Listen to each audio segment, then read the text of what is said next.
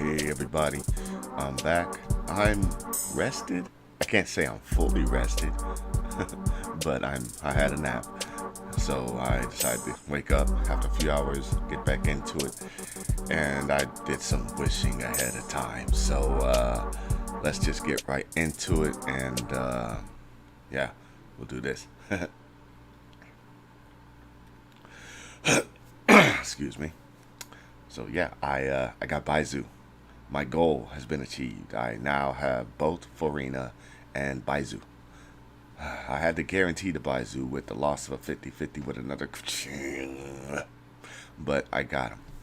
I got him. I got him. I can't believe I spent this much money. It's okay because I took care of things ahead of time, but oh my God. If I didn't, I would not have him now. Oh my gosh. I want that. I do want that. Obviously, I'm not getting it right now, but if I had an opportunity, yeah, I would try and go for C1. C2 is good, but I think C1 for my pockets would be the most affordable one to grab. But I can wait until next time. I've learned my lesson with Klee. I've learned my lesson with Yaimiko. And unfortunately, I learned my lesson with Nouvelle. It wasn't as bad as Klee. That was the one that put me in the negative. But I have a little more control now. And I know how to get what I want when it comes to Genshin. It's called credit card. Anyways, there. I don't have to worry about this anymore. I would like to get another Charlotte. Just to finish off the character and have her at C6, but I'll get her eventually. So it's no rush. As far as weapons go, those can sit right here. Right here. I got what I wanted, so I'm ready. In fact, let's go ahead and level up and set the good doctor up, shall we? How is Dory still down here? That's embarrassing. All right, Mr. Baizhu.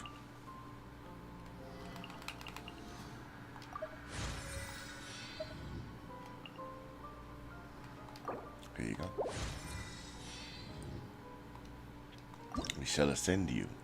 Oh, I think we have enough to move you forward for a bit. I think. We'll see. Everything must take its due course. No need to be impatient.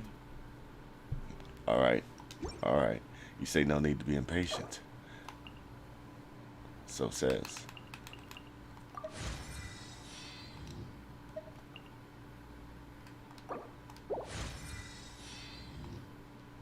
And I can't ascend you right now. I need this. What is this? This is from the... Oh. No, it's this guy. Oh, no. Okay. Now that that's done, what about Charlotte? What does she need? She needs the core. All right. And then Furina, I don't have anything for her yet. What I'm gonna do is do her trial. Let me just do her trial right now. Get the parts that I need. And it'll also give me another chance to test her out. I say another because I played with the trial a little bit, but then I left because I wanted to get some sleep. So it was like I just played around with it. I never actually started the trial. I just moved around and tested her attacks and stuff like that. I was actually that tired to not even activate it and just went to bed. Turned off and went to bed.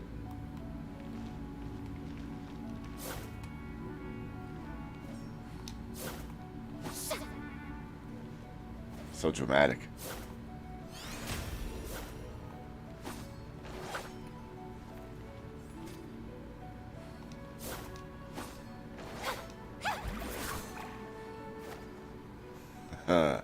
Dramatic flair, right?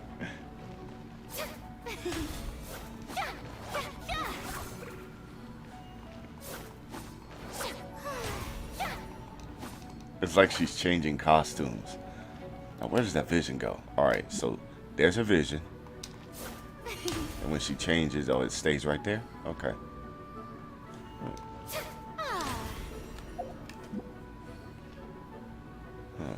Trying to see if there's a difference in the vision or anything. Round tip, tip bottom. Same vision no matter what.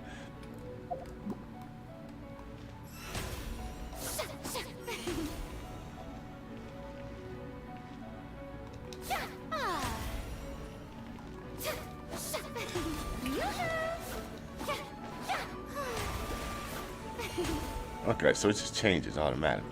Okay.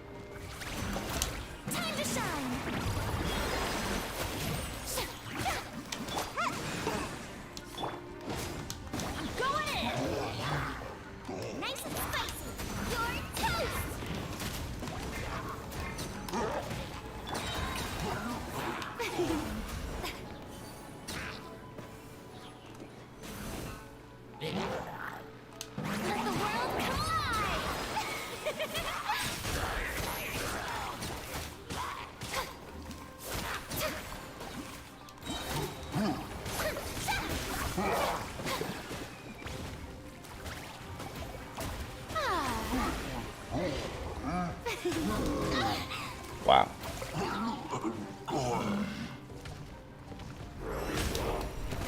How dare you! How's the healing? Ooh, 3K. Let's light it up! Everybody stand back! Out of the frying pan, into the fire! Hey, come on out! Let my name echo in sunset! Ah.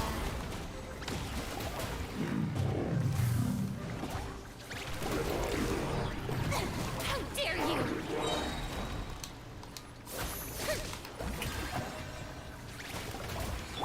Teamwork is true! Let the world collide!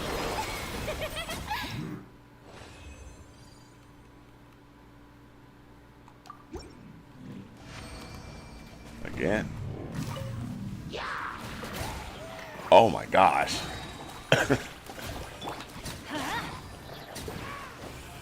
Everybody stand back! Strike a pose! Eat this! Time to shine!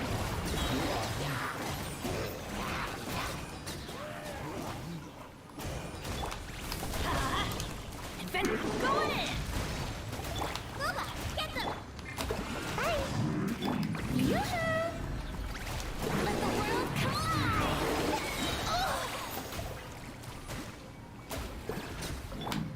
Let's light it up! Here we go! I like it. I like how you really don't have to do anything with Furina. You just throw out her E skill and then she's gone. I just have to learn and understand what it takes and what she's gonna build on. But that'll come with time. I don't think it's something I'm gonna figure out during this stream.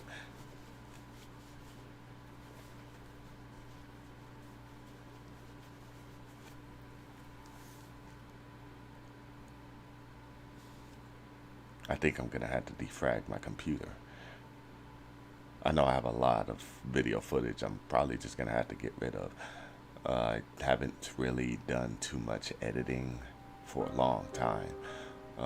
Other than my Nubile video for the Spiral Abyss and me getting him at C1, but other than that, there hasn't really been too much editing on my end. What I'm probably gonna have to do is just completely just wipe all the video footage from my drive again. I don't want to because there's stuff I'm gonna have to pull eventually, so I'm gonna have to get another external drive and just drop the footage from there and just only use it for the footage. Anyways, where was I? Oh yes, getting lost in the sauce of the story of Fontaine.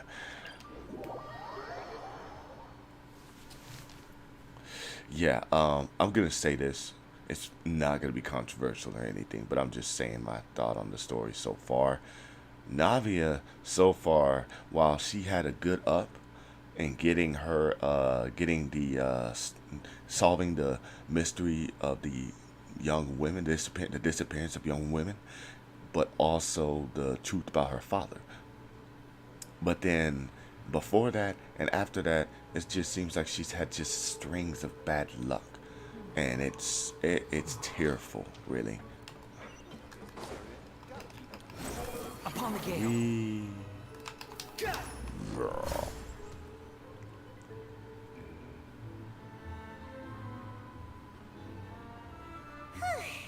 It's been a tough few days, hasn't it? So much has been happening. Those meetings sure made me hungry. Wouldn't you agree, Paimon? Hyman didn't think the meetings would go on for so long, but everyone seemed pretty fired up, huh? Yeah, I mean, given the fact of what's going on. Maybe at least a little frightened. Well, Fremine was, now that Hyman thinks about it, but everyone else just looked a little surprised. Yeah, that's true, but that's Fremine for you. Do you feel more confident now, Paimon?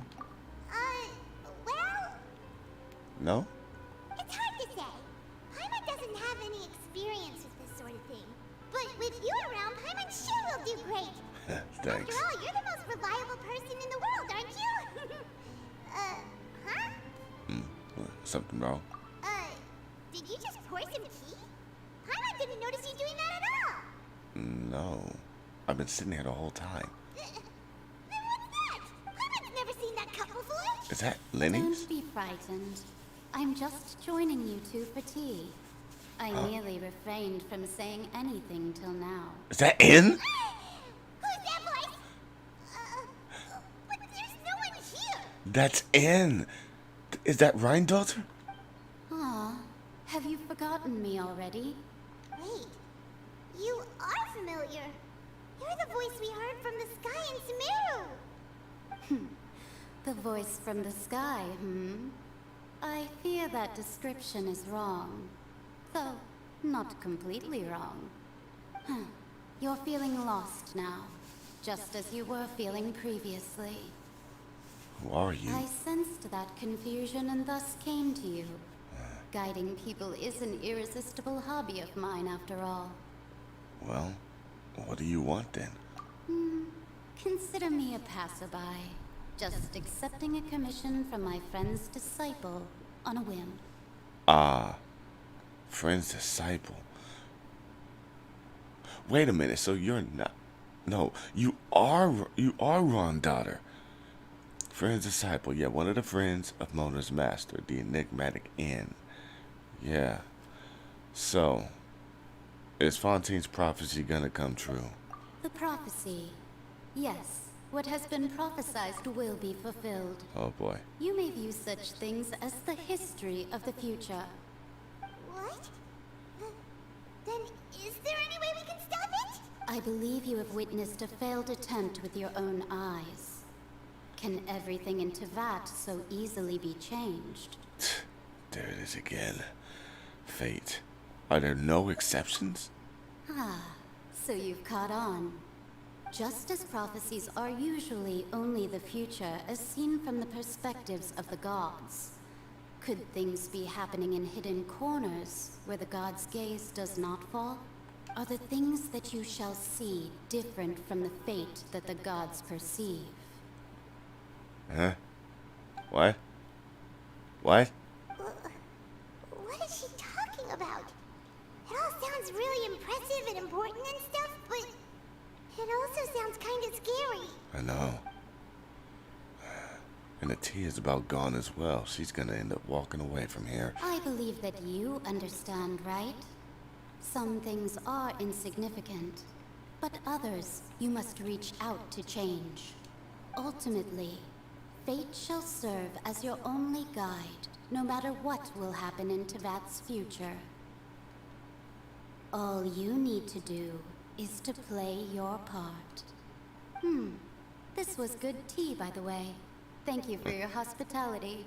Sure? Well, that'll be all for today. But I first of all, I didn't even make or pour the tea, The voice.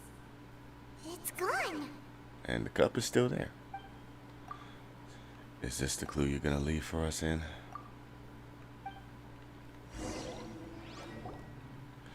The news leads to complicated feelings as I lay down, but as I wake up, someone seems to be outside. Huh? I might hear someone talking. I hear you talking. All right, coming. You're getting diligent, Paimon. Hey, it's you who's getting lazy, okay? Good. Well, I see I've walked in on some lively banter. No, just Paimon being Paimon. How have you been? Fine, just fine. I went to take part in that Steambird panel. It turned out to be more interesting than I expected. Really? Damn it, it's really hard to focus with your stars on your chest. Not all Fontainians are pessimistic about this. One journalist mentioned that sitting around and waiting for the end to come would be wrong, and that they should make their own rescue preparations. I agreed, so we had a brief chat with her. Her? Did she have pink hair by any chance? Why, yes, it was Charlotte. You remember her, right? That daredevil journalist. Daredevil journalist. You know what? That suits her though. The risk and trials and adventures she'll go through to get a story. She's Frank West. She's Frank West in the form of a waifu. I'm in full support of her view. Prophecies are very important, but how can people allow their lives to be commandeered by just a few words? That's right! Paimon's glad to hear something sensible for once. Ah, yes. About what we had discussed before. I did try, but I'm afraid I couldn't reach the old hag. I'll try again tonight, but I wouldn't get your hopes up. Actually, someone already came over. Huh? Our guest was in. Goodness gracious. Are you serious? Well, I think she came to pass a message. She said that even the god's gaze has blind spots. Pretty bold if you ask Paimon.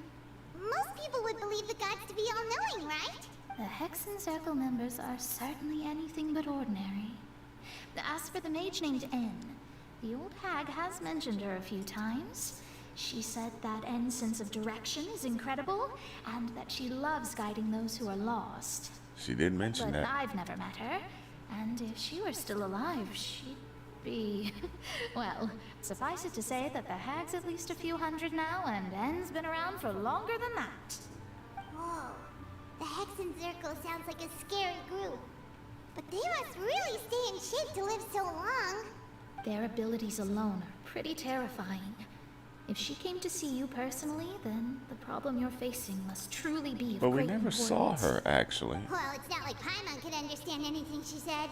Yes, she was quite cryptic, but I suspect she means that there is still a way to turn things around. She didn't say when or what that would be, though, so perhaps it is something that you cannot know right now. Her words are meant as a helpful hint, but how soon are we going to realize their value and meaning? Was that the best answer that my question could have gotten? Traveler, Paimon, are you two all right? Oh, we're fine. We're just a little down right now. It kind of feels like the end is coming, you know? I see. I feel that same sense of desperation, too. I guess you could consider me someone who has often witnessed fate. So far as I have seen, it cannot be swayed. But even so, I still hope for and believe in miracles. Astrology is eternal and rational, but fate may not be. It is cruel, but it can also be beautiful. Perhaps that's what N was trying to tell you. Not to lose heart, and to believe that what you are seeing playing out before you is not yet set in stone. I did originally think of steering clear of all this, but I couldn't. Even if this is all futile, I still wish to help everyone. Thank you. If we don't struggle to the last, then how can we face the end when it comes? Huh. You do have a point. There I go, talking about astrological principles again. Sorry about that. The moment I start talking about work-related stuff. Oh, I need to get going. Don't worry about it. Thanks. It was worth trying to comfort you, even if only a little. I believe that you'll help those who are struggling in the same way I did. I suppose that might be why we always seem to meet by coincidence. Paimon feels kind of moved by what Mona said. But also kind of sad, too. Hey, Traveler. Paimon suddenly feels like going outside for a walk. Let's go. Sure. Let's walk around the city, shall we? There's a few spots we always like to walk by.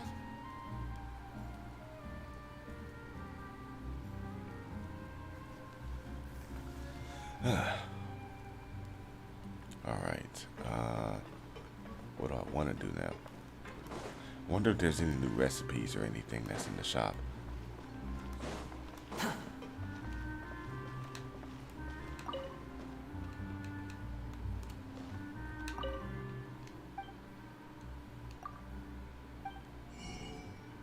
Nope, nothing here.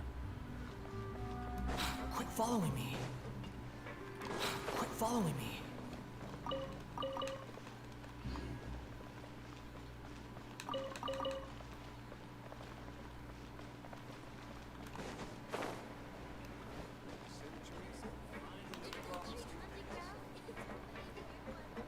Hey, Mr. Bartender.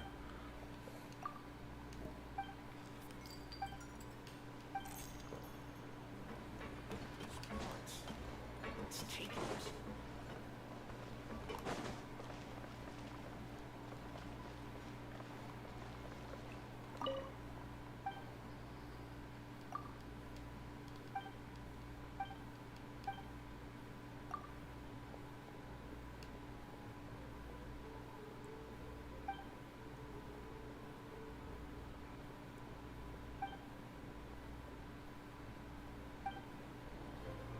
Seems like Navia might have a firearm of her own in her kit.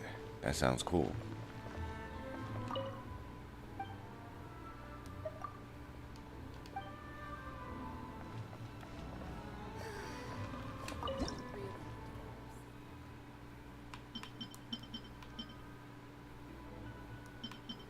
Oh, running low on these.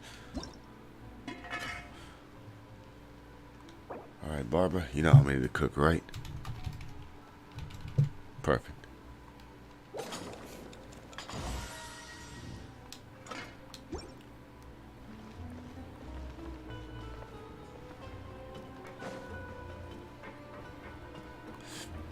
Yeah, I think that's all I could do over here.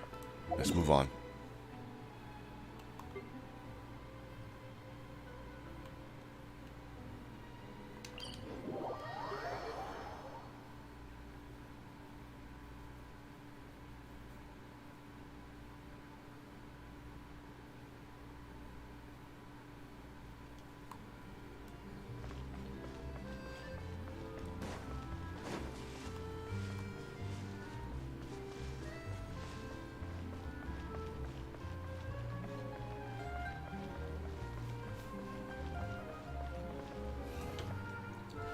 You know what? While I'm here,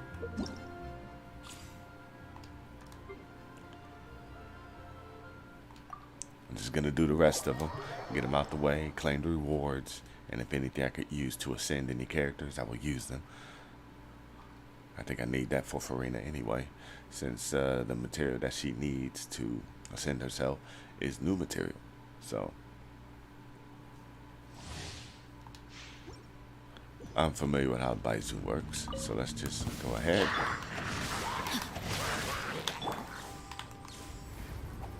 You've been a naughty boy. Mind your side effects. Remember, health comes first. Try not to enjoy the Rain cutter. The doctor will see you.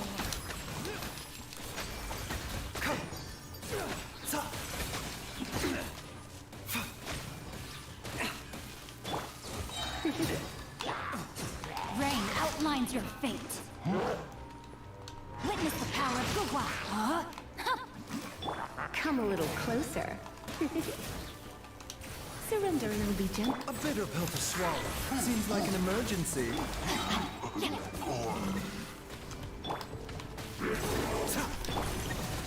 Come a little closer.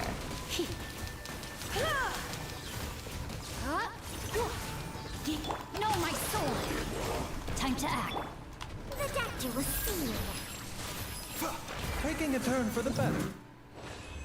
Interesting freeze. Look like he about to slap you.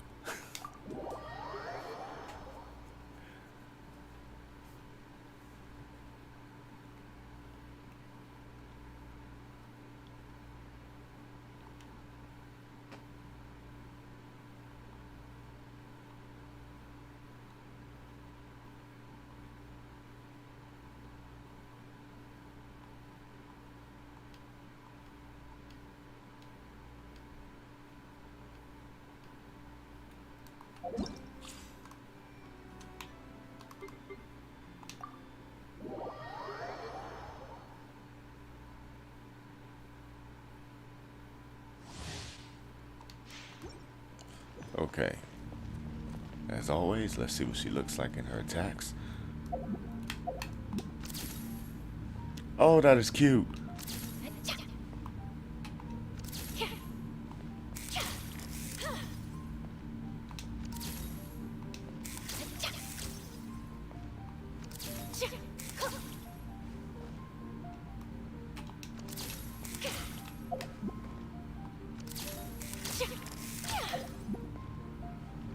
Simple, very simple.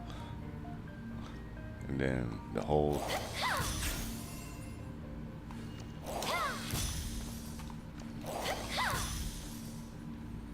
Is he throwing the camera? Oh no, it's just kind of flying up on its own.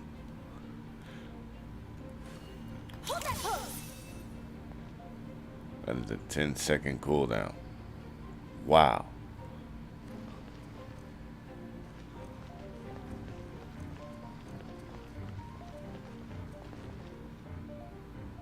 and holding. Or you can move, or you can move. Okay. That's sick.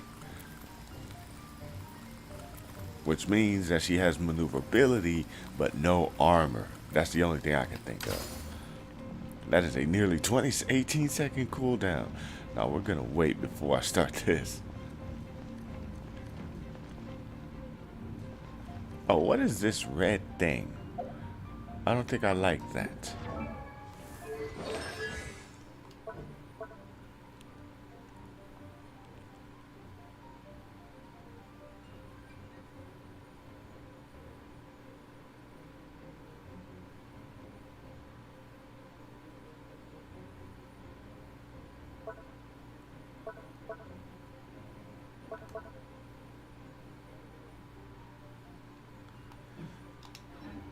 I don't know what that is, and I don't think I like it. Anyways. Rain outlines your fate. Huh? Getting here! Say cheese!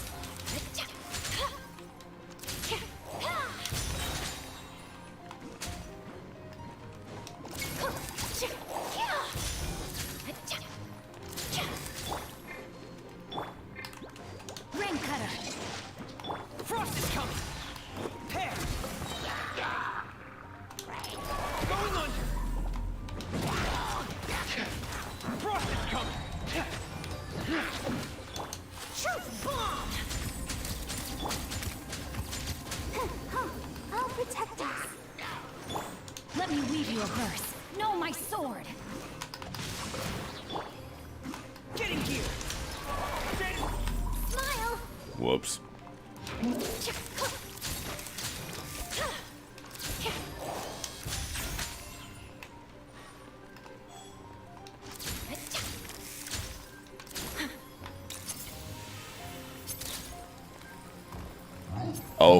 Oh, you have to have it in frame. Wait, that's how camera works. I don't know why I'm too concerned about it. Let's dance. Ouch. Oh no! Getting here! Hair! Rain outlines your fate. Know my sword! Rain cutter! I think that's one I have to keep him on the field for. Well, everyone get into frame. There we go.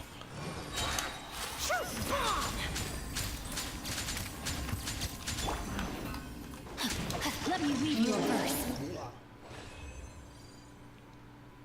You know what? I want to play with it a little more. I'll protect us. Getting here! Hair! Dead reckoning!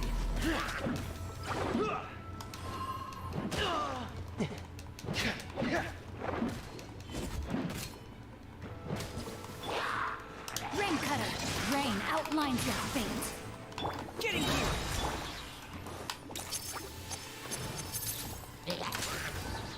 Hard hitting it. Commencing cleanup!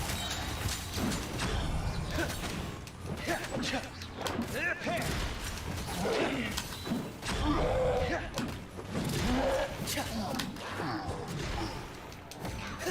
Frost is coming!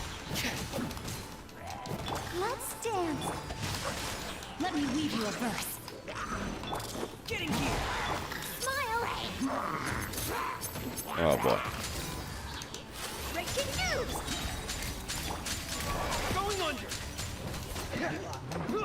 Frost is coming! Okay, so while I learned I could just use Furina as just like a support, as she's supposed to be, I also found out it's kind of fun throwing Furina and his sword around. I'll protect us. Rain cutter! Getting here! Hold that pose! Aw, missed you. Shoot! Bomb! Frost is coming! Dead reckoning! Hair! Getting here! Frost is coming! Getting here!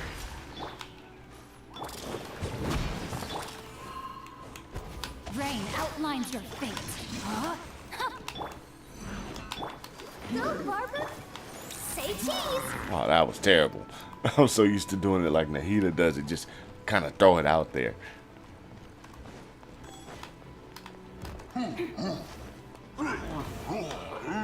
Smile. Frost is coming! Getting here! Commencing! Witness the Didn't power mean of to good do walk. that. Body and mind. Frost is coming! Hold that pose. Hard hitting it! Getting here!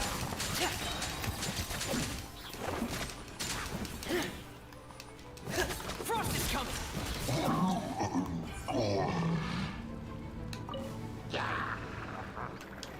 Let's dance. Time to rain cutter.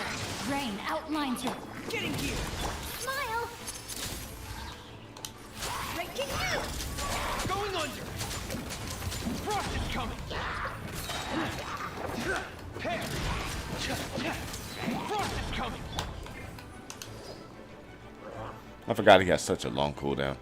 Witness the power of good walk. Know my sword. Getting here! Say cheese. Truth bomb! Dead reckoning! Frost is coming! Pair! Frost is coming! Please no! Rain cutter. Pair! Hold that pose. Frost is coming!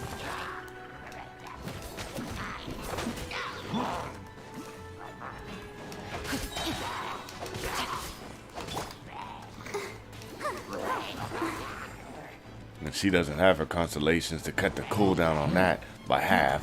So, Let me weave you a verse. Rain outlines your say cheese. Commencing cleanup! it takes me a while to get that actually moving. But oh well. I know how it's supposed to go.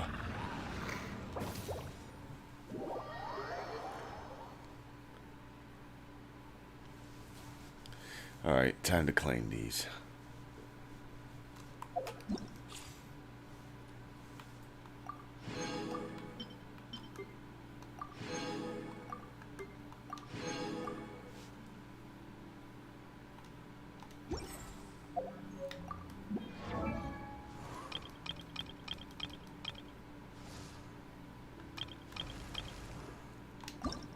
Now I can ascend her.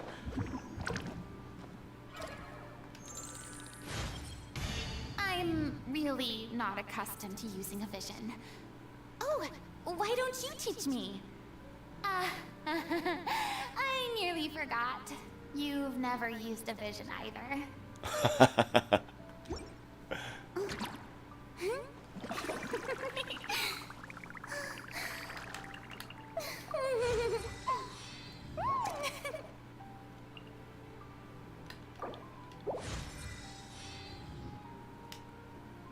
Okay. This must be that new boss. Yeah.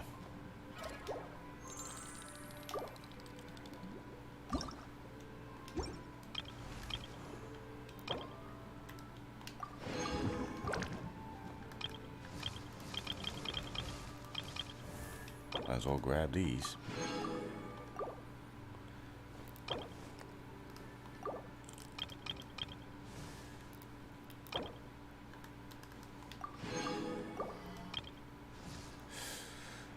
Ah! Sorry. I don't hate Kaching. I just don't like the fact that I practically have her at C6 at this point.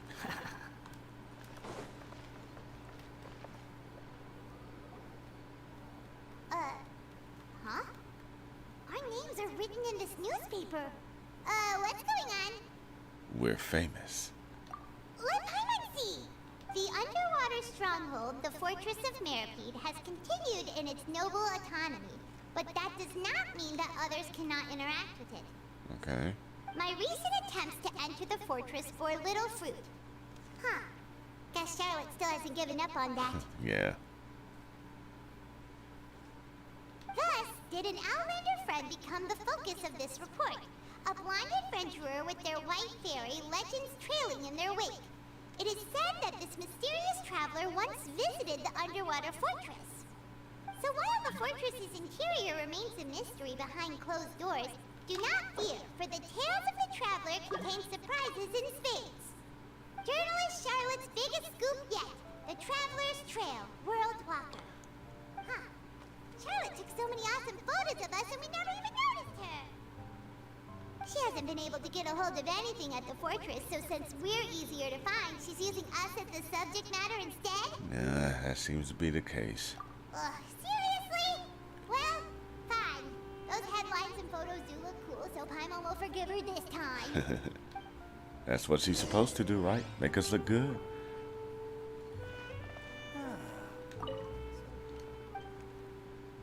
Anything I could get from here? Books!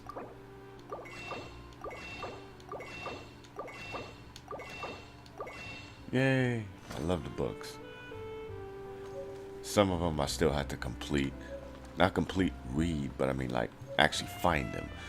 But I would say maybe about 50 to 60% of the books that I have, I've read them. I like reading them. It takes time. I'm not going to sit here and say, oh man, this is quick, easy read. And it's like Cat in the Hat, so easy. Nah, this is like Lord of the Flies. We're here!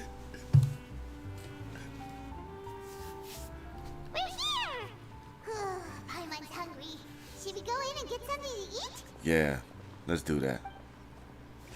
I want to do that too. I think I should do that too. But not right now. I get more thirsty than I do hungry. I don't know why.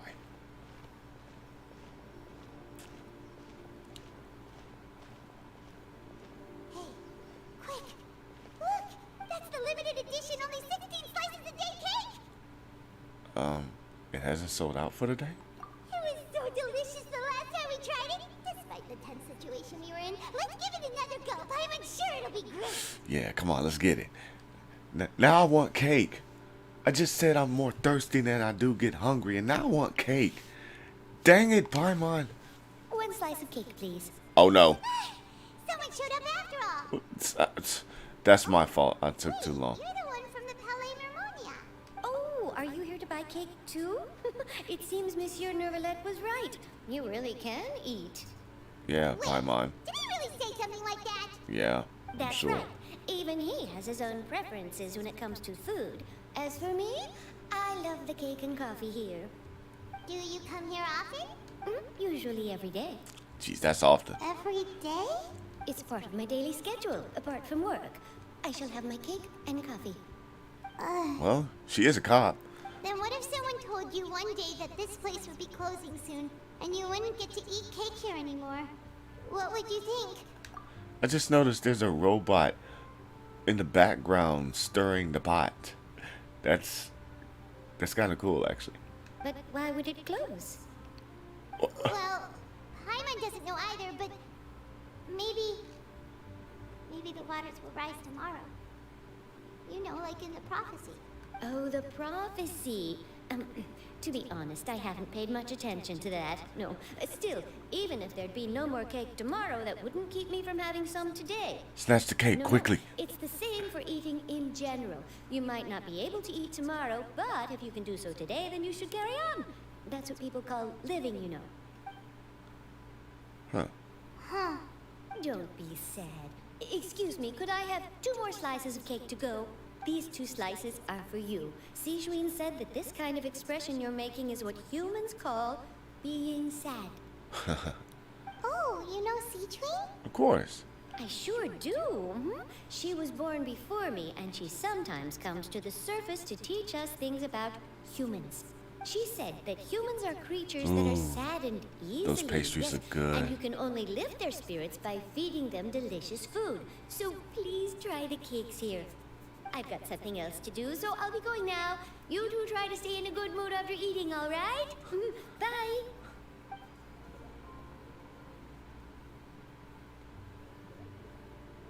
He's And there she goes. These melazines are so adorable. Let's dig in. I'm unsure this cake will be delicious. I share a glance and scarf down the cake. It's more delicious than last time, and the flavor gets even better with a sip of tea. That's how cake works. Sure would be nice if we could come again tomorrow. Sure would be nice if we could always eat delicious food here.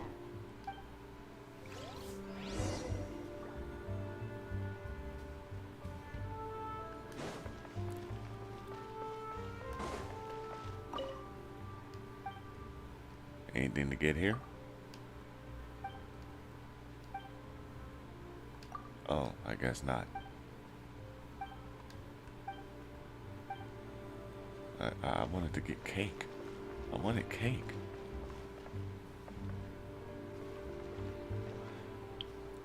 Okay, now that I'm looking at this, this isn't as cute and adorable as I thought. Because it's literally just the gears turning. Oh well.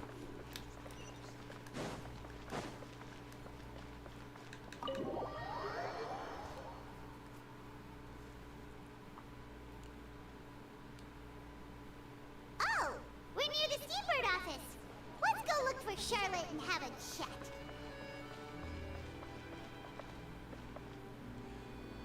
Actually, I need to go there for my bounties stuff. Oh, Wow! If it isn't the Traveler and Paimon! hello, Charlotte. Have you seen the article I wrote about you? Yes, You unceremoniously. got some nerve. You just used us to make some quick mora. So, how much you owe me? Oh, you needn't worry about that. I heard that you were in Poisson some time back, so I sent you a letter to discuss just that. It appears you didn't receive it, though. It's all right, though. I've set aside the amount intended for you. I've even set the table with some food. Oh, you got Paimon's attention. Oh, you're the best. Wait a minute, I just thought about this. Didn't we just have like 2 slices of cake, Paimon? You're almost a little too easy to win over, Paimon. For real? If I were a journalist with ulterior motives, you'd be in trouble now, you know. Oh, Paimon knows you're not like that. Still, what brings you here all of a sudden? Were you looking for me? Actually, yeah. When Mona mentioned you, we thought of coming to see you at work. I see. It seems you've already bumped into Mona here in Fontaine.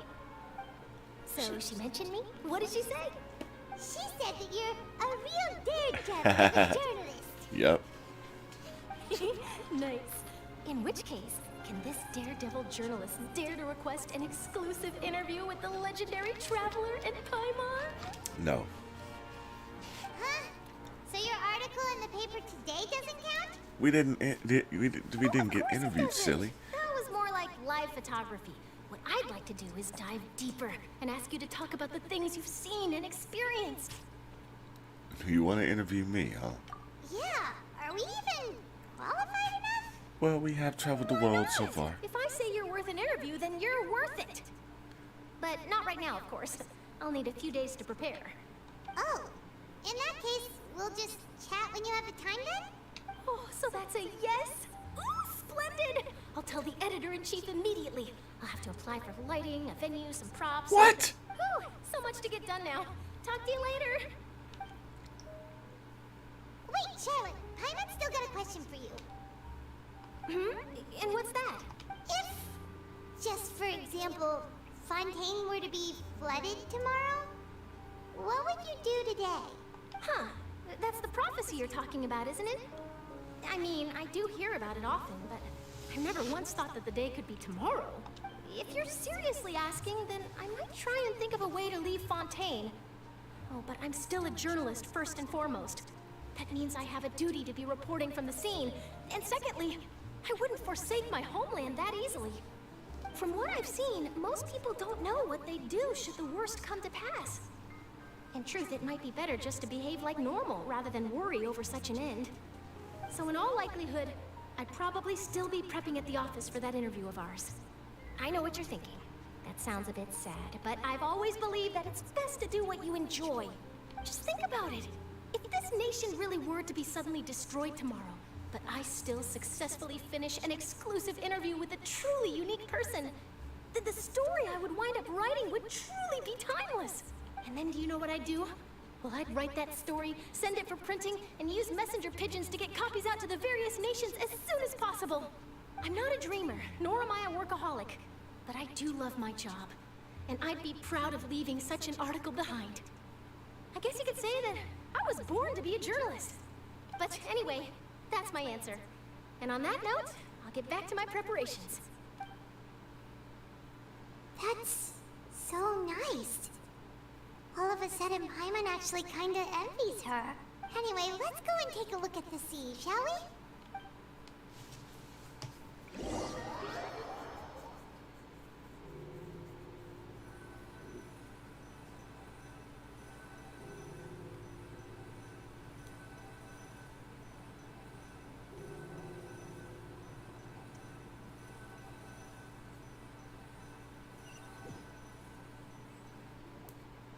The sea breeze and scenery can be a pretty soothing combo, huh?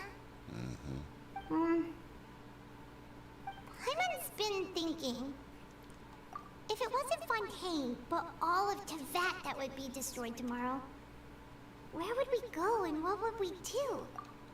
You know, I've never thought about that. I guess I would be playing a different game by that point, wouldn't I? No, Paimon should ask, if you could choose, what would you like to do? Huh? If I could choose, huh? It's just like Charlotte said. Suddenly trying to consider what to do is pointless. You only have a day. We've always been moving to the next destination, so we haven't spent much time thinking about these kinds of things. We didn't have to either, with us always being on the road and whatnot. Until that moment comes, I think it's the same as what Charlotte said. I'll just keep journeying. You mean, still traveling? Cherishing every moment that I have to look on this world. Huh. Wait, isn't that what we've always been doing? It goes back and forth between the two of us as the time slips away. As night falls, you return to your accommodations and end this busy day. The next few days are just as calm. Charlotte comes to find you and conducts the interview in the Spina de la Rosa safe house at the Fleur Cinder. Navia, having finished her business in Poisson,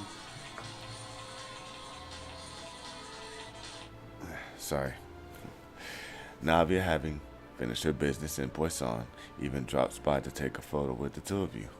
Everything goes well. I wish I could have seen it. We can't have a picture of the Traveler and Navia and Charlotte and Paimon. Why? Feels like you'll grow mold if you stay here long enough. Ew. But it's still better than the Fortress of Mirapede, that's for sure. It's not only damp there, but salty too. Salty? Oh, right. Seawater. So the two of you are still here. Wonderful. Oh, you're from the Palais Mermonia, aren't you? Yes, I'm Isadora. Monsieur Nervillat sent me to look for you two before. I heard that afterward you went to the Fortress of Meropide. I hope you're not under the impression that we're one of criminals. Not at all. I'm well aware that you're friends of his. Actually, I'm here to pass along a message from him. Something happened? Yes, inside the Opera House. The Maréchaussée Phantom has declared the incident a small-scale riot. A riot? Well, that said, I don't personally think it was that serious. Lady Furina was watching a performance at the Opera House, and while she was resting during an intermission, some other audience members suddenly started harassing her. Oh. Loudly accusing her of doing nothing about the prophecy crisis. And before she could respond, others started to join in. Oh, it wasn't a riot. The crowd continued to That was a grow, and heckle. protests against the Hydro Archon started to break out. So people have started to put the blame on Furina. Guess they finally found an outlet for the pressure they've been under due to the prophecy. I agree.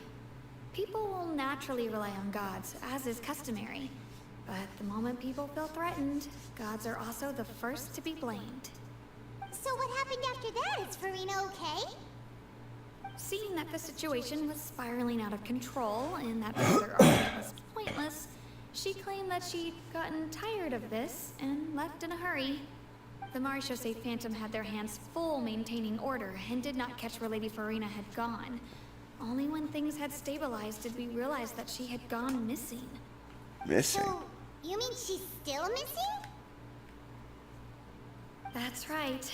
The Marechaussee has dispatched many people to search for her, but we don't have any leads yet.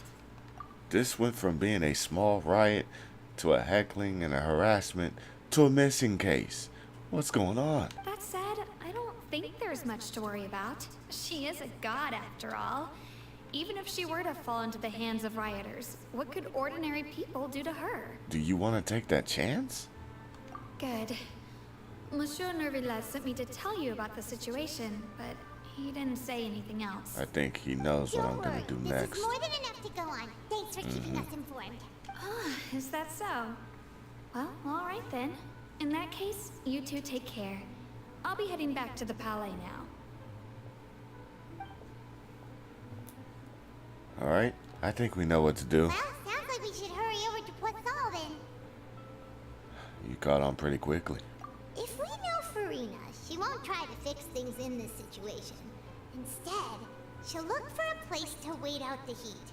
And, as we also know, she may be loud and dramatic, but she doesn't have a heart of stone. When Nervalet was talking to her in the Palais Mermonia, and she heard about Poisson, she couldn't hide her sadness and remorse. It would be hard for her to ignore being accused by the public today.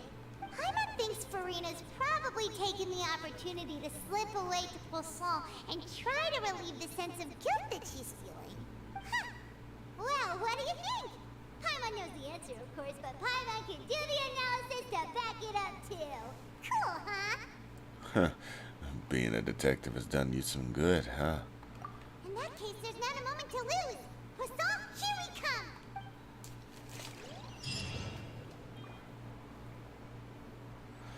Oh, I just noticed.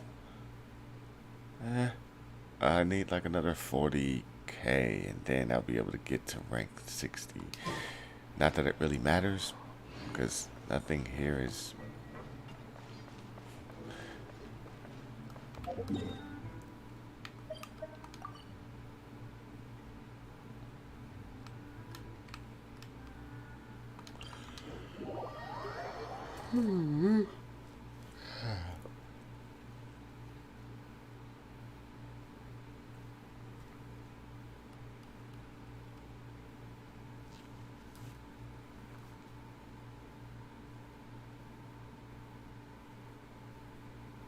This place looks deserted. Guess all the survivors must have evacuated already. All that's left here are signs of devastation. Could Furina really be here? Let's try to find her as soon as possible.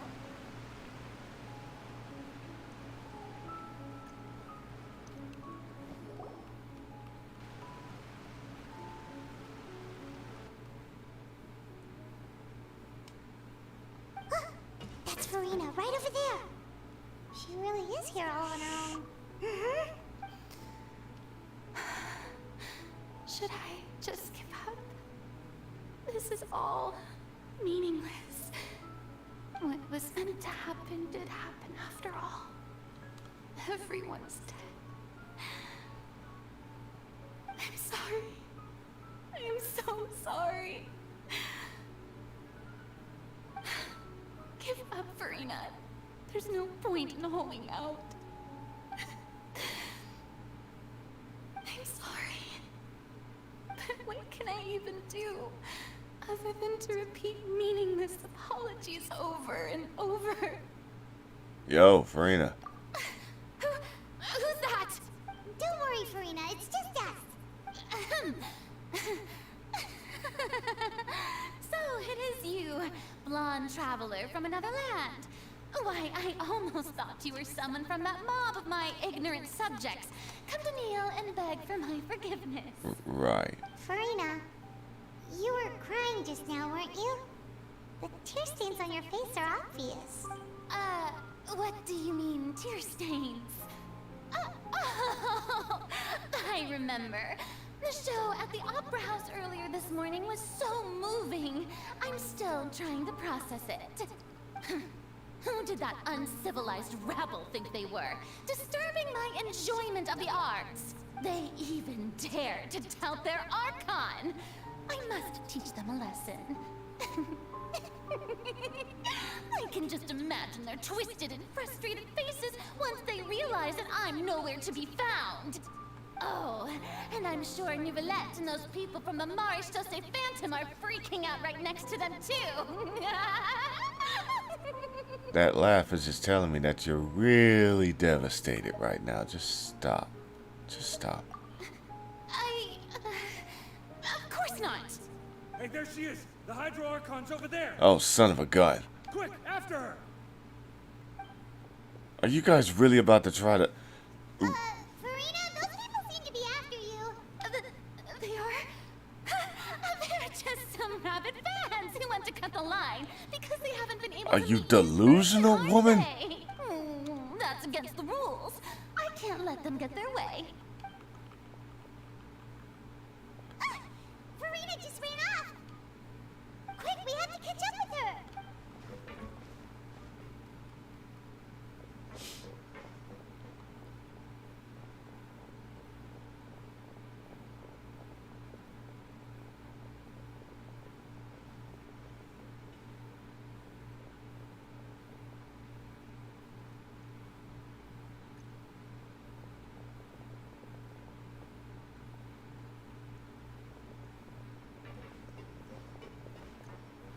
This should be the place, right?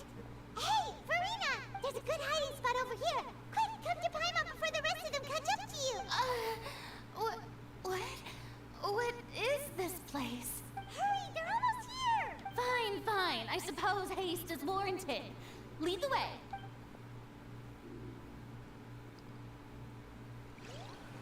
You would think how loud their voices are. It would kind of give it away.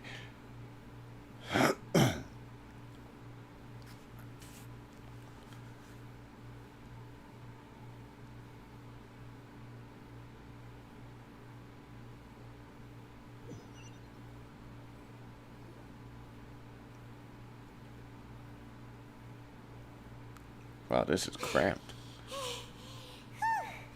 Paimon's exhausted. You just were flying.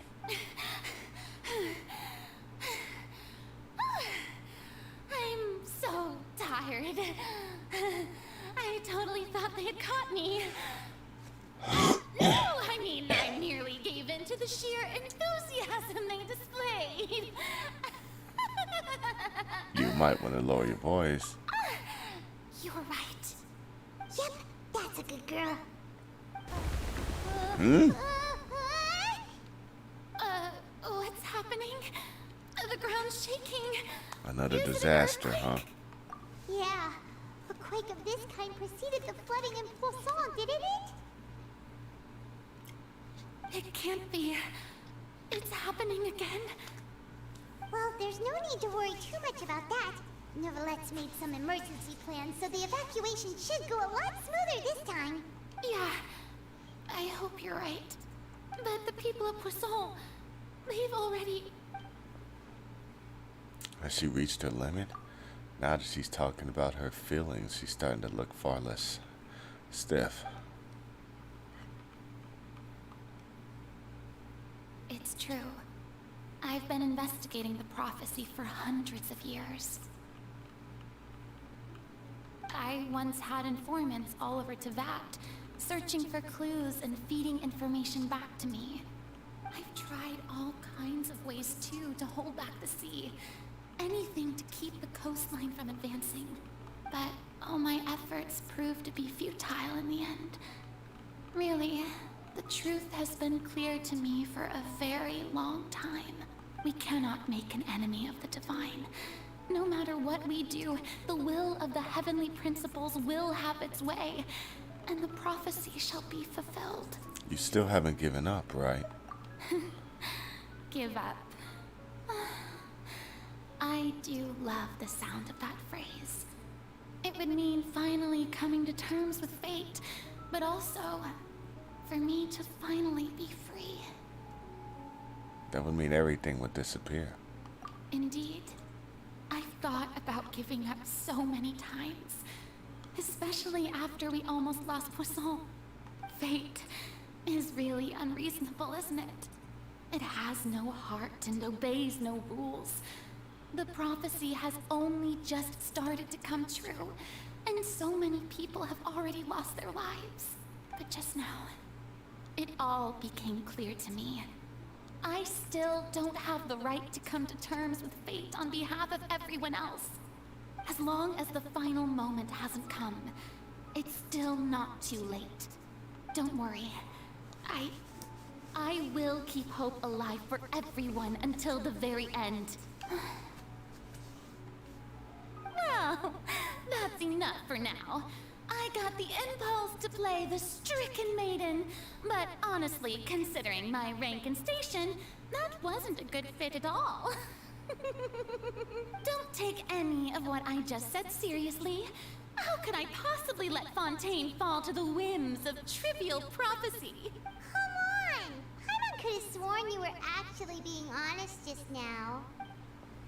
We're running out of time. We can't just go back to the square one like this. We need information. Let's just try to play the friend card. Although I don't know what might you be keeping from everyone, your people are more than willing to share your burden. Share my burden.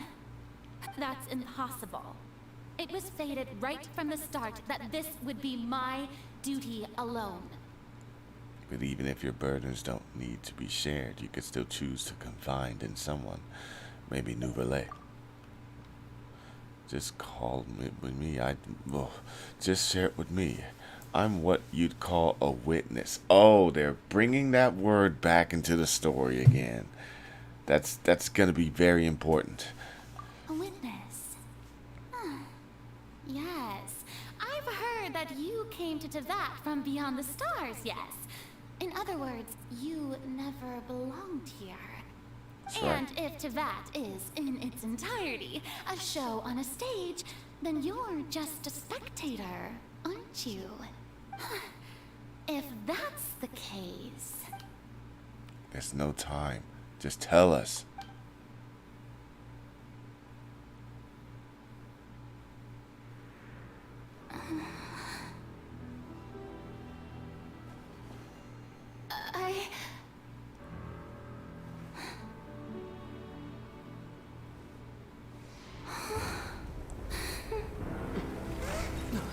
Oh, perfect. What the?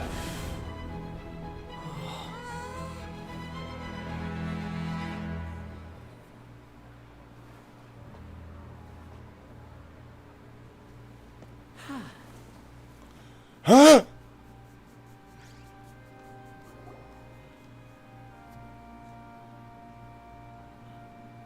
Ladies and gentlemen, this concludes my opening performance. What's going on? Now, without further ado, we may proceed to the trial of our god.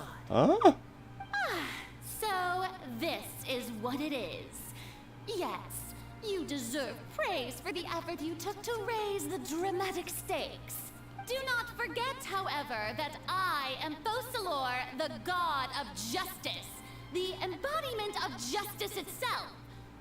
Does it not strike you as even the least bit absurd to bring the very concept of justice to trial? May I interpret these words as your refusal to stand trial? In that case, you will have the opportunity to defend your honor through a duel. Oh my god, they are serious about this. You would draw your blade against a god?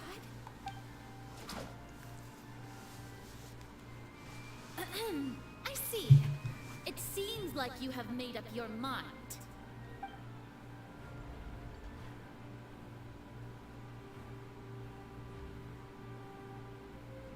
Huh? Paimon can't believe it. She just surrendered.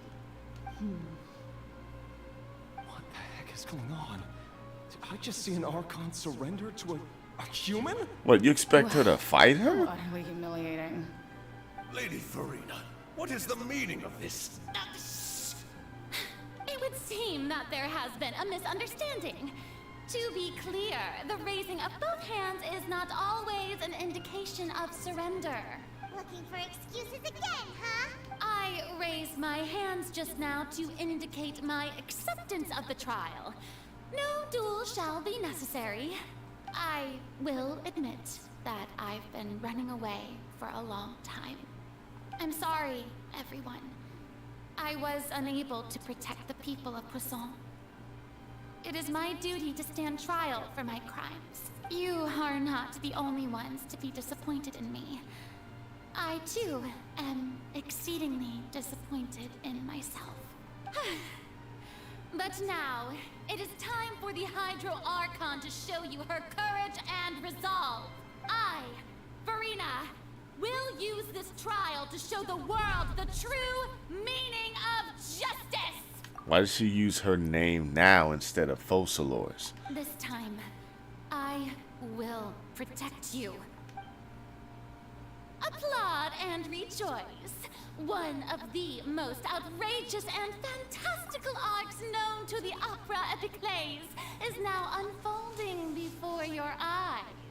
Mark my words, this shall be one of the most exhilarating and brilliant shows ever to grace the stage of Fontaine. The trial of the Hydro Archon, Focalor, will now begin! I don't understand why she's using her name in some parts and using the title of Focalors in others. It'll come to mind eventually. In the meantime, let's just keep playing this game. Oh, well, someone's excited.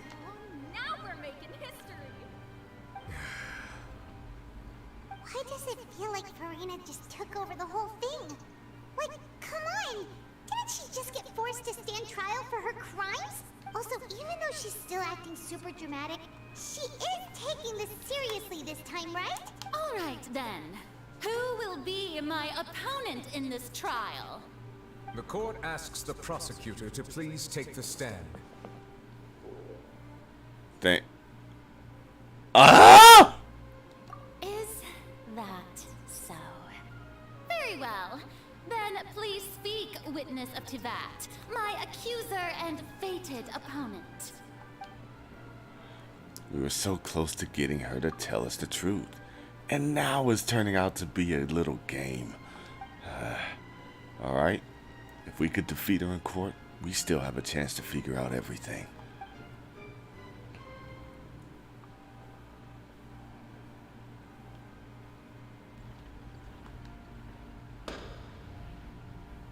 I like how he uses the cane as a gavel.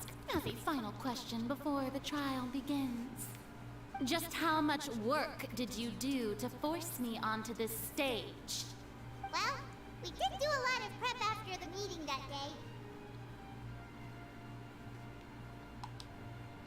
I can go over the tasks assigned to the Spina di Rosula, since they were rather straightforward and easy. Navia, the president of the Spina di Rosula.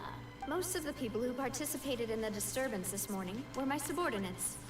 They changed into plain clothes and came to the Opera House as regular audience members, waiting for the perfect opportunity to incite insurrection against you. The people's resentment against their Archon has been building as more and more of the prophecy is fulfilled. A spark was all we needed to turn smoldering anger into a flame. Moreover, according to our understanding and analysis of you, when something like that occurred, you would likely flee the scene and head to Poisson by yourself. So, we arranged for a second group to lie in wait there. So, you mean, the ones who scoured the settlement for me were also from the Spina? And their goal was to force you to step into the giant magic box so you may personally participate in the greatest magic performance in all of Fontainian history. That's right. That house was a magic box, rather than someone's residence. Huh. As the super ultimate version of the setup that I used when I first performed at the Opera Epiclese, The volume of the box was increased by a whole order of magnitude, and the distance it traversed was the entire gap between Poisson and Aranias. Its cargo, of course, was an Archon instead of a human. That's cool. My thanks, Furina. Without your help, we could never have pulled off such an extraordinary performance. You're welcome? Of course, this performance was only made possible with Father's support. The House of the Hearth spent a massive amount of labor in Mora to pull this off. Yeah. We had to select a location, construct the giant magic box, dig a tunnel, and open up a path through the water. It was a lot of work for all of us.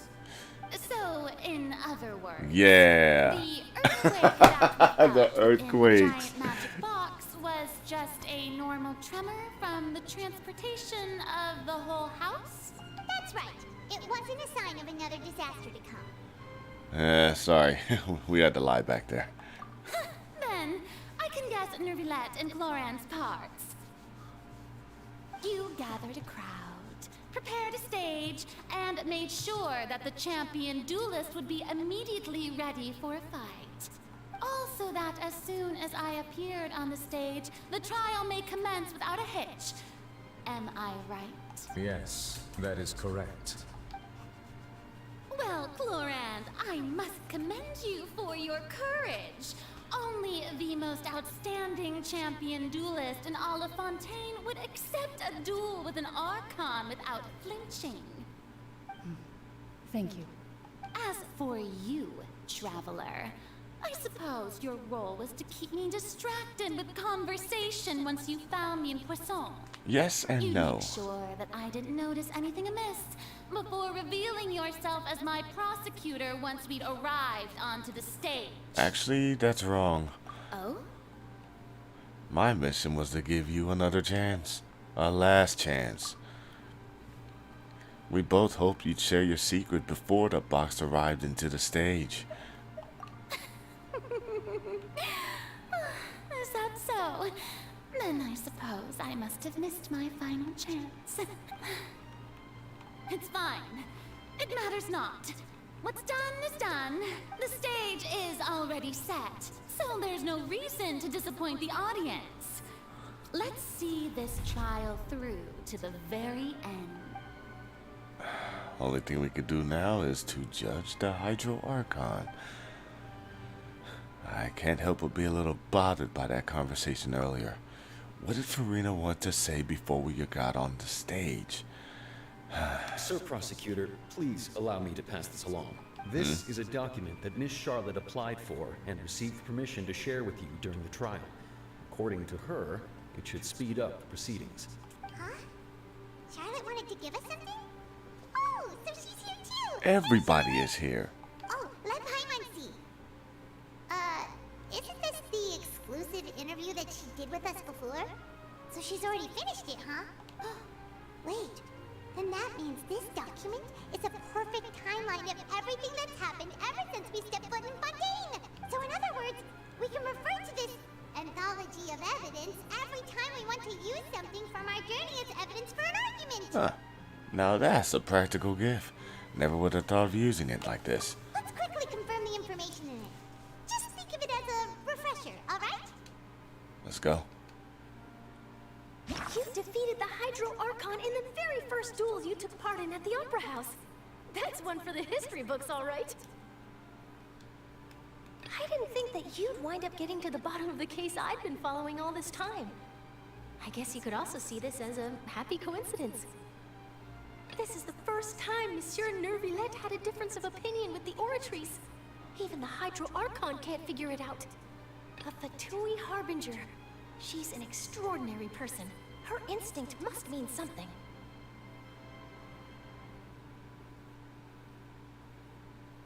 The fortress of Meripede was almost destroyed in a single day.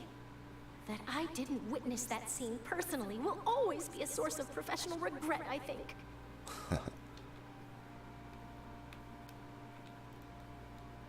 The fortress of Meripede was almost destroyed in a single day. But according to Monsieur Nervilette, both Child and that whale should have been in the primordial sea at that time. I nearly lost my awesome friend Navia. To be honest, that still gives me shivers. The words of someone as extraordinary as a witch can probably only be truly understood when something surreal happens to you.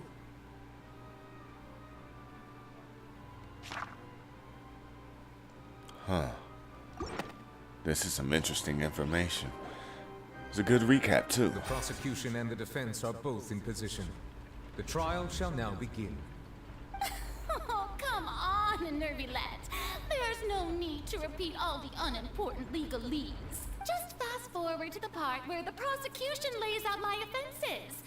As the defendant and the lead actress of this performance, I still haven't even been informed of my supposed guilt in all of this. Of course, it is only natural for humans to struggle to understand the actions of a god. However, you will need more than that to convict me of a crime. That's true. But my Ooh, charge here voice. is unrelated to your conduct as an Archon.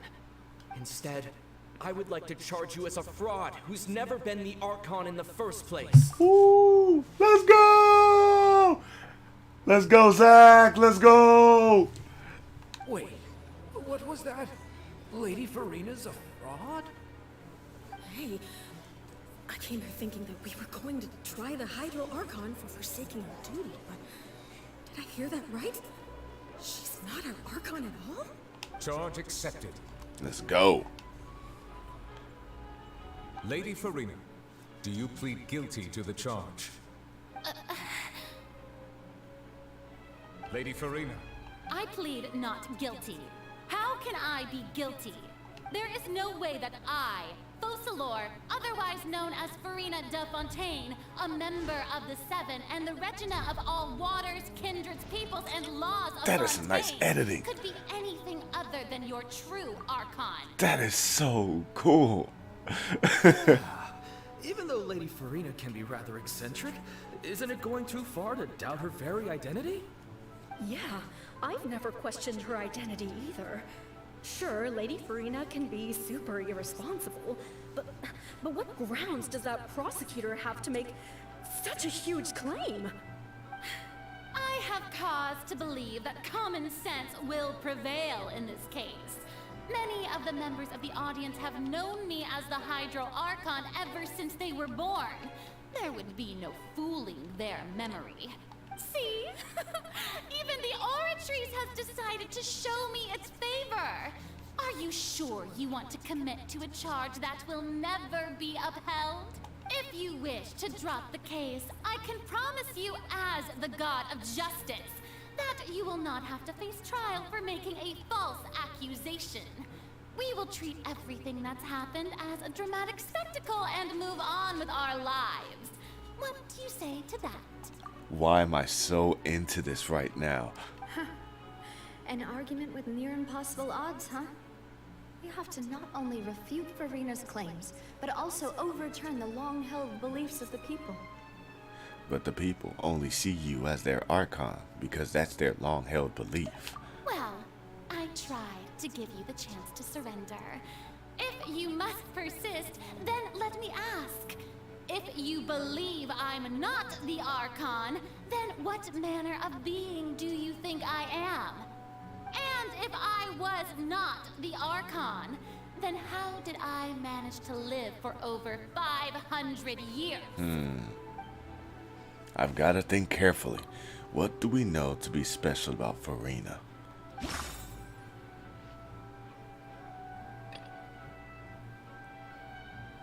Let's go with this one.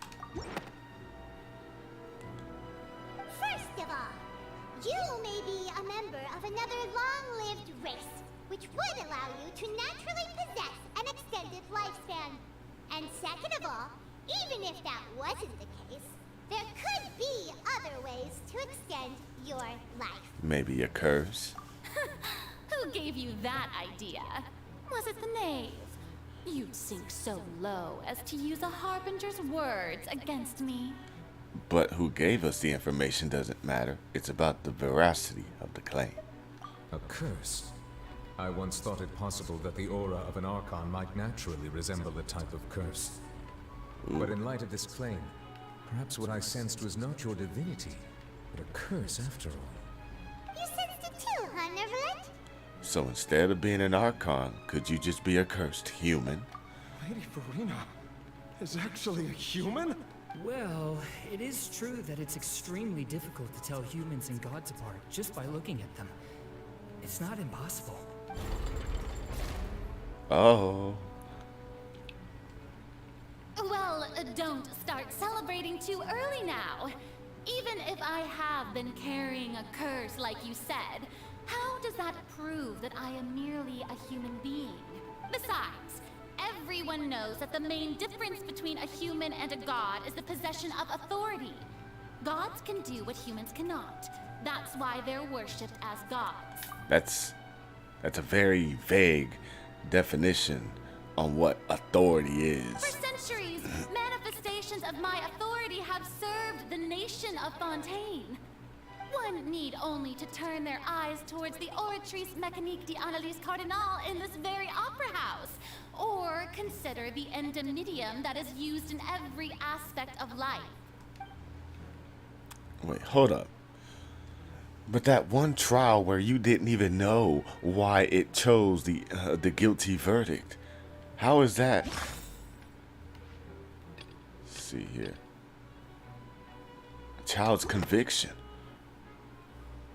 You tried to reference the Oratrice, but weren't you as confused as all the rest of us when the Oratrice declared Child to be guilty without any proof?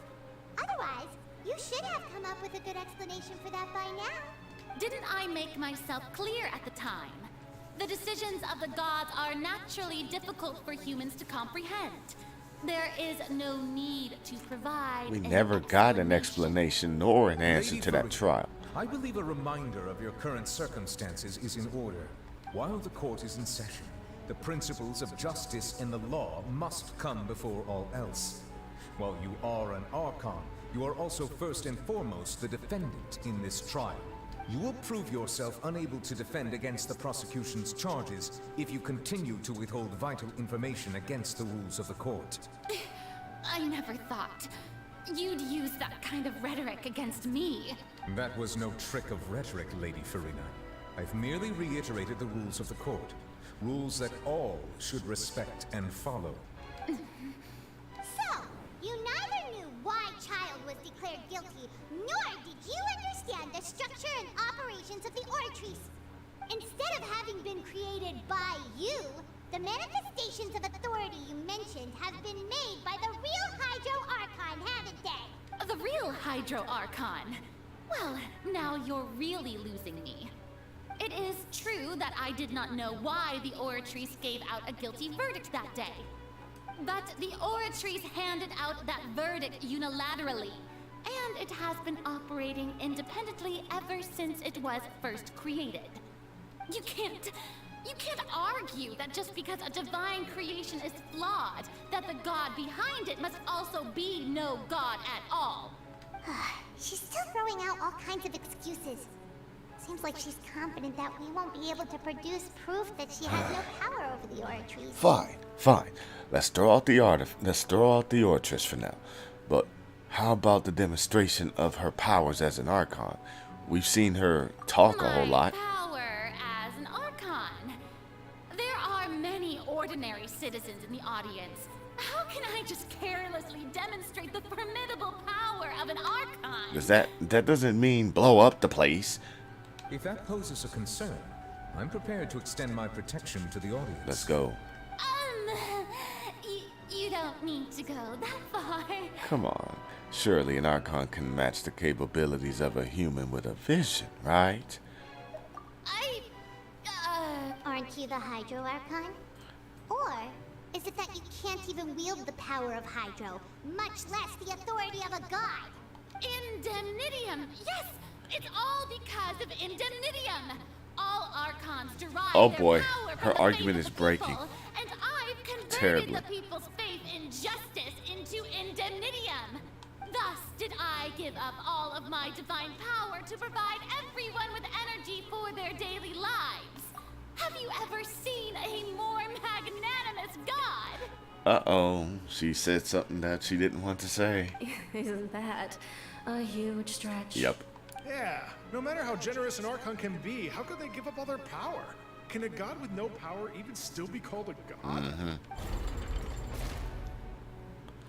It seems like nobody's buying Furina's excuse. Good. Hey, come now, everyone.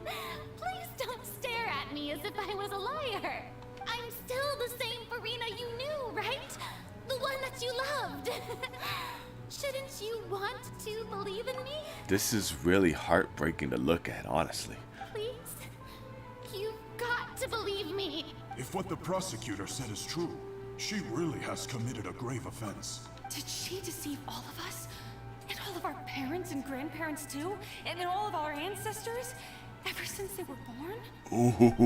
Ooh, boy. Enough. That's enough. 500 years, Tell me Furina. then, if I'm not the real Hydro Archon, then who is? If you have no evidence of another Hydro Archon's existence, nor can you find anyone who can back up their claim to be such, then what grounds have you to say that I'm not actually the real deal? Wow, she came up with yet another argument. How can we refute her now? Seems like she really doesn't want to give up. Point to the Ortress. If we can't prove she isn't the Archon, we'll just prove that she's a human. And if she's only human... let's see.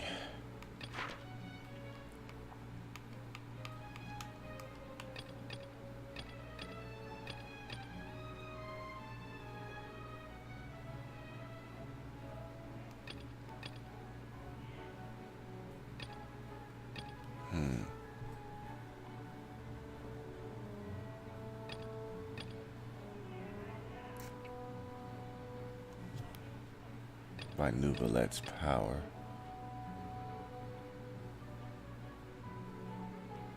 Okay, I believe it's this one.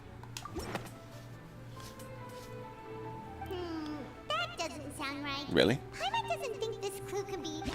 Okay.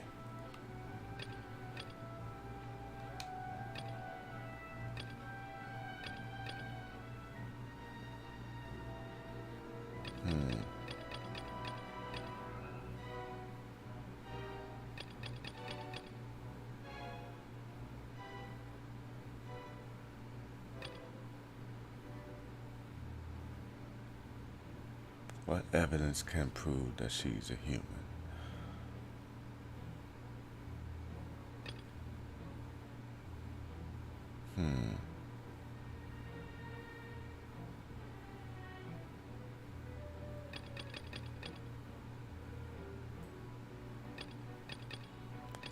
Okay.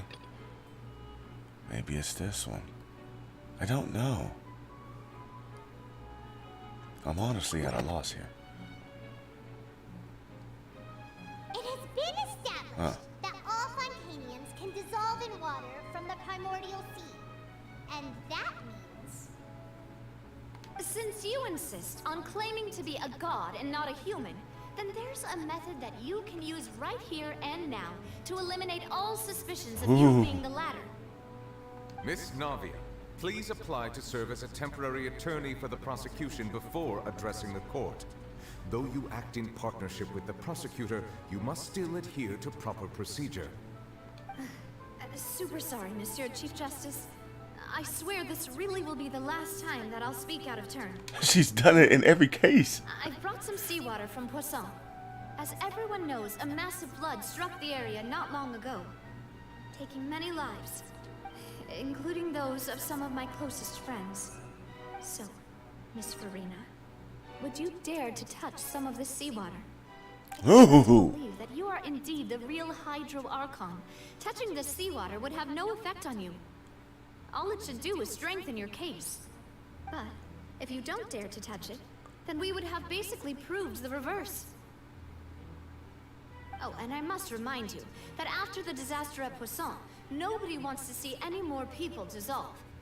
I do hope you'll act prudently and choose the simpler path of admitting guilt. Navia from the Spina di Rasula. The Spina has governed Poisson for many years. I guess her suggestion is valid. if Lady Furina is indeed just a human, she's probably Fontanian like all the rest of us. Would she really dare to try? She's walking down. She's already got... Oh, man. What are you going to do? Furina? Lady Furina, this test has been unilaterally proposed by the prosecution. As it falls outside the realm of standard court proceedings, you possess the right to decline participation. Well, of course he had to tell her that. But refusing to participate is basically the same as a confession of guilt.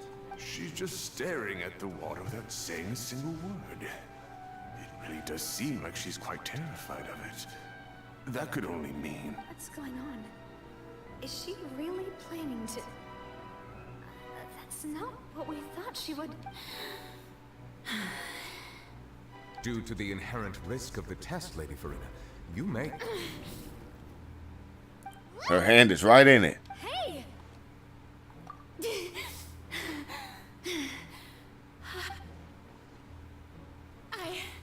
I'm fine! Look at me, everyone! My hand is still here! I haven't been dissolved! Will you believe me now? I really am your Archon! I'm nothing like a normal human who would fall apart as soon as they touch this water! Really? Was this not the most obvious thing in the world? No. Miss Siegewing? If you're present, Miss Siegewing, please come forward and attend to the defendant. Siegewing? Don't be nervous. It'll just take a few seconds. Let me see. That should be enough. What did you do? Please announce the results of your evaluation to the court, Miss Siegewing. Yeah, now Siegewing is able to see things we can't see, as well as, well, perceive things in a different way. They also see things like, they sense and see emotions differently as well. As everyone doubtlessly saw, Miss Furina was displaying symptoms of hyperventilation and flushed skin. These indicate that she was experiencing the adverse effects of exposure to primordial seawater. The extent to which she was affected is the same as other humans when exposed to primordial seawater of a similar concentration. Thank you, Miss Siegewing. Lady Furina, you may return to the defendant's stand. Oh, wait. What did she just say? I didn't get dissolved. Shouldn't that be enough to prove my innocence? Well, considering your tendency to run from your problems, we did originally prepare a direct sample of the seawater around Poisson. However, after extensive discussion, we exchanged it for a sample that is not concentrated enough to dissolve an actual human. After all, on the off chance that something entirely unexpected might occur, we don't want anyone else to lose their life to the sea. Yeah, so out of regard for Furina's life, you secured a low concentration sample and asked the head nurse to serve as an expert witness. It's a great thing that the direct sample wasn't actually used. Furina could have... I can't believe... You... So what's really going on? She couldn't have known the consequences of touching the water as a human. But this is too unlike how she usually acts. It's actually more important for her to keep up the facade than save her life. But if she hadn't given up on everything a long time ago... Listen to me, everyone. Please don't give me such cold and disdainful looks. What happened just now didn't prove a single thing. Think about it. How can you conclusively prove that an Archon can't also be affected by the primordial seawater? Also, if I was really just a human, why would I dare to just put my hand in that kind of water? Uh-oh. Please, anyone, just listen to me. I swear, I really This is so hard to look at right now.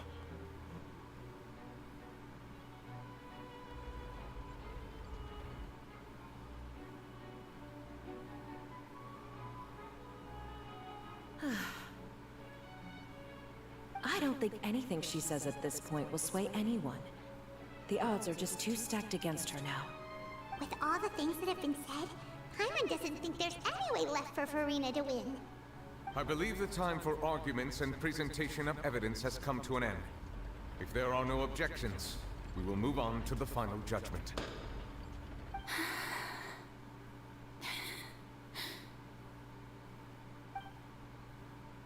I don't think anything she says at this point will sway her until it's too stacked against her now.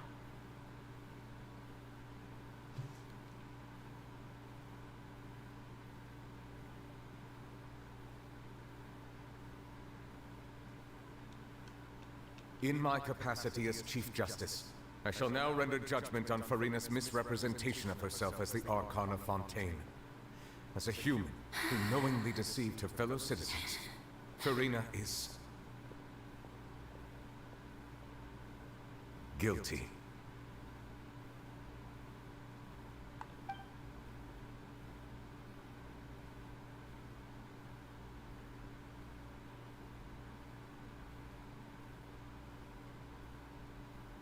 We shall now turn to the Oratrice Mécanique d'Analyse Cardinal to render the final verdict on the charges.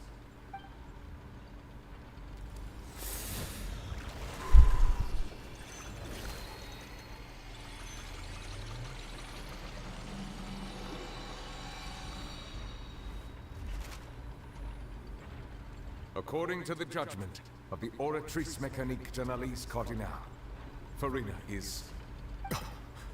Well, what's wrong? Did it just declare her innocent? Please say it declared her innocent. No. The Oratrice also What? displays a guilty verdict. Oh no. Isn't that correct then? However, the exact wording of the verdict is thus. The Hydro Archon, Furina innocent. to be punished via the death sentence. What?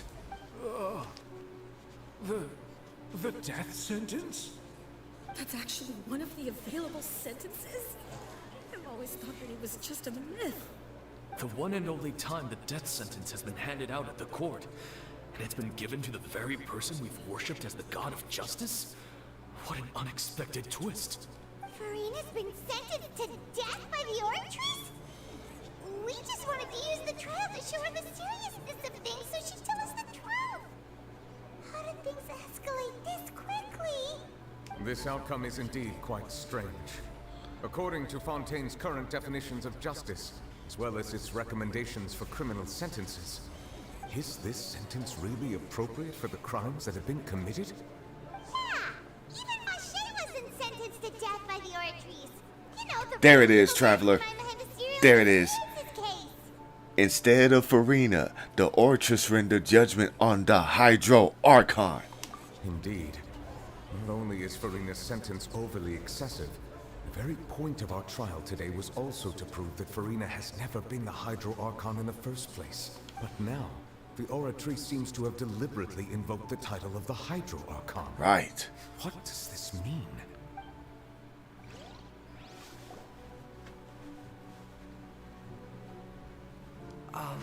Excuse me, if I may interrupt. Fremine.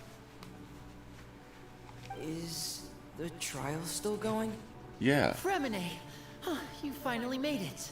I assume this means you've completed your mission? Mm-hmm. Any mission Father assigns to me will always be top priority. With some help from the other Fatui, he brings a stone slab. It's the first prophecy slate. So the knave privately arranged for Fremine to try and find the missing Awesome. I looked everywhere and finally found it at the bottom of the sea. It took me a long time to get around some dangerous stretches of water. But has the trial already concluded? Then doesn't that mean I've come too late? Don't worry, the mystery's still unresolved. Go ahead and sign, young man. Thank you for your hard work, Mr. Fremine. Please allow me to review the record left on the slate. Traveler, I believe that you have already seen the other existing slates. I would like you to come here and confirm their contents. This is good. This is good. What is it? This looks like the previous releasing her divine power and turning the oceanid into humans. There it is. There it is. That's the original sin. That has to be the original sin. Cause think about it. Think about it. Everybody that has been dissolved by primordial water has fused in. And then we get what's her name? The one oceanid that was looking for Vache. That was just a fusion of many consciousness to form an oceanid. They themselves said that a lot of thoughts had been merged into one. You saw them within that oceanid. And then only recently there was something that happened where Navia, she was almost about to get pulled into the collective. They called themselves the collective. That's what the Hydro Archons are. They literally can split and reemerge. They could not reemerge. They could split and combine again. So I don't know where I was getting at here, but yeah, the original sin has been laid out all this time. All of these people they're all oceanids. They're all oceanids. I believe I've now made sense of the Hydro Archon's crime. It has to do with Fontaine's lost history. Huh? Isn't the Hydro Archon just guilty of deceiving her people? Oh, wait, no, that's Furina. And we've already proven that she's not the Hydro Archon. Sure, rub it in her face, why don't we? When you say Hydro Archon, do you mean the real Hydro Archon we've been kind of talking about? In truth, everything that you've encountered in Fontaine up until this point can be traced back to the contents of these stone slates. However, I'm uncertain as to how much sense they currently make to you. There's an associate between the contents of the slates and the events in real life. Okay, let's try to recall the contents of the other 3 stone slates. Paimon will do her best to help you remember.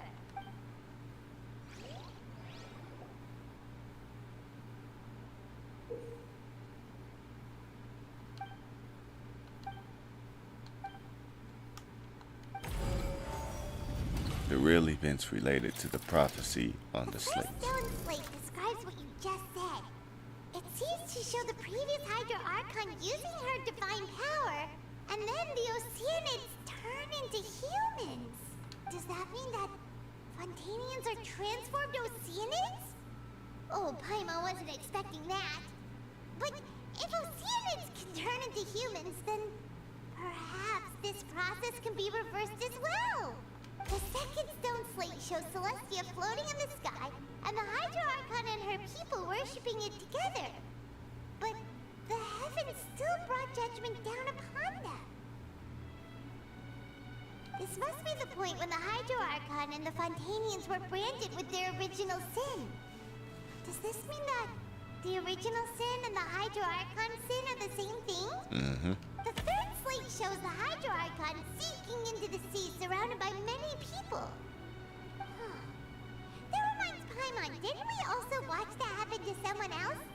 Well, the first slate is the prophecy the Fontainians have been talking about. People dissolving into the sea, the Hydro Archon crying on her throne, and so on. We didn't believe that such a crazy disaster could happen at first, did we? But after that incident, it was just a question of when and not if.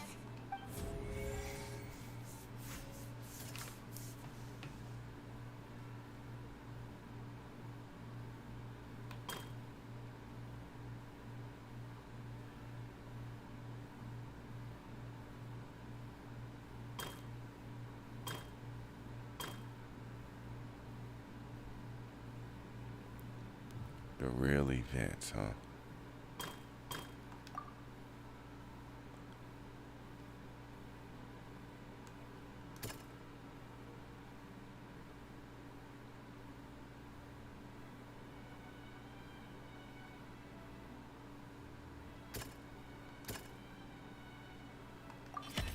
It's not as simple as falling into the sea. When Navia fell into the sea, her consciousness was subjected to judgment. The stone slates show the people gathered around the Hydro Archon in the sea. Could that be alluding to the same thing?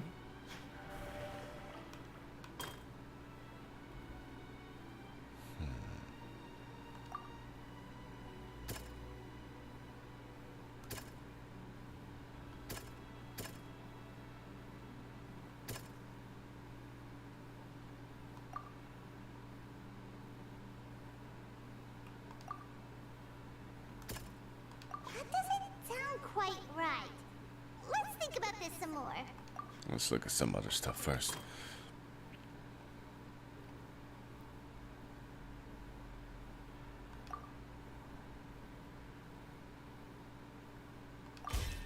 We know from the case of the serial disappearances of young women that Fontanians can be dissolved in primordial seawater. And the first stone slate tells us that long ago, the Hydro Archon used her power to turn Oceanids into humans. So using this that same might be the water, reason that it Fontanians dissolves can them back. dissolve. It's like removing makeup.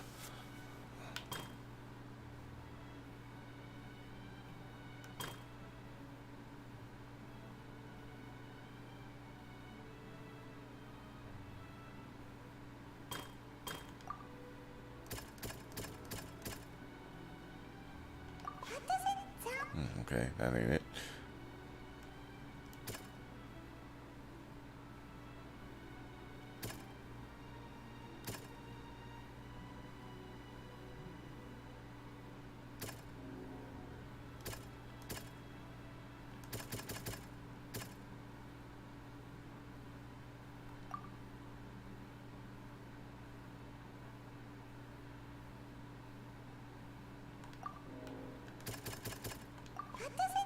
Okay. Floating in the sky, and the Hydro Archon the people worshipping, but the heavens still brought judgment down.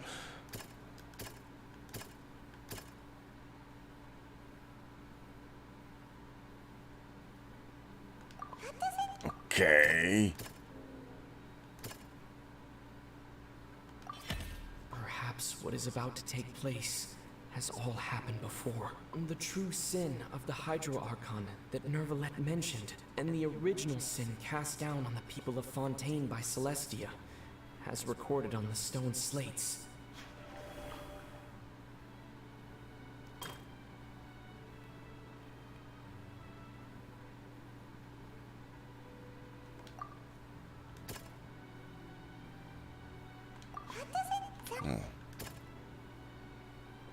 At this point, I'm just gonna try them all. Shoot. The prophecy from the stone slates found its way into society, but not many people believed it at first. The fortress of Meropide was nearly flooded with primordial seawater, which we know can cause Fontanians to dissolve. It seems increasingly likely that the prophecy may come true. If we hadn't dealt with it in time, sorry, my things alarm. could have gone very badly. Yeah, a couple of things I didn't really Dissolve into catch. the primordial sea but won't cease to exist. Their essence will flow in the seawater, converge, and take the form of an Oceanid. The Hydro Archon was sentenced to death in court, shocking everyone present. Perhaps this means that her sin was actually Fontaine's original sin. Navia fell into the water inside those ruins, and she nearly dissolved. She was surrounded by the people of Poisson in a court within her consciousness, and was forced to take part in a trial meant to make her stay. The eruption of the primordial sea at the fortress of Meropide was the surest sign that the prophecy was about to come to pass no matter what. The prophecy's contents can all be verified by recent events. If we combine what we know together, loads of truths should come to light.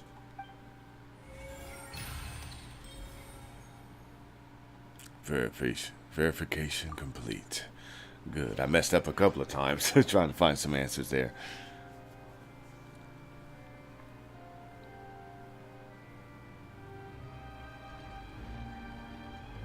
Huh? Oh, Paimon gets it now! So that's how you can make sense of it. But then it feels like we're going to have to share some truly shocking revelations. I mean, we've done that Let's already. hear them. The first slate reveals that Fontanians aren't humans. They are Oceanids, or as Paimon likes to call them, Oceanids. Incredible. Linny, did you hear that? We're not real humans. All Fontanians were originally created by the late previous Hydro Archon, with Oceanids as their basis. The evidence for that can be found in how only Fontanians could dissolve in primordial seawater. and how all the girls Vacher dissolved were also turned into Oceanids. Oh, and according to Navia, when she was about to get dissolved, she also saw everyone gathered around for a trial. All of them in the shape of Oceanids. Indeed. The second slate reveals that the crime of the Hydro Archon was that she created Fontanians from Oceanids. Yeah, and it follows from the content of the first slate that she probably angered Celestia by creating humans without prior permission. That could also explain why the Oratrice judged the Hydro Archon to be guilty. It's to account for that ancient sin. The Hydro Archon's true sin was creating us? And yet, after many hundreds of years, the Hydro Archon's creations have turned around to try to judge the Archon within the Opera Epiclese. The twists of history are often the most unexpected of all. They say if you don't learn from history, you'll be doomed to repeat it. And the same thing with insanity. Doing the same thing over and over again, hoping to get a different result, is insanity. Anyways, I'm still convinced that this should come, the third slate should come after the fourth. Yeah, isn't the image here just like when Navia fell into the sea? So wouldn't it be trying to show the image of the Hydro Archon also falling into the sea once the prophecy has been fulfilled in the fourth slate? So the fourth slate depicts the fulfillment of the prophecy as it's already widely known. In the end, the people will all be dissolved into the waters, and only the Hydro Archon will remain weeping on her throne. Only then will the sins of the people of Fontaine be washed away. Did Paimon get all that right? You've made some keen deductions. I must say, given how much you still don't know, it is impressive that you've already managed to connect so many pieces of the truth. However, while you were able to decode all the information on the slates, they've also been etched with an additional layer of hidden information using a different power source. When we were at the ruins, I tried to decipher the hidden information recorded in the slates. But since we only had 3 slates at the time, I was unable to come to a full conclusion. Now that the slate collection is complete, I shall make another attempt to decipher the narrative recorded within. If everything goes well, we should finally be informed of the unadulterated truth.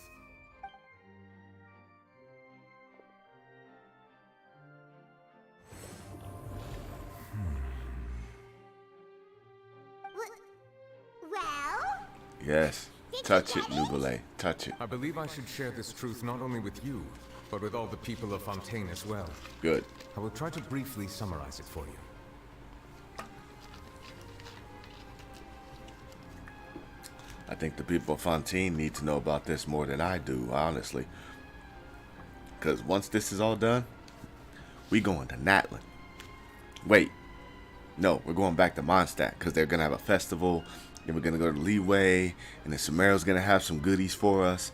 And then we're going to Natlin. Anyway.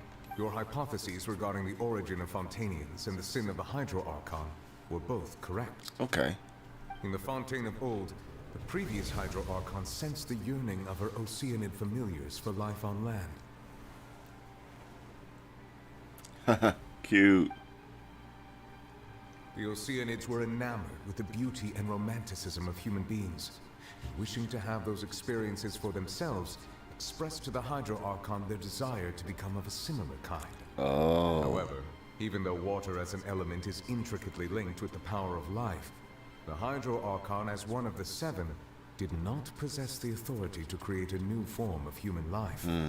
Not one to give in, she eventually found a way to create permanent humanoid bodies for her familiars by appropriating the power of this planet's primordial sea. Ah, the power to give life. She poured primordial seawater into the Oceanid's blood vessels, creating humanoid mimics in the process.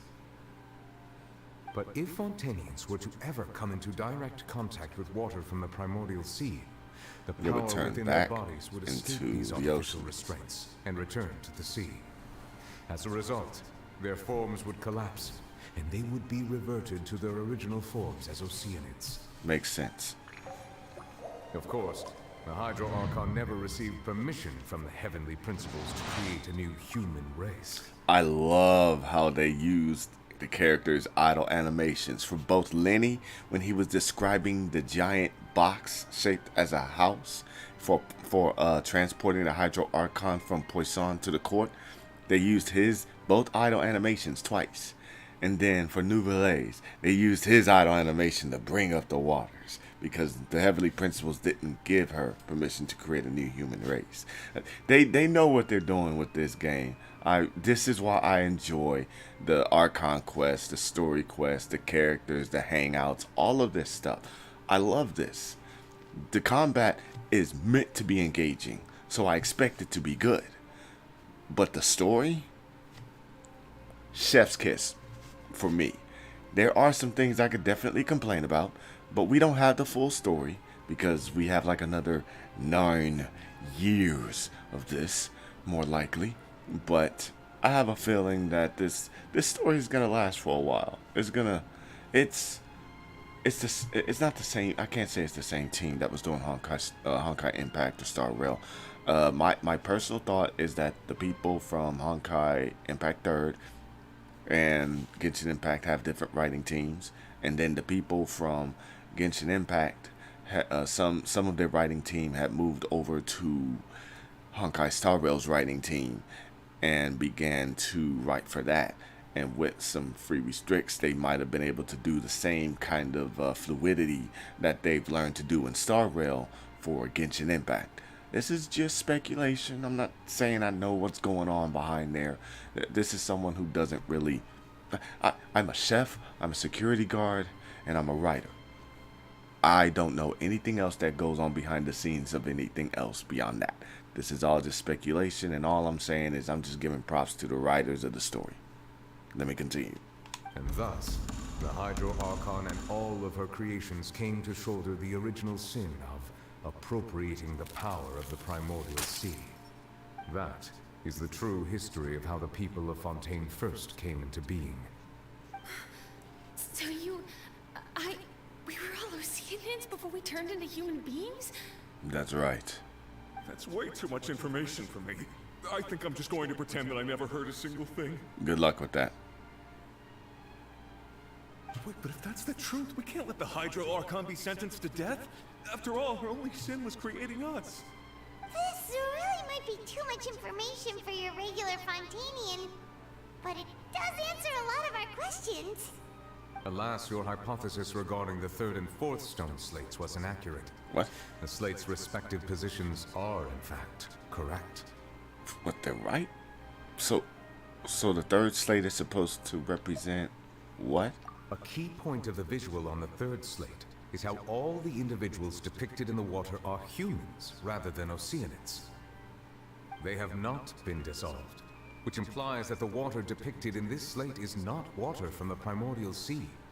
The nation of Fontaine is the nation of Hydro, as well as the nation of Trials and Justice. Instead of being the literal element, the water in the scene symbolizes judgment and justice. You may also recall Navia's experience. When she fell into the sea, her consciousness was surrounded by that of many others who intended to hold a trial to determine her fate. Therefore, the meaning of the 3rd slate is that the people of Fontaine shall try the Hydro Archon at the Court of Justice. Yes, it refers to our present situation. I think I'm following now. So, what you're saying is, even though we decided to put on this trial to avoid fulfilling the prophecy, in truth, everything we've done has happened exactly as the prophecy foretold. So now, it seems, we're the ones making sure it comes true. I know, right? That's the twist with prophecies and all sorts of things that fall under that. They have a way of making it come true even if you try to avoid. So you really have to think outside the box in order to avoid, quote unquote, fate. What should we do? I don't know what to do. I don't know what to do. Huh. No matter what, the prophecy will be fulfilled. Is this what it feels like to be a prisoner of fate? If that's the case, does that mean the scene in the fourth slate will also be fulfilled soon? Traveler, I would like to point out another small fallacy in your deductions. Huh? About the fourth slate. You probably thought that the eruption of primordial seawater beneath the fortress of Meripede served as the surest sign that the prophecy was about to come to pass, yes? Mm-hmm. However, I believe that rather than being a sure sign, that eruption could in fact only be a small warning of something far worse to come. Oh dear. As for the root cause of the catastrophe, I believe you've already encountered it once before. The whale. It has to be the whale. That's where This Child eruption comes in. is just a small warning of the things to come. We must find the root cause of the disaster.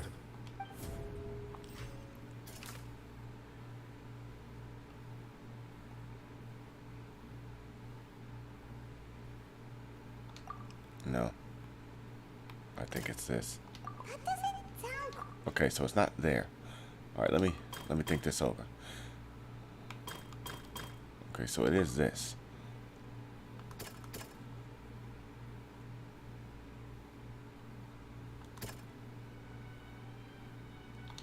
There it is. It was both dream and reality. That giant whale. If we're talking about a true culprit, that could only be that thing inside the primordial sea, right? The truth, the original sin, the trial, and the root cause of the disaster.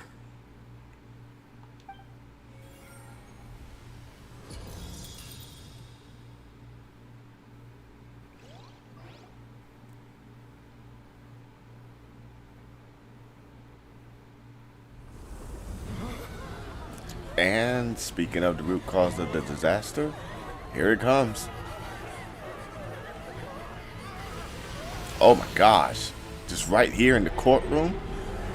I want to say my speech.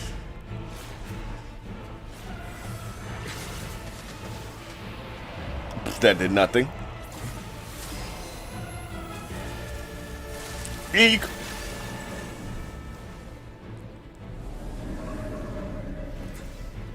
I want my time in court. Ooh. Yeah, let's go, child. Tartaglia, saving the day.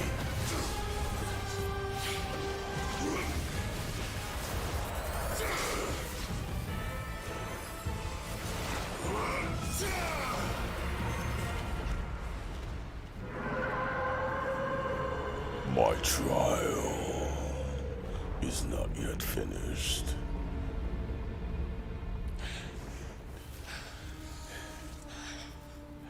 Wow, he looks messed up. You alright, Tartag?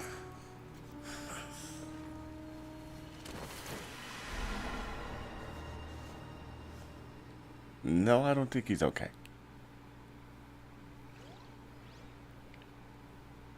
That was way too close! How did that thing just burst into the opera house? Wait, was that the huge whale you saw in your dream? That's right. And I'd wager it's also the one that Child saw when he was young. So we've met it at last. I understand very well why it has chosen to make an appearance here. Like I said, he wanted to make his appearance in court. That whale does not belong to Tevat. It is a monster that has traversed the stars, weeping all the while. Wow. A monster that's traversed the stars crying the whole time. Wait a minute. So, where did he come from? And could it anywhere be linked to how the Traveler could travel back and forth between worlds before intercepted by the heavenly principles? It has been greedily consuming the energy from the planet's primordial sea, using it to grow. That is the main cause for the rising sea levels. And once it has finished consuming all of the energy contained within the sea, its next step will be... You said that when the Hydro Archon first created Fontanians out of Oceanids, she filled their blood vessels with primordial seawater. Precisely. That whale finds the blood of Fontanians nigh impossible to resist. I figured. Therefore, when it left the Primordial Sea, it decided to make its next stop a packed opera house full of food. Food in the form of Fontanians. We just barely managed to push it back, right? In that case, won't it come back to target the people again once it's managed to recover its strength? That is correct. Indeed, it is more accurate to say that we should thank that Harbinger for buying us some time. Without him, the whale would have likely come onto land far sooner. So From the way that's... he looked, he must have been fighting the creature for quite a long time. Yes. In fact, I would think that that's the reason, like when we last saw him during the 4.1 Archon Quest end scene, when he was looking up in the primordial water and saw the whale, I think it was probably around that time when he started fighting it. That battle maniac. We've always known that he had a special connection with that whale, but we definitely didn't expect it to help us out like this. Anyway, now that we know that this whale is the actual cause of the disaster recorded in the prophecy, all we need to do to stop the prophecy would be to find a way to beat it up, right? It is too late. What? It had already absorbed too much of the Primordial Sea's energy before we could notice it. At this point, it has become practically integrated with the sea itself. Even if the entirety of Tevat were to be destroyed, it could still survive and swim off towards some other world. That's not something I will accept. We've already done everything we can, and we even found the true culprit. We've come so far. You can't just tell me that the last hurdle is some impossible foe. That's just not fair. I agree. Indeed. That's not how a grand performance should end. Mm-hmm. I'll fight it to the end. No matter what. Let's go, team. So the prophecy will be fulfilled no matter what, huh? Let's fight it out until the end, man.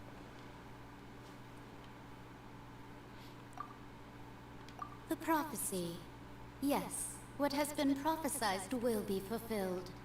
You may view such things as the history of the future. After everything, it still turned out like this. We couldn't fight against fate. Wait, but if it's all about fate... Just as prophecies are usually only the future as seen from the perspectives of the gods, could things be happening in hidden corners where the gods' gaze does not fall? Ultimately, fate shall serve as your only guide, no matter what will happen in Tevat's future. All you need to do is to play your part. Whoa. Could it be that even if the prophecy is fulfilled, there's still a way to save everybody? Did I miss something? Wait. Furina. That moment, she wanted to say something in that box. What's her secret?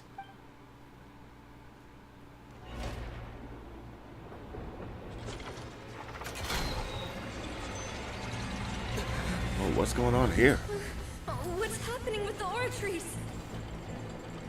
I believe it is preparing to carry out the death sentence. Oh, you can kiss my ass. Furina!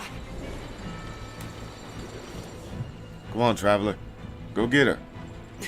No, I still need answers. Don't let her die like that.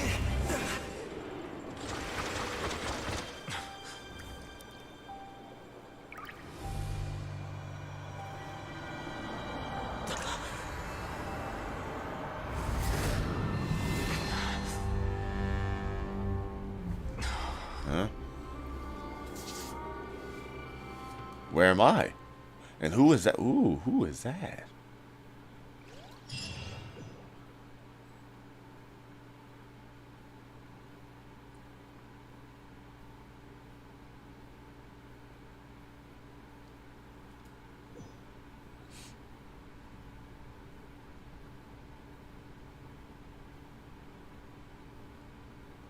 Who? Furina? No. Force the Lord.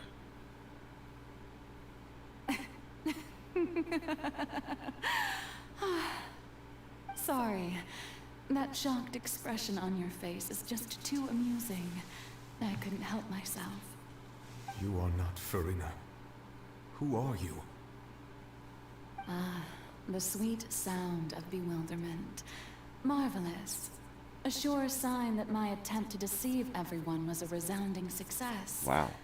But to answer your question, I am Focalor. You know, the god. Focalor? Why did you deceive us? Oh, that wasn't my goal, of course. Goodness, no. But I had to fool everyone else too, if I was to stand any chance of deceiving the heavenly principles. Oh. Deceiving the heavenly principles? It's all because of that pernicious prophecy. Dreadful, wasn't it? Everyone doomed to dissolve. Fontaine condemned to be flooded. One was not amused. In fact, one was positively bemused when that problem was thrust upon me by my dearest predecessor. That's the former Hydro Archon Egeria for the uninitiated. It hardly gets more disastrous than a preordained national catastrophe, now does it? She knew full well that the prophecy would surely come to pass. And as one of the seven, she also knew full well that one defies the heavenly principles at one's peril.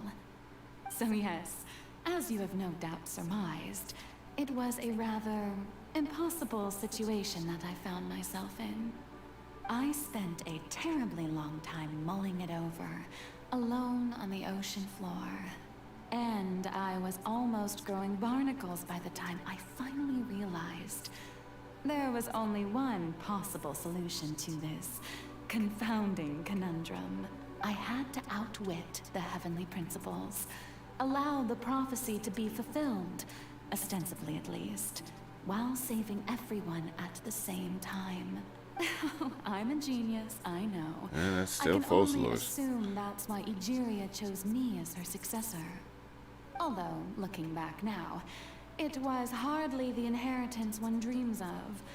Between the task of saving the nation, the quotidian duties of the Hydro Archon, and not to mention the original sin of creating a new race of humans, I dare say she left me quite a colossal mess to clean up. But one can only play the hand one is dealt. I did not choose this, any more than I chose to be one of her Oceanid familiars. So you were also once one of the Oceanids, transformed into a human by Egeria's hand. Yes, I was. I always dreamed of becoming human. And I still do, even now. In my eyes, to be human is to be part of the greatest opera ever known.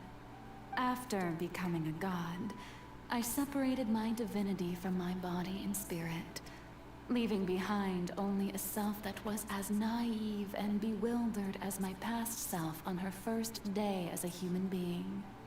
The me you see before you now is that divinity. And the human counterpart I left behind, I named Furina. She could feel joy, sorrow, and everything in between. She could be as vain and conceited, or as meek and vulnerable as she wished.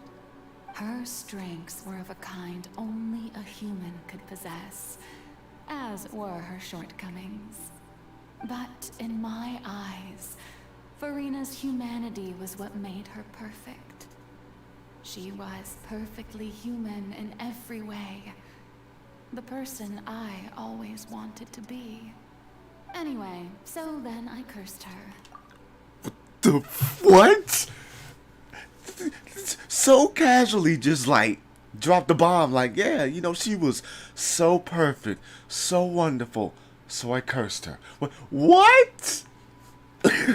What? All part of the plan, of course. The plan to deceive the heavenly principles.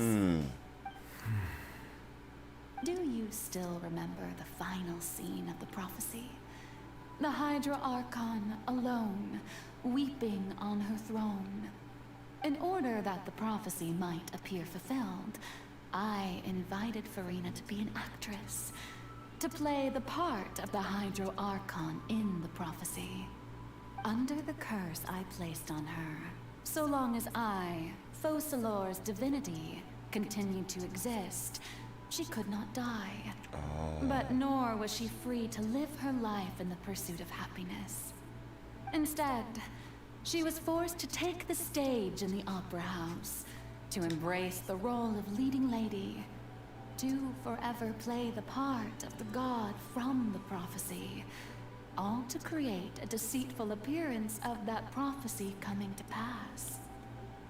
And that's the reason why everybody's grandchild and great-grandchildren and great-great-grandparents and everybody else from generations within those 500 years know Furina as Focalors because of the curse from the beginning of when she chose her to play the now part. You probably understand why your court is called the Opera Epiclese. But Furina is only human, isn't she? Even though she has had a long life, her mind is no stronger than that of any other ordinary human being.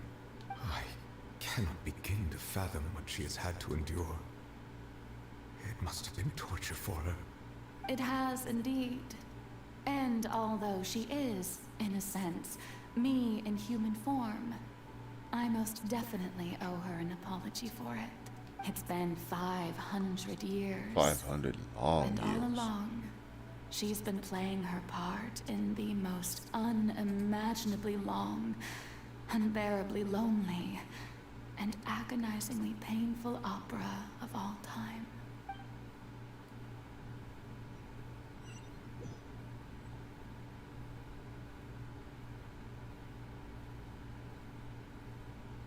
Oh, there I am. So I came in contact with Furina's tears, and if I remember correctly, they often contain the strongest of humans' emotions. The strongest emotions. With sufficiently strong hydrosensitivity, I can form an emotional connection just like I did with that ocean nymph in the Fountain of Lucine. Is this her inner world? What is she doing on stage? This probably isn't Furina. A reflection of her inner self, perhaps? If I could directly speak to that self, I might be able to get what I wanted to know. I came here for answers. Either way, this opportunity is not to be missed. Let's go see what I can do.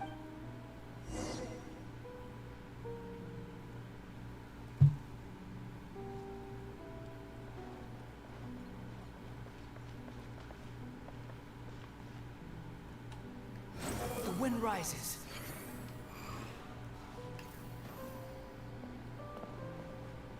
Well, can't turn it off.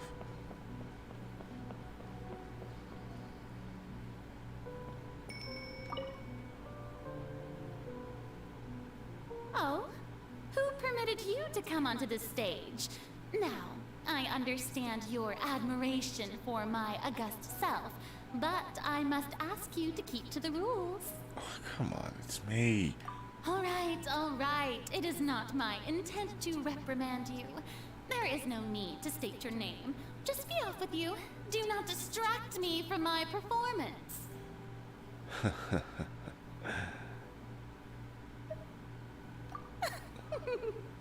Oh, do not jest. Can you not feel it? I am Focalor. The eyes of countless Fontanians are upon me. I must, at all times, display the utmost elegance and nobility. Come on. There's something off. There's no getting through to her. Even in her heart of hearts, she's still playing the role of the Archon. What sort of resolve does she have that even her inner self and subconscious would have an impenetrable defense? I've got to find a way. Now, I noticed that during the time I was talking with her, yeah, she was saying like, oh, turn off the lights. Just please turn off the lights. Dear audience, the performance is experiencing a technical difficulty, but worry not. The guards shall resolve it soon enough. Oh, wow. Have fun with this gift. My guiding stars. Hold the line.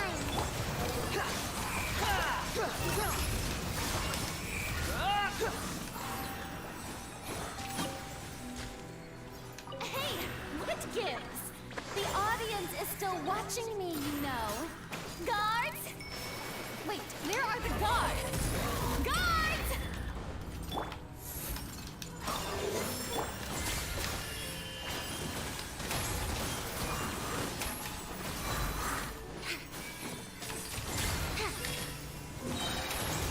Ears of the storm. Allow me.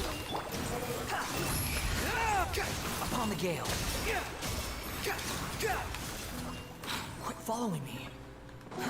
Too slow.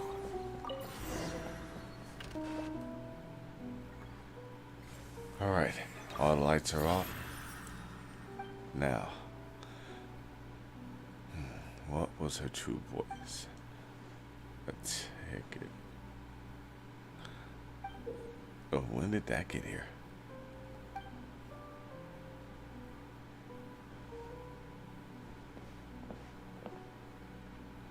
Looks like the show's about to begin. So, show me what you truly are. Scene 1, before a mirror, Furina.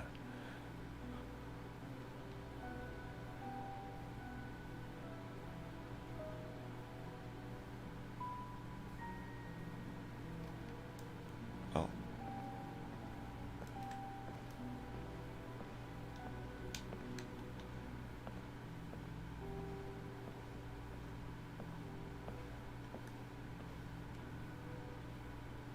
Furina.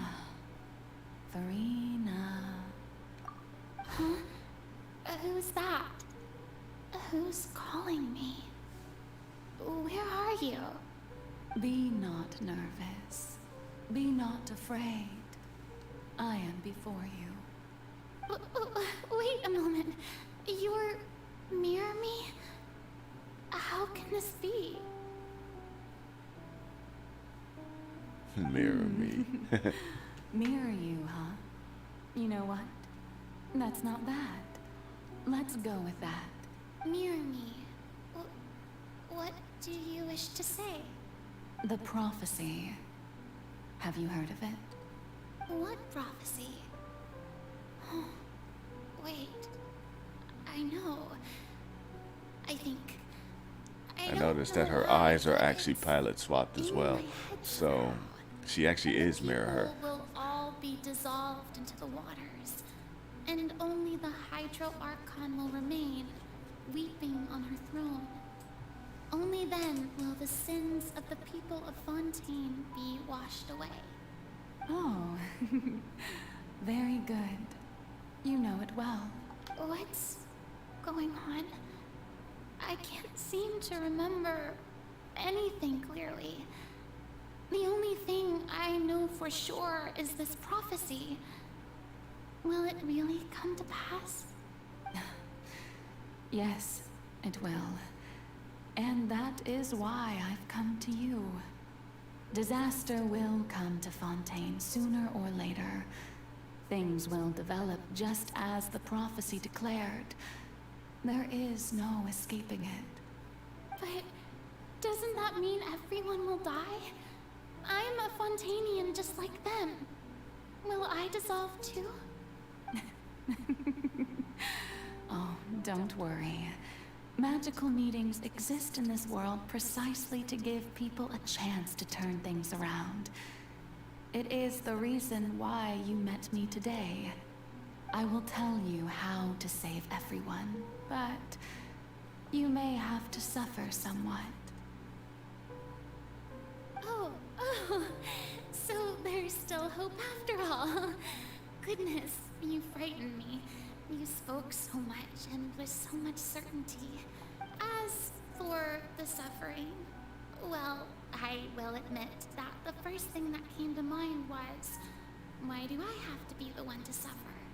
But if the prophecy will come true, I'll also die anyway, right?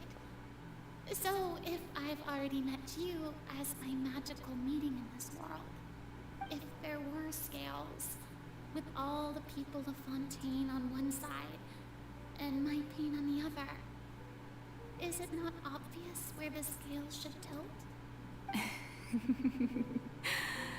You truly are the perfect human. My ideal. I suppose this would also be the justice that belongs to you. Huh? Don't worry, it's nothing. Listen well. Fontaine has just lost its Hydro Archon. I need you to play a role. That of the new Archon. Play as a god?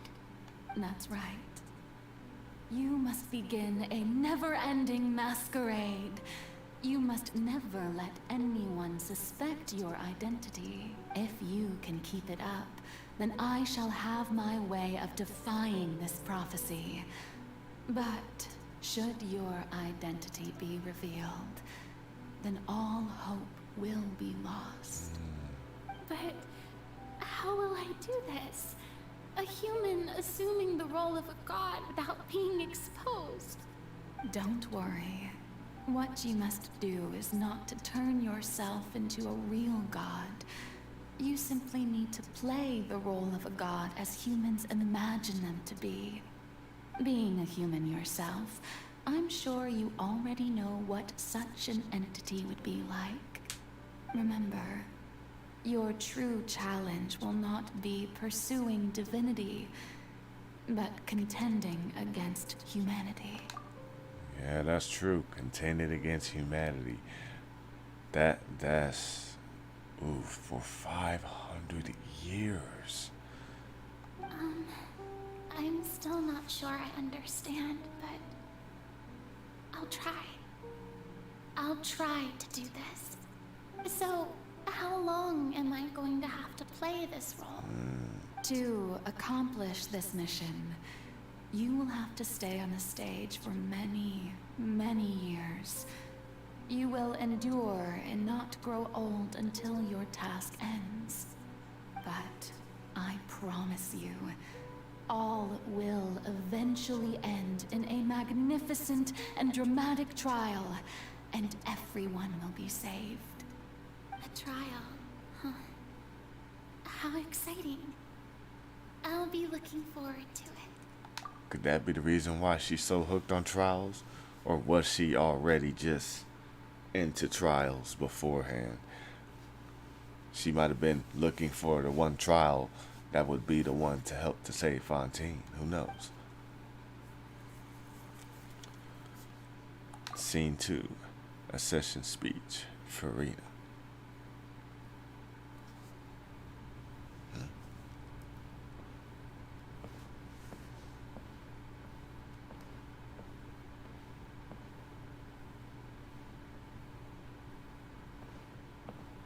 As if I didn't know where to go.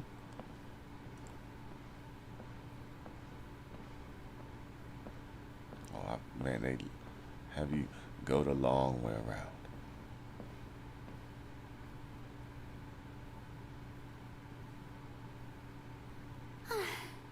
The Maison Cardinalise has announced my accession, but this is my first time facing the people.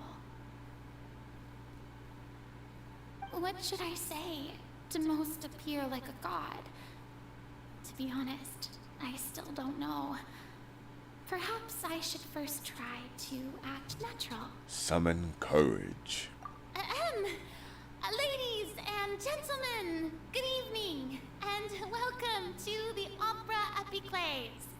I'm sure you've all heard about how I have taken on the role of Hydro Archon. Indeed, I am Furina de Fontaine, your new Archon. Appear earnest. In truth, I know little about becoming a nation's new god, but it will be my honor to guide you all. As the god Focalor, the god of justice, I shall do all within my power to lead you into an age of fairness and justice. Close politely. Once again, thank you all for coming. If you should have any questions or suggestions, please send them to the Maison Cardinalise. The future of Fontaine will require us to work together, after all. This should do it.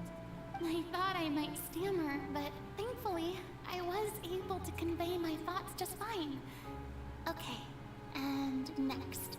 That's the new Hydro Archon. Is this some kind of joke by the Maison? I would have thought that a being that surpasses humanity would be a bit more assertive. Oh boy. Hey, did you hear that? She even told us to send her suggestions there at the end.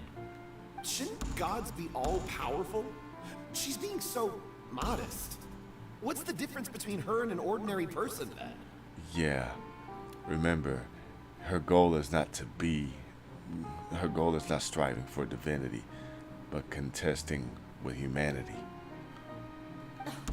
If you ask me, perhaps the succession didn't actually happen. She might just be a Maison-back puppet. Wait, what's going on?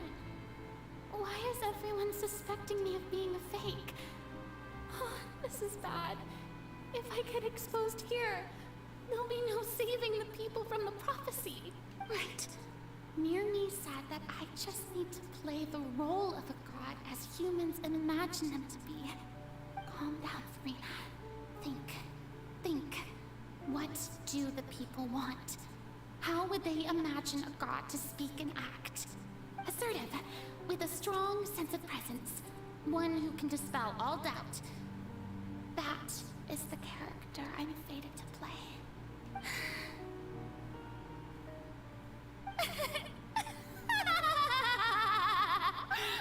Oh, very good, my people. Only ones such as you are deserving of my rule.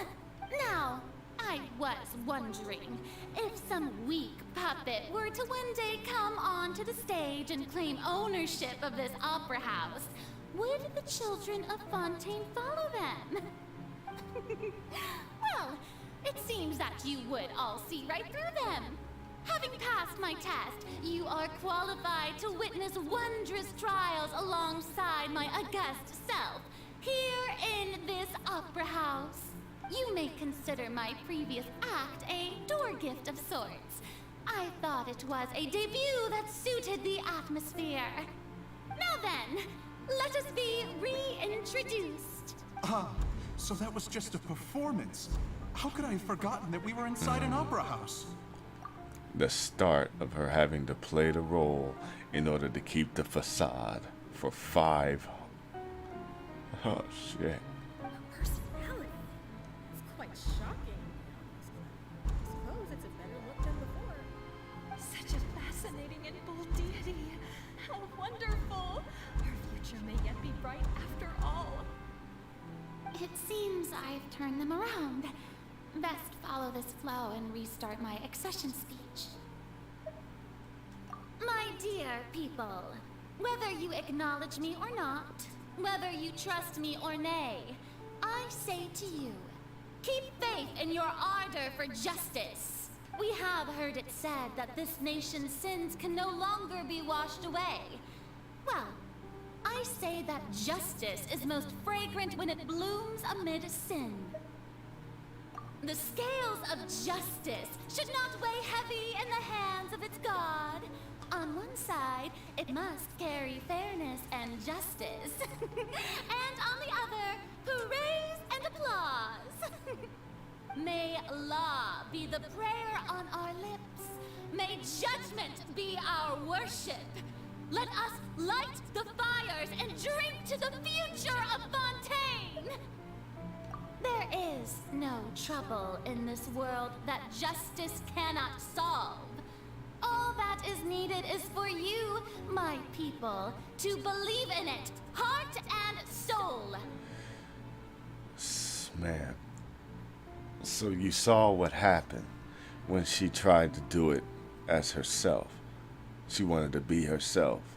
But every time she tried to do that, it would bring up doubts, questions, and it would lead to wavering faith, if lack at all.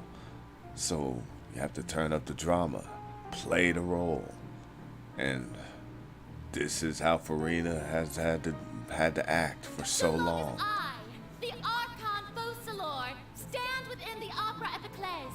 So long as I stand before the oratrice, I shall even judge the gods of this world!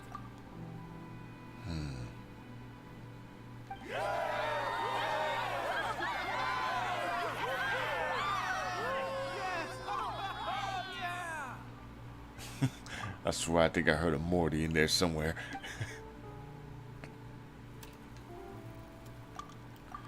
Scene 3, Opera House. Furina.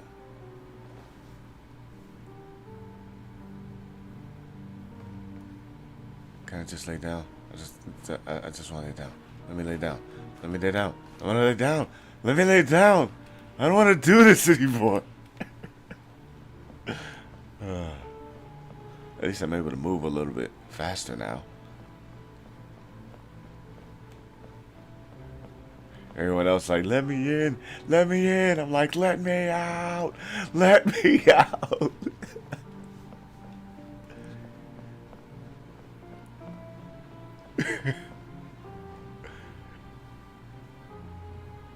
Lady Furina, here are today's case reports, as well as a summary of the follow-up for your perusal. Come now. Was I not just at the Opera House in person? Leave these kinds of things to Neuvillette. Besides, none of these trials were the one that I'm looking forward to the most. There it is. That's what I was saying earlier. She's showing up to the trials, not just in the case of her enjoyment, but she's looking for the trial that can save Fontaine.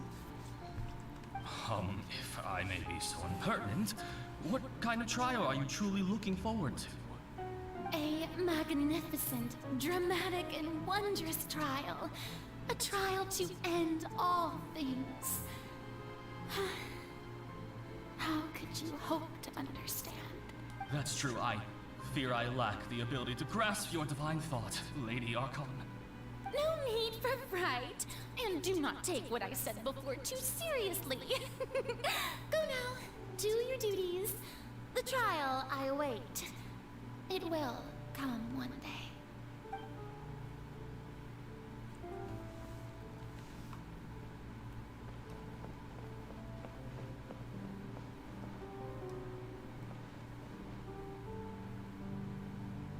Lady Furina, I don't know what to say. Thank you for agreeing to see me. No need to thank me.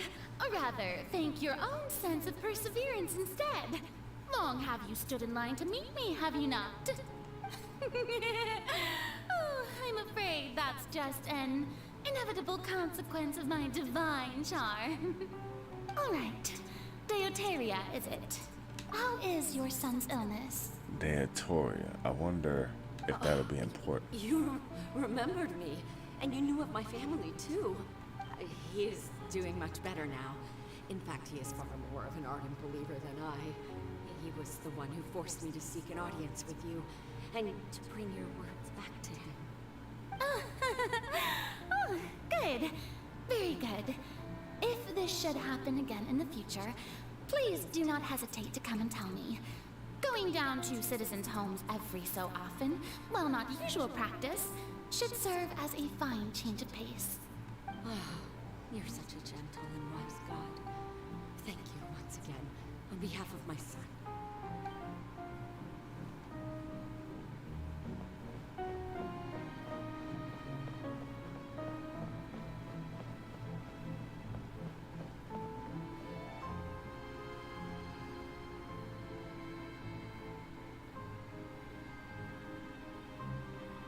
Lady Furina, here are the latest hydrological reports. As for the specific parameters you asked to take note of, I'm afraid things still don't look good. I see. It's as I thought then. As your god, I did already expect this, but I wanted to see how far your human wisdom would allow you to analyze it. All manner of signs indicate that the prophecy will still come to pass. Forget it. That's not something you need to worry about right now. Well, as I understand it, The Fontaine Research Institute is also trying to find a way to counter the rising water levels. Really? Have they found anything? I'm afraid that they haven't found any effective solution thus far. Oh, is that so? Well, no wonder. This issue has reached the realm of the gods, after all. Still, their spirit is praiseworthy. So this scene right here, whatever happens at this point, happens before the incident at the Fontaine. At least that's what it sounds like. It seems to have happened before the explosion or the incident that happened at the institution. So I don't know if that's worth anything, but it's good to kind of put a timeline into things. The day is finally over. I haven't had a moment to breathe this whole time. But it's good to see that everything's getting on track. There are no longer any voices of suspicion. Maybe this is fine. I just need to keep going, and everyone will be saved. Alright, Furina, don't think too hard about this. You need rest. Tomorrow's a new day.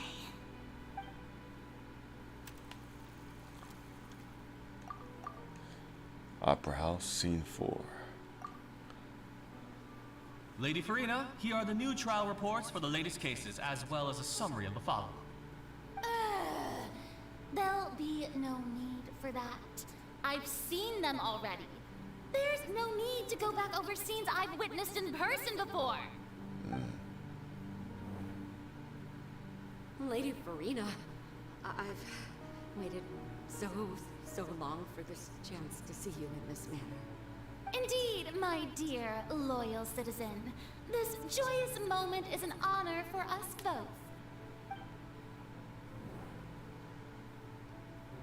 Lady Furina, we're detecting significant hydrological anomalies near Poisson. Understood. Keep monitoring. Keep me informed should anything come up at the Institute. Okay. I don't think I let anything slip today. She has to go through this act I must show the for people that there is nothing to every day. I just don't know when these days will end. I feel utterly exhausted. Best to rest early today, too.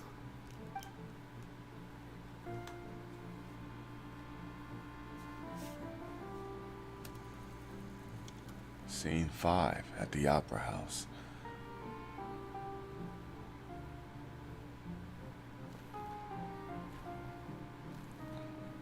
Day in, day out.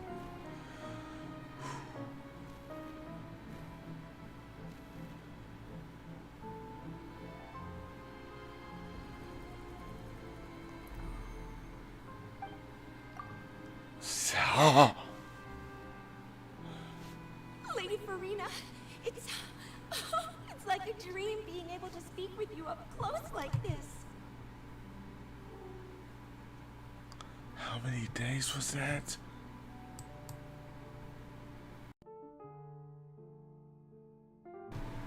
That's crazy.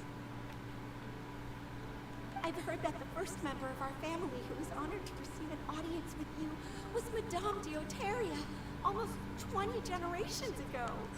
So now you have generations of their family coming to see the Archon, following in the footsteps of what their father and their mother did. Oh my gosh, almost 20 generations ago.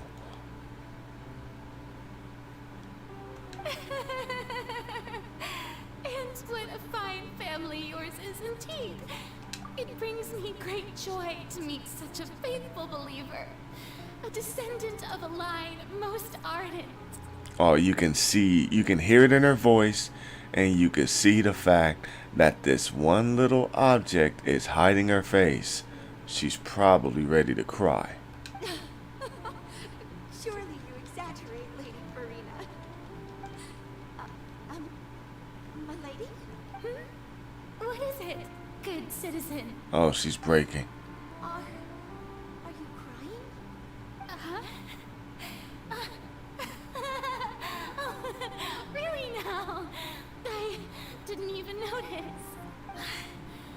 This must be the overflow of hydro from my person. Well, can't quite help being the god whose dominion is the waters, can I? No wonder. No wonder. A manifestation of your power. Oh, that is such a scary. God, I am honored to have witnessed it. Honored. That is so sad.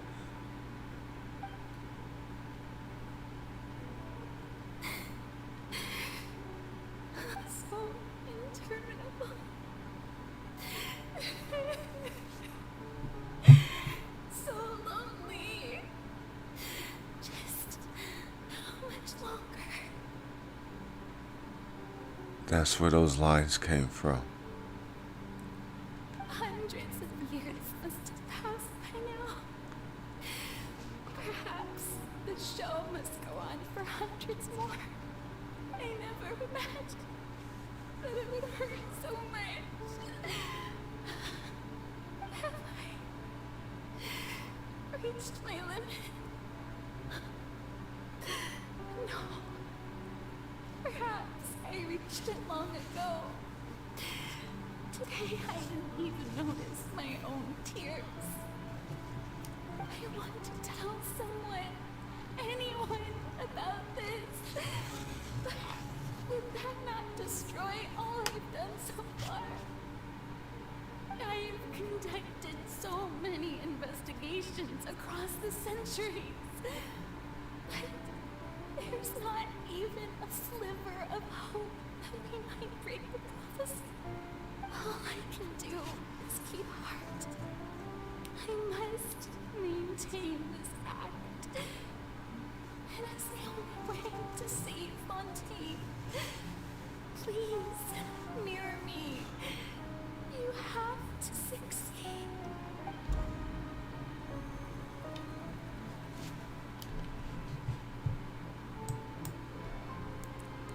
Just so many. Furina and. Oh, that's recently. Furina, you don't have to shoulder this burden alone. Although I don't know what you might be keeping from everyone. Your people are more than willing to share your burden with you. That's my voice. That's the scene when we were in that giant magic box. That's funny, because I don't remember my voice in that scene. This is great. I didn't think the scene would we play in her inner world. Surely I'll find out what she wanted to tell me this time, please. Share my burden. That's impossible. It was fated right from the start that this would be my duty alone. But even if your burden doesn't need to be shared, you can still choose to confide in someone. Just share it with me.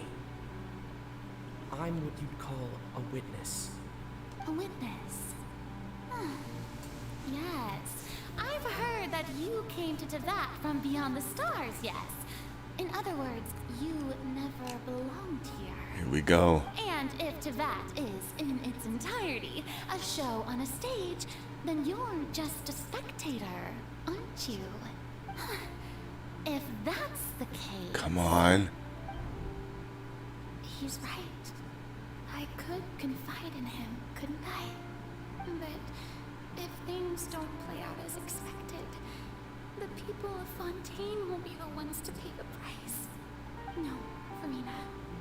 You shouldn't be selfish. But what if it's really alright? Furina, you've worked so hard for so long. Surely it would be okay to put yourself first for once. Just this once. Is it such an outrageous thing to do anyway? To find someone in whom you can confide your frustrations and sorrows? Surely it could not hurt. If you let this opportunity slip through your fingers, it might never come by again. Think about it. Long and hard. Oh no.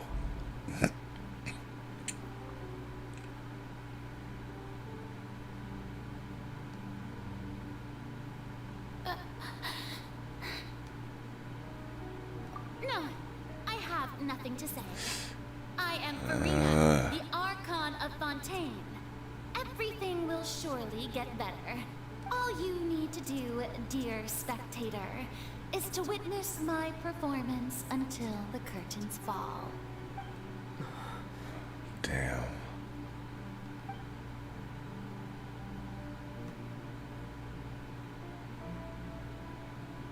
Fine.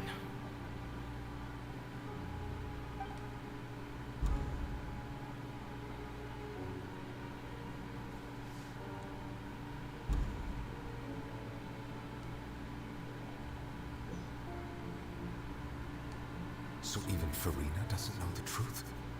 You've never once let her in on the full plan? Yes, it had to be done. To deceive the heavenly principles, you must first deceive yourself. Why do I feel like I've heard that line before? She did very well.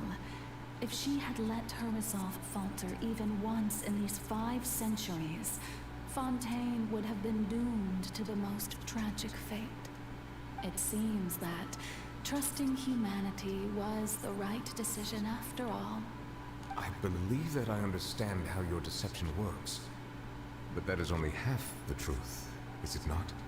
How would you build on this foundation to save the people of Fontaine? That is the most important thing. Ah, good. Of course, the Iudex of Fontaine has pinpointed the crux of the issue. I'm sure you've long sensed that the Oratrice is no simple machine, yes? I've always suspected that it had its own consciousness. And Lenny did mention that he heard a human voice within the core chamber. So that was Focalor. Now it seems that that person was you, hidden within the machine all along. Am I right? And then I became one with the Oratrice, taking Fontaine's gnosis with me. Yes, it would seem so, wouldn't it? Alas, your understanding of this device still lacks sufficient depth. In truth, it is no enactor of justice. It is, in fact, a device created to kill the god of justice. I beg your pardon? Oh, you have it. And to be more precise, not only will the Oratrice take down the god of justice, it will also take down the divine throne upon which she has been placed. I mean, did you think I would be the sort to enjoy peaceful repose while Furina suffered? My work over these last 500 years has been to constantly accumulate indemnitium within the Oratrice. But really, some have already discovered that only a small fraction of the energy generated by the device was ever used to provide power to Fontaine. The vast majority had to be, accumulated to enact this death sentence. It was all part of your plan then? Both the trial and the sentence? Indeed. This power, accrued over 5 centuries, could have sustained Fontainians for millennia had it only been used for that purpose. Almost all of it has now been stored within the Oratrice. But only power of this magnitude could hope to destroy the Hydro Archon's divine throne, shaking the rules established by Celestia, and breaking through the institution that is the Seven. So the Oratrice's call for death was for neither Furina nor Focalor, but for the Hydro Archon. The destruction of that divine throne. If I do not misunderstand your intent, you must be... He's getting the powers back. Rightfully yours to you, of course. In other words, this was all done to return the authority of the Hydro Archon to the Hydro Dragon of this planet. But...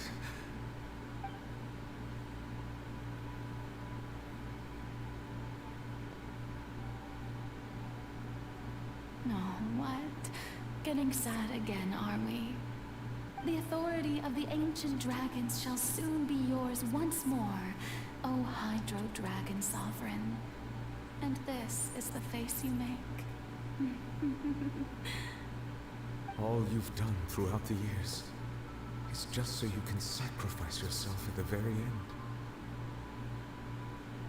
I've never quite seen it that way, you know. Even now, I'm quite pleased at how well my deception worked.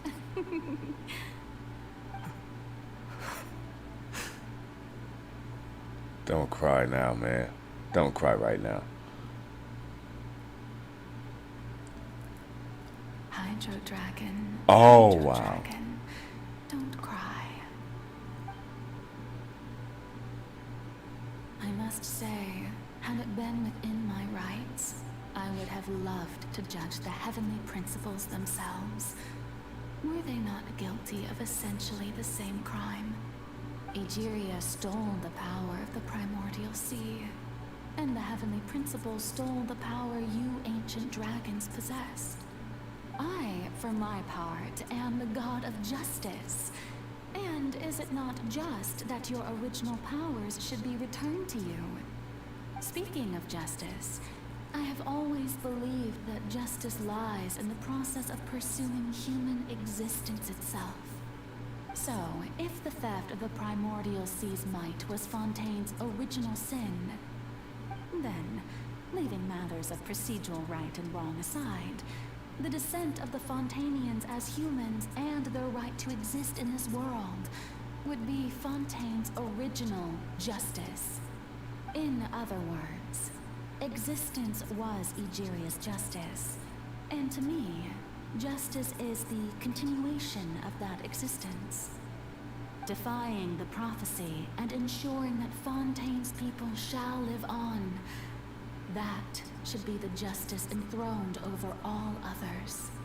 At this point, we, whether it be myself or all other Fontanians, have shouldered the burden of this sin for far too long.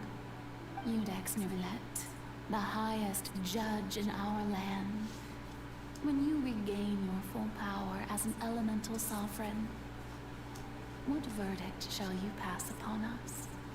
So when I was invited to the court of Fontaine to serve as Iudex, I see now that that was your idea too.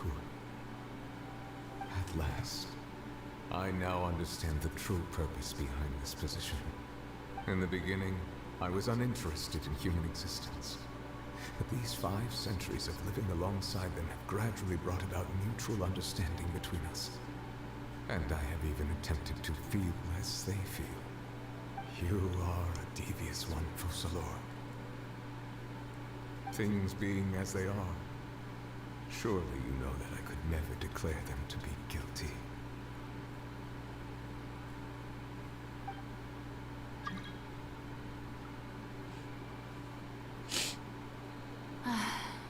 The hour of my execution is almost here.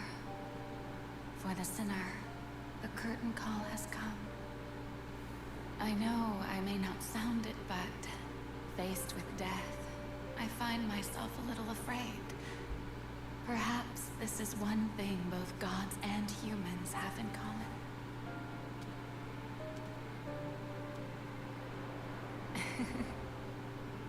Farewell, Neuvillette. I hope you've enjoyed the part you played these 500 years.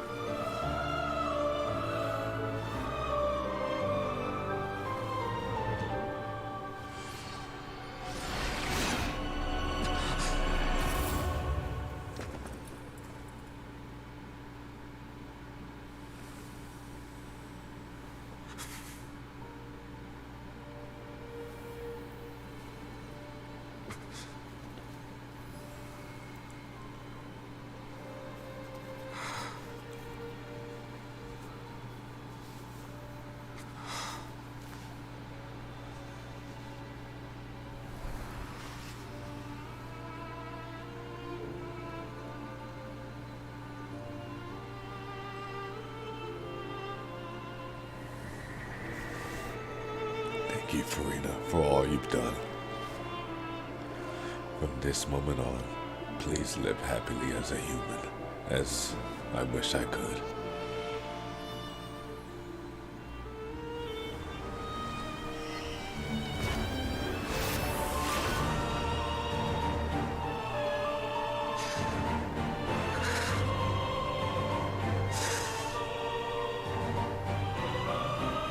I, Eudex Nuvilect, hereby declare, people of Fontaine, your sins are forgiven.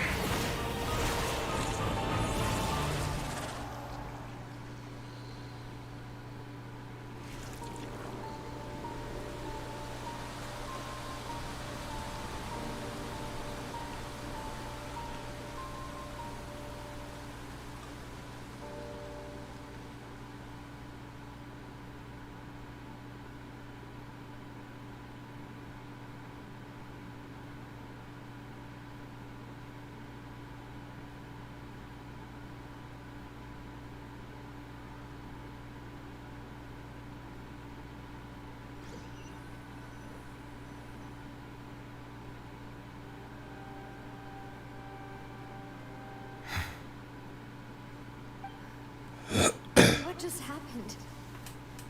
Has the death sentence been carried out? Was that bright light some sort of misdirection? I have a feeling that something huge just happened. But since we're all still alive and haven't been dissolved, I assume whatever happened was good for us. It's time to end this. We must mete out punishment to that beast. Yes, finally. Didn't you say just a moment ago that it can't be defeated? I have gained the strength sufficient to deal with it.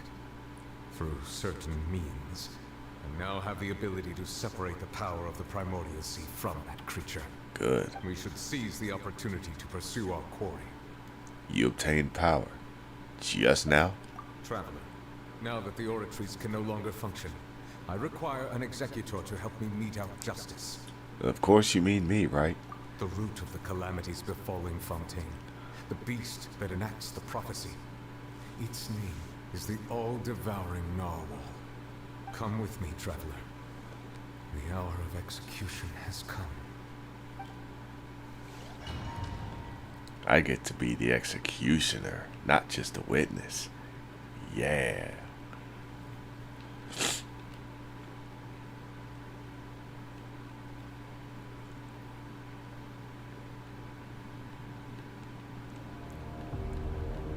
That thing is huge, and that water looked disgusting.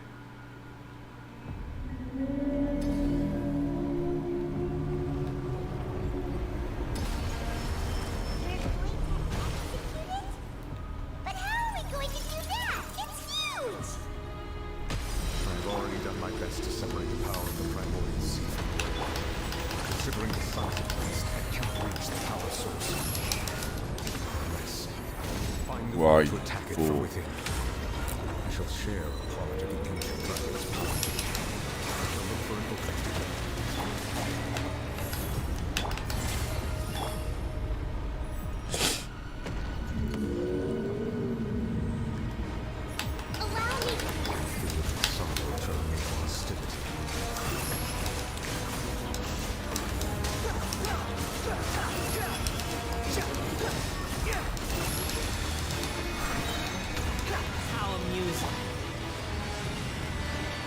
You big well.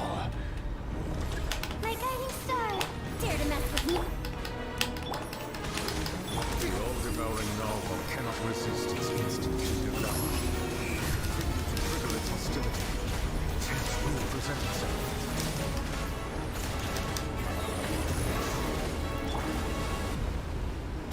Not now. Where you going, big man?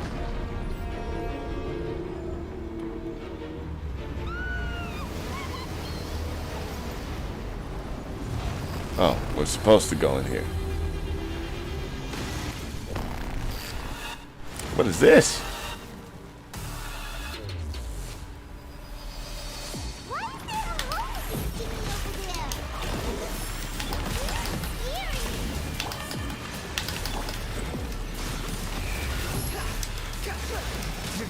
Ah, you jerk.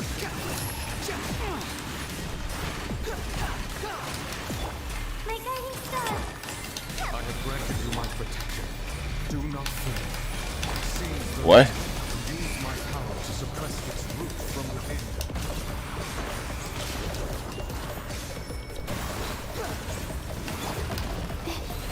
Not now. Too late for regrets. Hold the line. Behold! You're dead!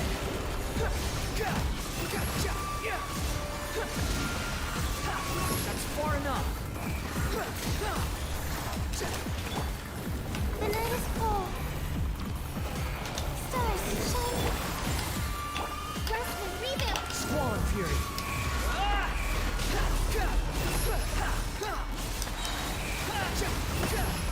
Bow your head! Not now. The wind rises. Manifest the authority of the right. Witness the might of the primordial sea. Cry loud!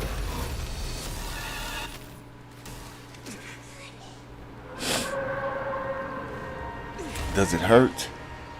Good.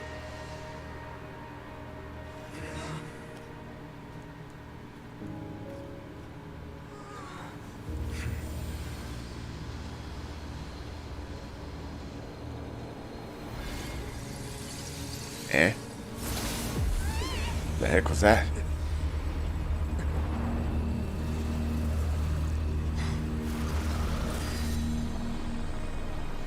Oh, Skirk and Tartaglia. I was just doing both in there. Making your presence known. Thanks for helping with the cleanup. Should have been my job, but oh well. It was just supposed to be a short private training session for me. I didn't think that my disciple and my master's pet would start brawling in the meantime. Well, actually, I had a feeling that it would happen at some point, but they bumped into one another earlier than I thought. What a blunder. I suppose I'll have to swing my sword 3 million times as penance. She's a swordswoman. Alright, remember that, people. And disciple? Master's pet. Wait. Power. Who are you exactly? Hyman has an idea. From what she said earlier, she must be Child's master. Skirk, right? Yeah. It's just that he gave us the impression that she was the less talkative person. I simply did not have anything to say to the weak. But you, on the other hand, managed to defeat the all-devouring narwhal without using power from beyond this world. Did she just low-key called Child weak? Alright then. Alright then. So you may speak to me as equals. So, who takes on an all-devouring narwhal as a pet? I have to agree. It's a strange use of a planet's primordial waters just to raise an all-devouring narwhal. That kind of power is wasted on it. It's not cooperative. It eats too much. And I have more important things to do with my time than pet sitting. The only thing that creature has going for it is its looks. So you're talking about Paimon or the whale? I'm just asking. You literally pointed out everything that Paimon has done. Our power is wasted on it. It's just not always cooperative. It eats too much. It's like, come on. Even my disciple has more important things to do with his time than pet sitting. All in all, it fails as a pet. Miss Skirk? I think you might have missed the point. The point being? Well, being that this pet almost destroyed an entire nation. So what sort of person is your master? Well, Child's master's master. Wait, is that right? Don't think about it too hard. Right. So you don't know him. Sorry, I assumed you did. His name is Sertologi. Who? Sertologi. Okay. I am unfamiliar with that name. Same. Huh. So Master isn't sufficiently famous. How should I describe him then? Have you heard of the name the Foul? No. The Foul? Still nothing? Well, how about the Visionary? Better familiar then? Or Gold Rhine-Daughter? Wait. We heard of Gold Rhine-Daughter, but the Visionary is something. That name has popped up. That word Visionary has popped up a couple of times in this quest in 4.2. So I want to keep an eye on that for personal research.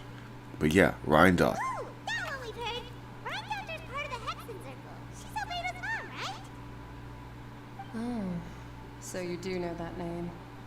To be honest, I also heard all of those names and titles from my master. I don't actually know them either. But I suppose you understand now, yes? My master is likely a similar sort to Rhine-Daughter. They are both pursuing some form of perfection. Wait, didn't you also mention a visionary person? Paimon didn't quite catch their name.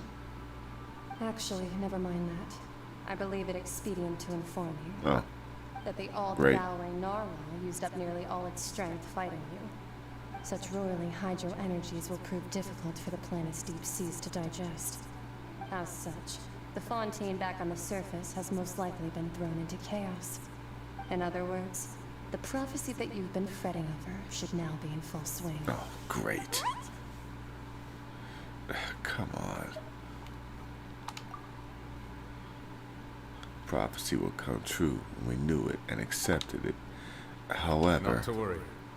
Focalor has already managed to deceive the heavenly principles.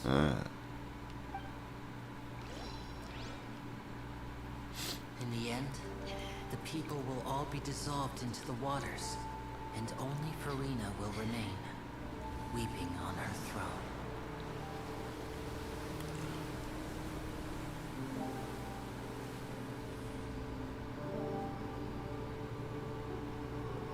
Only then will the sins of the people of Fontaine be washed away.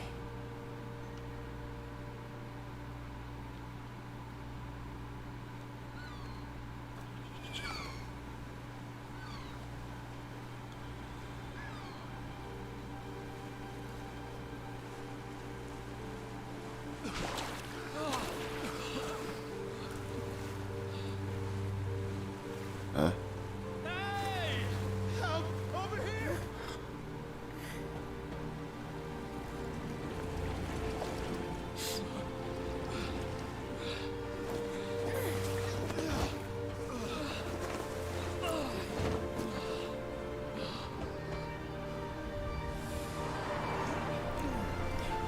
Wow.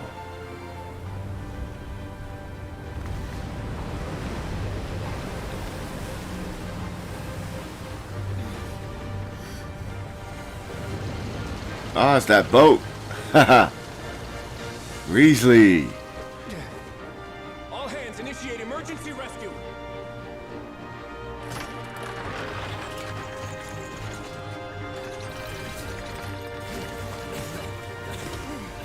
Hurry!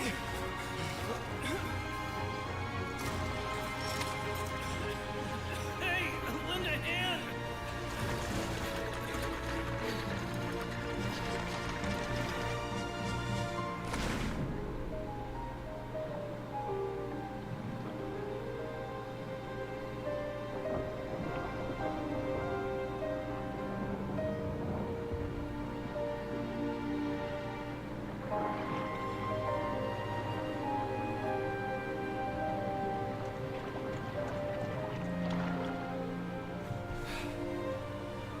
Look! The water's receding!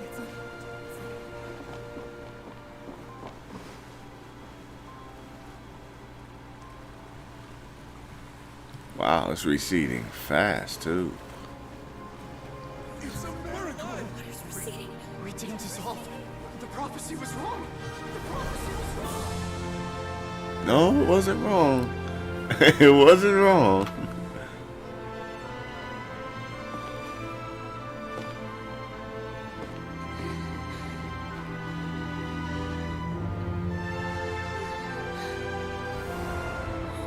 Are you right? We're saved. The prophecy was wrong.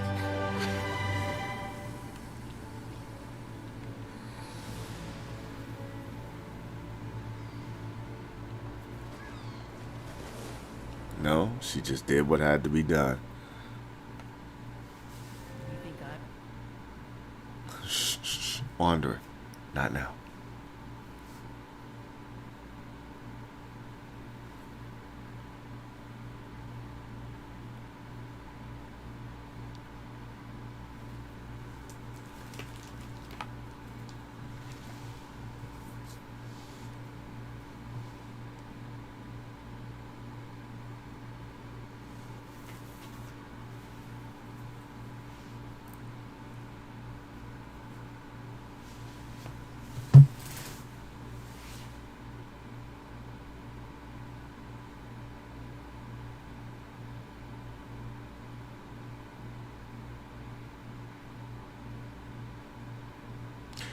I imagine the more stuff that gets added to this game, the longer the load times might be. So, yeah.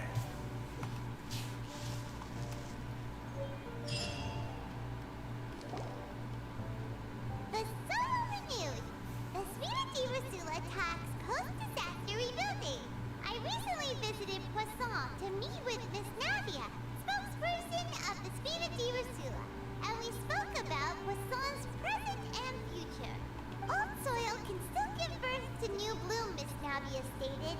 Hope is like seeing a small cookie when you're starving late at night. You just need a little of it.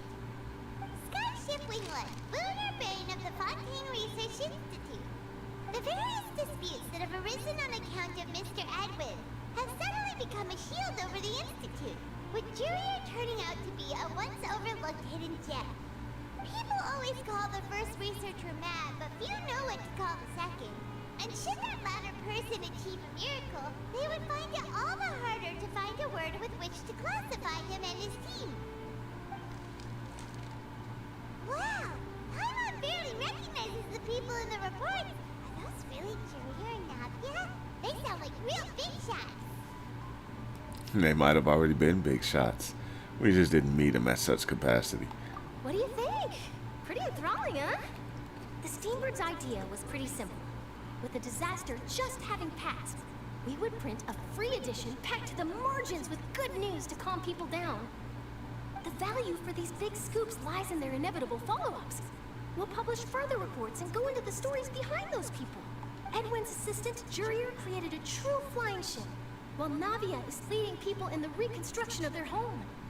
I'm sure that these stories could draw even your well-traveled eye. The articles do make me curious about how things are going to play out. I'm curious too! Wait a minute. Didn't we watch everything happen from start to finish? What's there to be curious about? About what's happening at the Exactly why end. I'd like you to come conduct interviews with me. You're the best incubators of news, if you haven't noticed. And also, with you around, I'm sure I'll get to see that Duke. Are you sure? Hasn't he turned you down several times already? Oh, this time will be different. Come on, let's head to Poisson first, and then make a trip to the fortress. There are some things you'll only know when you get there.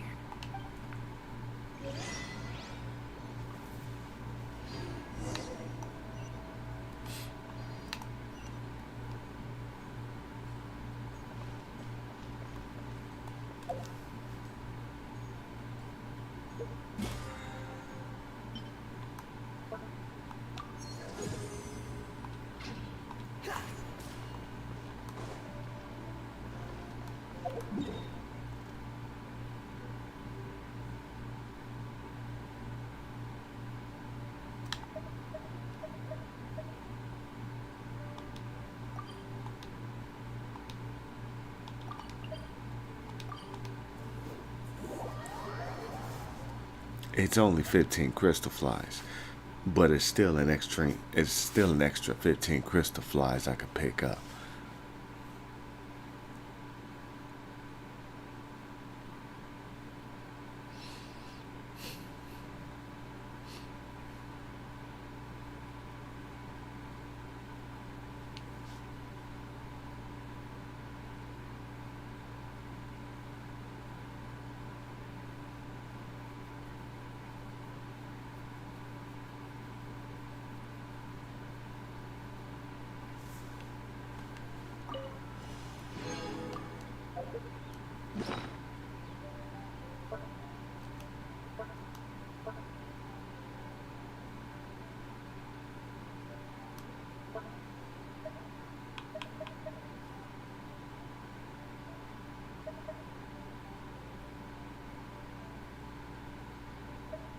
pretty sure I'll be giving this vision back to Child.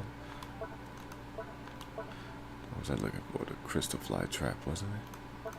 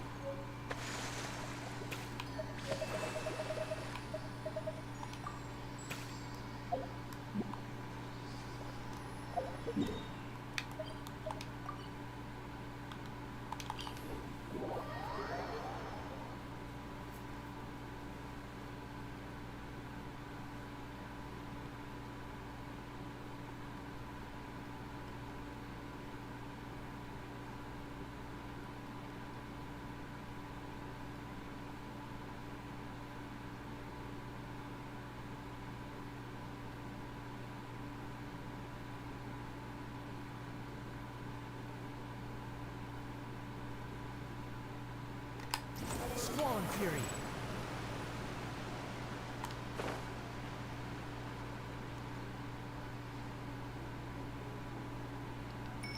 Incoming!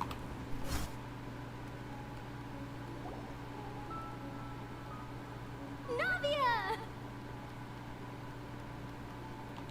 Oh, it's you. What brings you all here? Hey, we're just having a look around. Can't say hi I'm to here you? to update myself on how things are going here. Oh, the Fatui are here too. Let me introduce you. This is Mr. Garun Snezhevich. He represented the Knave in sending us a large amount of supplies, and is helping with our work. Our residents are hard at work as well. Thanks to everyone, work is progressing nicely. We've Good to lost hear. a lot of people, but we're moving forward. That will have to be enough. Hello, Miss Charlotte. I'm a big fan of yours.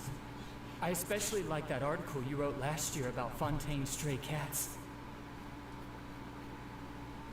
Huh. But if you don't mind, could you not emphasize our role too much in your report? It's not charity we're doing here. We just happen to share the same interests as Despina. I get where you're coming from. Keep it as simple as possible. Or would you be willing to feature as friendly neighbors? Might work. That might That work. would be fine. Thanks. Oh, you're back too. How are things? We finished laying down the construction materials. She has such a It'll be another plain hour before the face, workers are though. able to go over there. Clorinde, I mean. It's not bad, but still. It's like, Well, her reputation's greatly risen after that whole duel business with Miss Furina. So she's here in Poisson to wait out the heat. All right. She really came here to help me out. There's too much to consider in the reconstruction of Poisson. The Spina has need of more decision makers. And, well, I do already happen to be connected to Mr. Callis. Wait just a moment. Do you mind me asking a few questions? oh, come on, You know Charlotte. about how you felt before the Everything duel. is an How about interview what for it was her. like facing down a god? Everything is a scoop. Lots of exciting material there, I bet. Forget it. I'm sure you can find a better theme than that, Miss Charlotte. I see you're the same as always. Couldn't you do me a favor, for Navia's sake? Well, if we're talking about doing things for my sake, you might as well just take a few more photos of me. Or of the Traveler. It's better than wasting time persuading Chlorand at any rate. Of course I will. I'm not gonna let him off that easy. All right, then everyone who wants to be in the photo, gather up. And smile.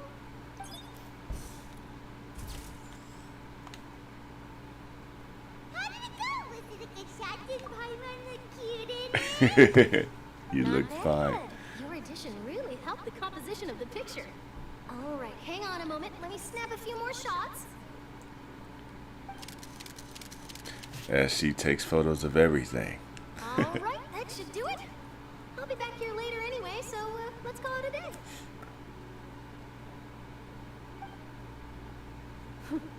You're very quick. That camera's awesome. Speed is of the essence when it comes to the news, and freshness is the key. It sounds like you're talking about a dish. I'm pretty good at building connections. Who knows? I might eventually get that interview with you after all, Miss Clarend. Wow, you really do have that never say die spirit. I'm impressed. I'll hazard a guess that this is how you got that interview at the Fortress of Meripede. Whoa, you're well informed. Let me make a guess too. I asked Sijuin who told Monsieur Nervillette, and he told you, right? That's a very complete information chain. In truth, all Monsieur Neuvillette asked me was, when did the Fortress become so friendly towards the media? I told him that it was best not to speak too soon. There's no guarantee that Ridsley will make a personal appearance. You're right. I've got to treasure every moment I have with them. In which case, I'll be making a move first. Stay safe now. And tell me if you hear anything interesting. I'll treat you to afternoon tea in exchange.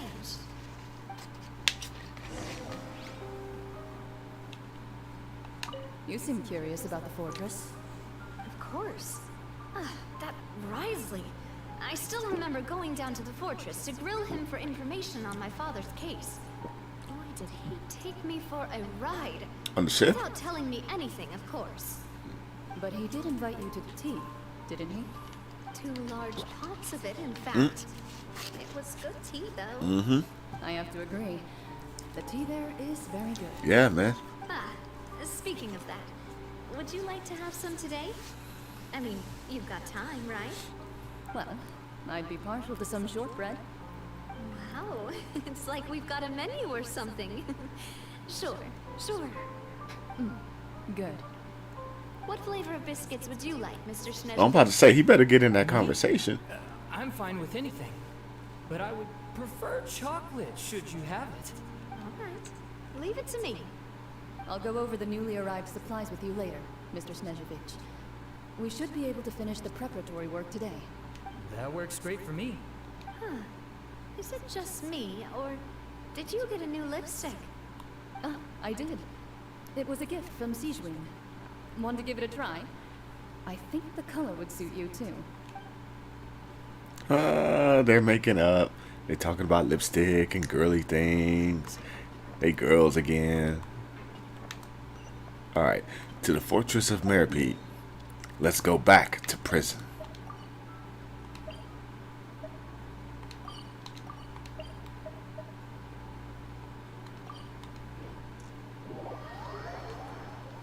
Willingly, not for any crimes.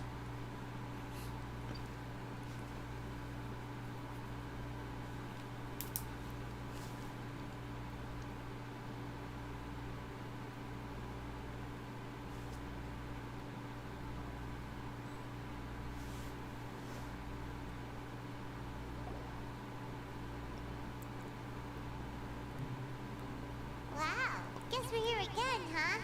There's a real nostalgic feeling to this place. I guess. Looks like you've been missing us. How you doing, Risley? Did you come all the way to the entrance to greet us? Of course.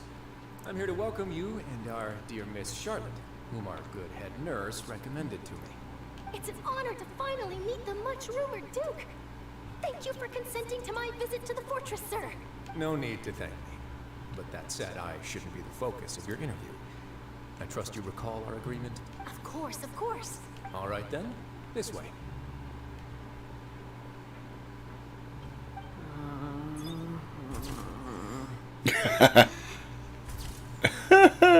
Great photos. Hey, no need to Good be smiles all I've already around. taken all the photos we need. Miss Charlotte, do these pictures really need to be published on the cover of the Steambird? It would seem that Miss Lorvine doesn't want her face to appear beside that of Mr. Jurier. Sir, please don't say things like that. But it looks like dear Mr. Jurier denies it. Might this interview be very important to you then? No, I just... This is my first time being interviewed, and I'm very thankful to the Steambird for... Now, I might not look it, but I actually did meet Mr. Edwin once. And I'll be honest, I enjoyed chatting with you more. You've definitely got more of that genius vibe going on. Oh, she knows how to talk. It brought about a miracle, the ark that saved the people. Why, you recreated a myth back there. Look at the traveler's face. He just knows that she's feeding him. She is feeding him like we feed tanks in Overwatch. Oh my god. Still, if I might ask, where's that flying ship now? Huh. Looks like Charlotte's trying to get herself another exclusive... Always on the clock. I have to apologize, but that ship is presently in the bowels of our factory. I'm afraid it won't be easy for you to get a shot of it. Really? Well then in that case, could I have an interview with you to make up for that loss? Told you. She knows how to squeeze them opportunities. You already know my answer, I'm afraid. Best you interview our head nurse instead. Or perhaps you'd like to take another photo of this couple of researchers?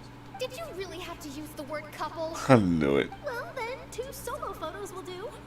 Is my hair messed up? Please, someone help me have a look. Things sure are getting pretty lively here. We've seen this kind of thing before. Oh, seems like everyone's here.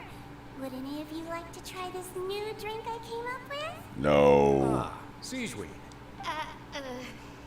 Hey, Miss Charlotte.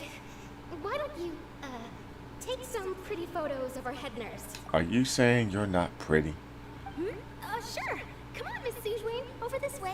Let's find a brighter spot. Huh? Oh, sure. Do I have to smile? Why wouldn't you? So, how have things been at the fortress? Lively, I guess. Same old, as you can see. Fontaine's undergone some changes, but this place is still more or less the same. Other than that flying ship, it got a tad too much attention, I think. What else could it be? That's why I decided to let the interview go through. We should direct more public opinions toward the behind-the-scenes heroes. Am I right, Mr. Jurier? Miss Lurvine? You're too kind, sir. I believe that you too should have your day in the sun. Not that you would want that, which is a pity. I'll just leave the spotlight to you two. You walk with Risley for a little while more and share the news Lots from of things above. happened that day, huh? Anyway, regarding that Harbinger, I'm not sure you remember, but his 3 young followers are still waiting for his return. Oh, yeah. You sure did win them over, huh? I'll tell them that there's good news and bad news. The good being that their boss seems fine, and the bad being that they must face extended sentences for abetting his escape. Oh, actually, what about you? Are things gonna change for you too? What change can there be? The fortress will keep chugging along, and so will my duties. As to what Miss Furina's departure will mean for the nation, and if our laws and governance will be transformed, we'll leave those to the folks in the overworld. Hey everyone, the photo shoot's done. Good. In that case, let's call it a day here. Thanks for your cooperation. Come on, Traveler, let's go. Till next time, everyone. There'll be a next time? Maybe. Who knows? I might write a story about the underwater factory next time. Until then. She just doesn't let it go. Stop the docks.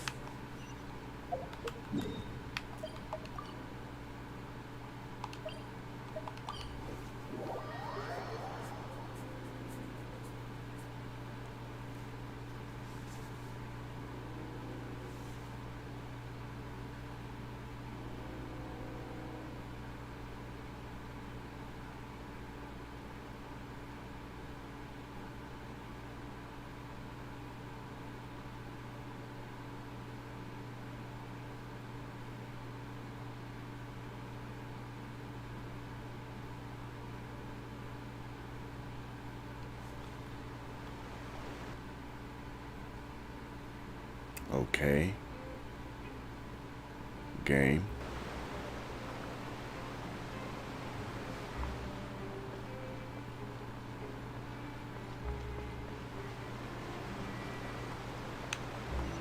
Oh, I have to go downstairs. Oh, lovely. Quit following me.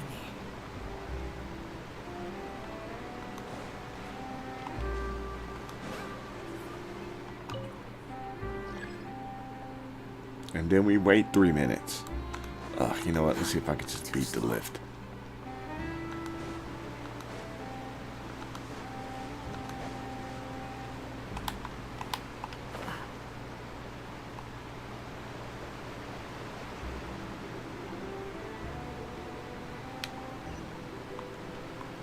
Further down? Oh, it's way down there. What the heck? Screw that lift.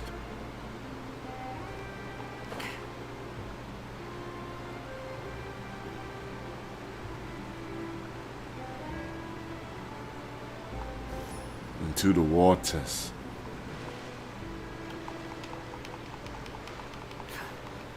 There we go.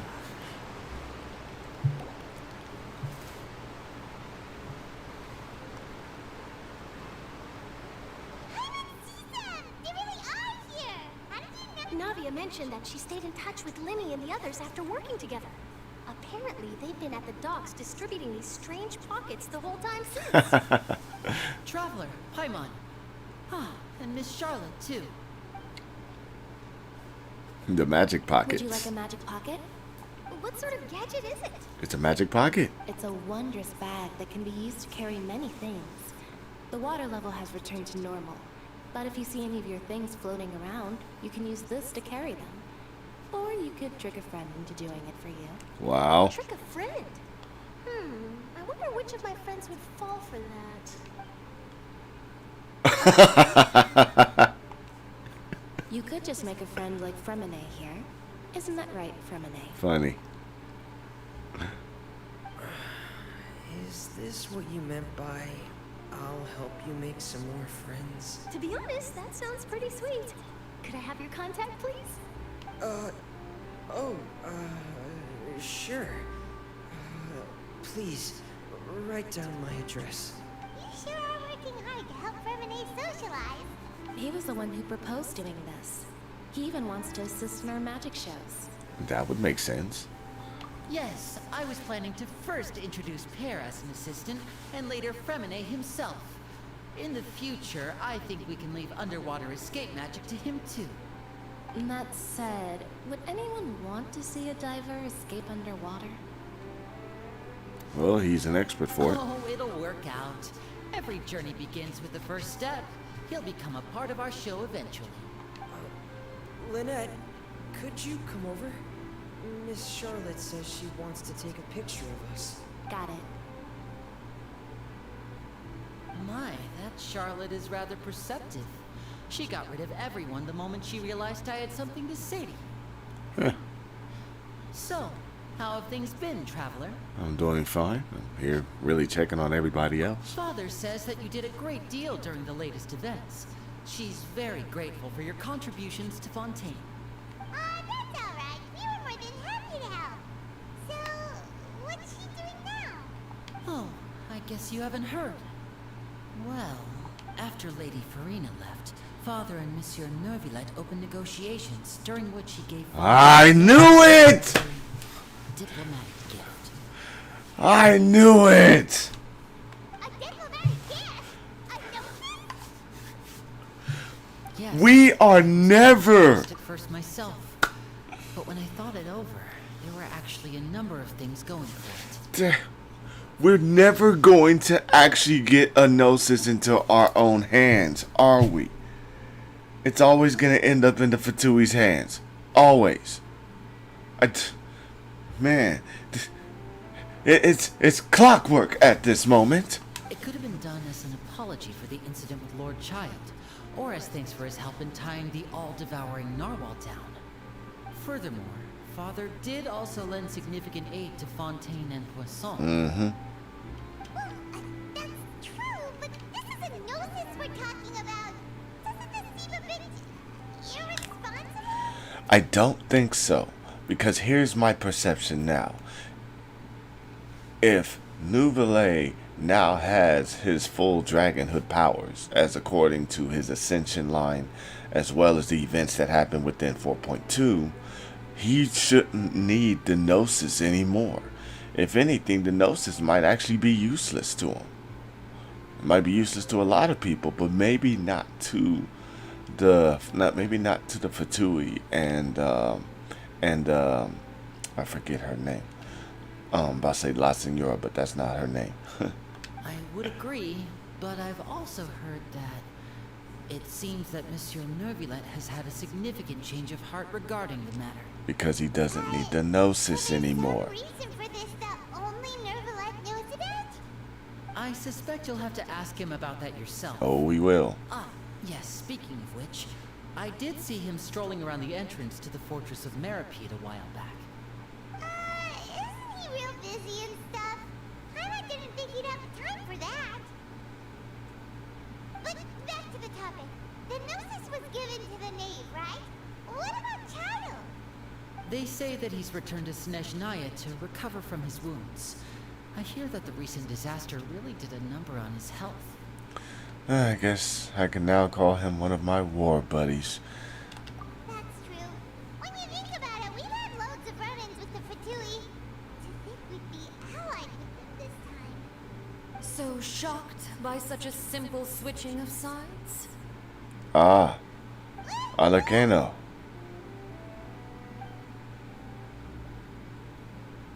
Father. Well, what do you know? Come to the docks to see how my children are doing and meet the traveler by chance. Please do not pay my accomplishments in Fontaine too much mind. I would have done them regardless. Are you going to take the Gnosis back to Snezhnaya? That is our duty as harbingers, yes. Don't be too preoccupied with science.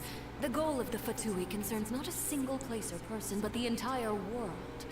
With such a grand goal in mind, it is inevitable that we must wear many masks. Switching my masks is something I've always done. I'm guessing you're keeping your position? Well, that depends on many things. No one truly knows what the future holds. What good is honesty if you can't rely on it forever? I just realized she's I actually very quite much look forward stacked. to our next collaboration. Good things cannot be achieved alone, and you've proved yourselves to be great partners. Actually, I just remembered. Could you deliver this for us? I knew it. His vision. A vision? All right. I'll remember to return it. Thank you for keeping it safe for him this entire time. And that's a wrap for me. Huh? You're... Greetings, Miss Journalist. Hello. If I'm not mistaken, there are diplomatic channels I'll need to report to take a photo of you. For real. That's correct. So forgive me, but I will not be able to serve as a subject in your article. However, feel free to write as much as you'd like about our dear magicians and our upcoming rookie talent. I will. The sea breeze is quite pleasant. I shall continue my walk while the weather remains so agreeable. Farewell. Uh-oh. What's going on now? Farewell, Father. Oh, she has such an intimidating presence. I didn't even dare to take a picture. Thankfully, I've already wrapped up all my pre-scheduled interviews. Thank you all. This'll be more than enough for me to write about, I'm sure. Don't be too nervous. Why don't you take a magic pocket before you go? Here, traveler, Paimon, you take one too. Man, give us a magic pocket and make us expand our inventory more. Please. That's right. Funny. I was giving out magic pockets when we first met too. And what do you know? I'm doing the exact same thing right now. So many things have happened, but the pockets are still the pockets. I guess this must be life. We will all follow our own paths, and serendipity will lead you to your fated friends. All right then. We'll be handing out pockets in some other districts later, so we'll get going now. Have a good day, you two. Well, guess we sent Charlotte off. Shall we go see what Neverlet's doing? As long as he's not so busy that he doesn't have time to chat anyway.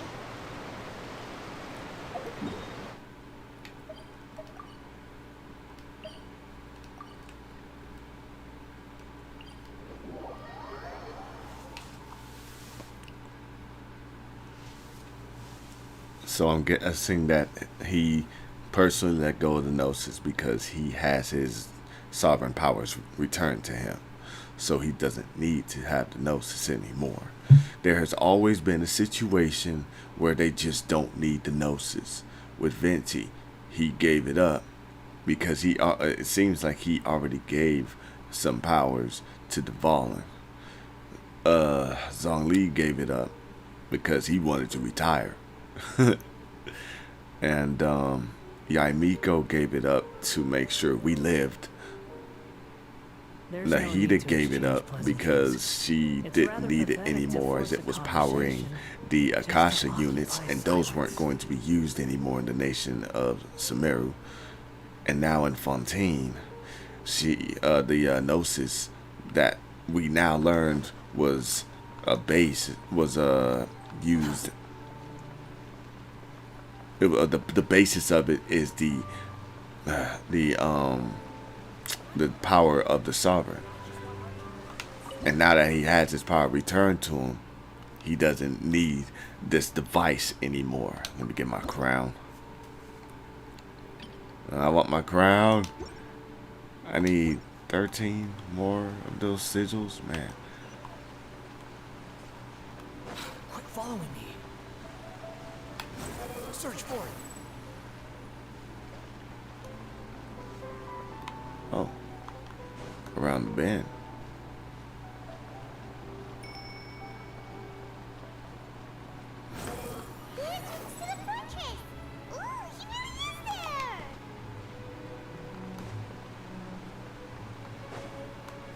How you doing, Ludex?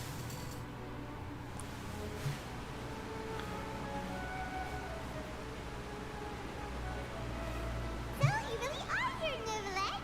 I didn't think you were going to have free time this hour of the day. Really? Oh, I suppose you must have met Mr. Linney. He took the time to greet me earlier when he passed this way. In any case, you came at a good time. I was just considering reaching out to you to set up a meeting, so I may explain some things that I haven't had the time to before. Aw, I'm glad that you remembered. Thank you for keeping us on your mind, what with you being busy and all. Alright, let's have it then. How was Fontaine actually saved? The whole business is still quite the mystery to us. Yeah, that's true, because technically the traveler didn't see what actually was going on. He just saw what was going on as far as what was in. He saw the inner Furina, not necessarily the truth of how Fontaine would be saved and how it was saved. It is strange how words can often leave a bitter taste in the mouth when it finally comes time to say them out loud. He tells me the truth concerning what he saw that day. Folklores deceived the heavenly principles and used Furina's endless performance to save Fontaine. So that's what happened? I only saw Furina's part, exactly. He was only able to see the stage play of Furina's side. Lord destroyed the divine throne of the Hydro Archon and restored your power to you, transforming you into a fully fledged elemental dragon sovereign. You're a big boy now. Quite get what you did to save the Fontainians from dissolving. For me, the authority of the ancient dragons refers to absolute control over the hydro element. Fontainians were incomplete humans born of Egeria's use of the power of the primordial sea, with constitutions similar to that of mimics. But so long as those primordial energies remain within them, I could use the ancient dragon's authority to grant them a true blood, after the fashion in which life was first brought into being on this planet. In other words, when I gave my verdict, Fontainians became true humans, and thus would naturally no longer be dissolved by water from the primordial sea. Oh. Fussalar must have counted on you to make that decision as well. Yes, she did. The key to making the prophecy appear to have come true while saving everyone. You could say that at that moment, that the Fontainians were finally truly born. Yeah, and in a manner of speaking, Fussalar finally managed to fulfill the original Hydro Archon's wish to turn Oceanids into real people too. You still have It seems something to from your say? expressions that you still have more things you wish to ask. Of course. Bring up that list. Ask away. I will tell you the truth as I know it. Alright. So let's go in. I would go in order, but man, I want to know about the Gnosis. Oh, that's right! They say you've given it to the knave as a diplomatic gift or something! Leaving aside their intentionality, the two Fatui Harbingers have indeed done much for us during this crisis. Their sole remaining goal in Fontaine, at least at this point, would seem to be the Gnosis. The Oratrice has ceased to function. The Hydro Archon's divine throne is now no more. And I do not need the Gnosis's power. As such, it has lost all meaning for Fontaine. If the Fatui have impure designs, we might as well accede to their request now, and avoid unnecessary conflict. What complicated considerations? Paimon thought you were just giving it to them out of gratitude to the knave and as an apology to Child. Ask away.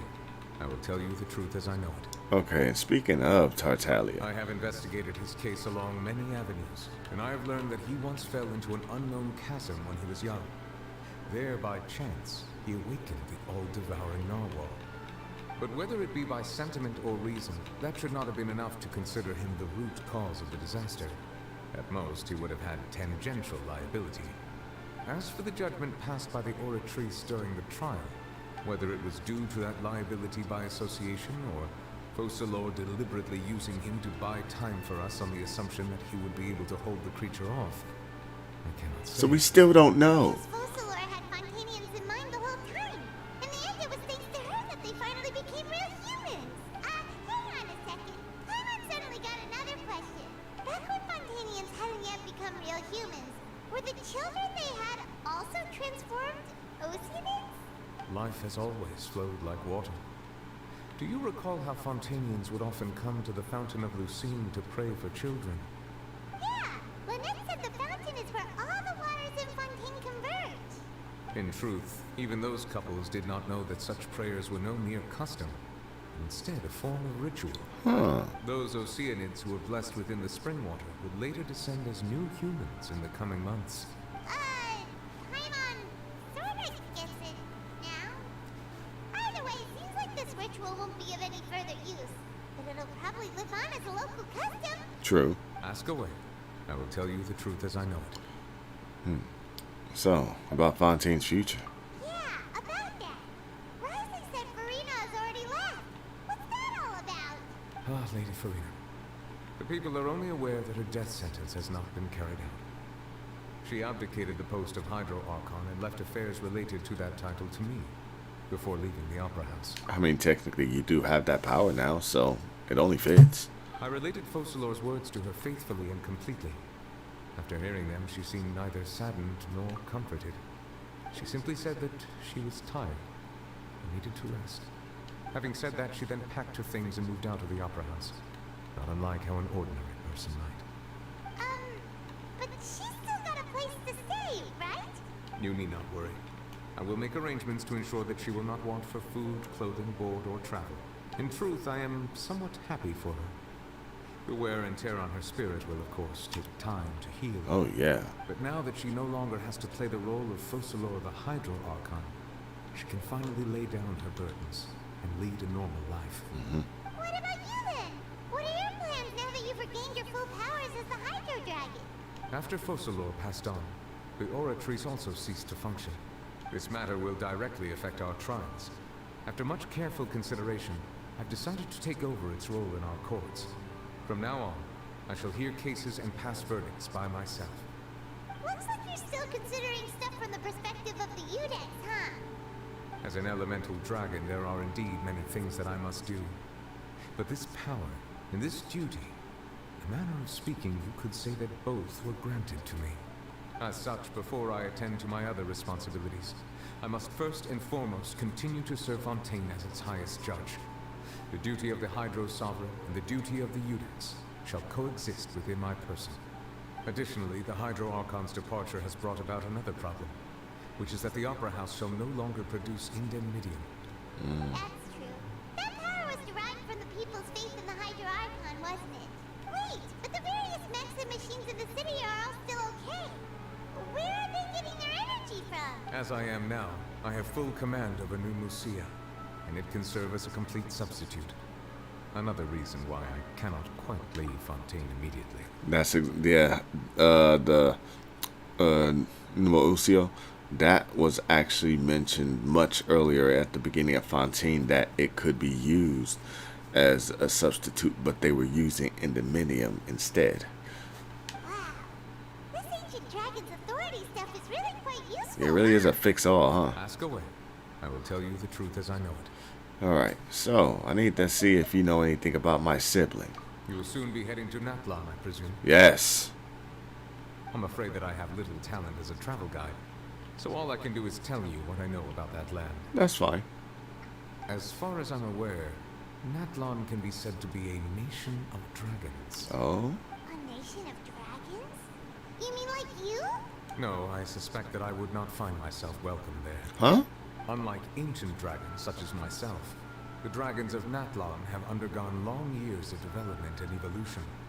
Large numbers of them have entered a form of coexistence with humanity. So why wouldn't you be welcome Natlan there? is also the nation of war. War ravages those lands like an undying flame. There is one other piece of information I got incidentally from my negotiations with the Knave that I believe may be useful to you.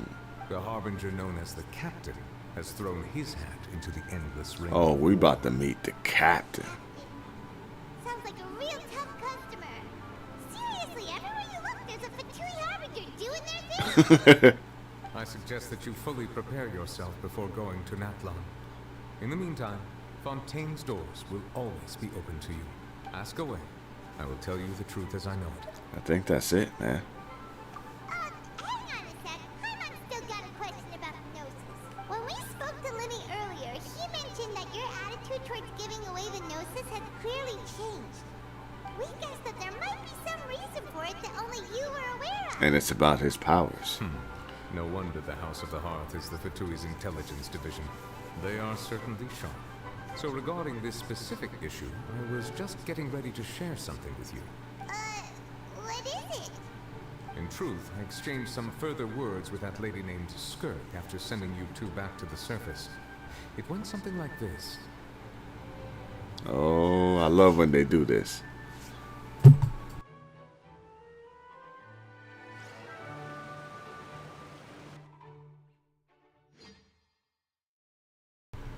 I mean, not taking forever to load, but filling us in on information that happened out of our reach, out of our line of sight and ears.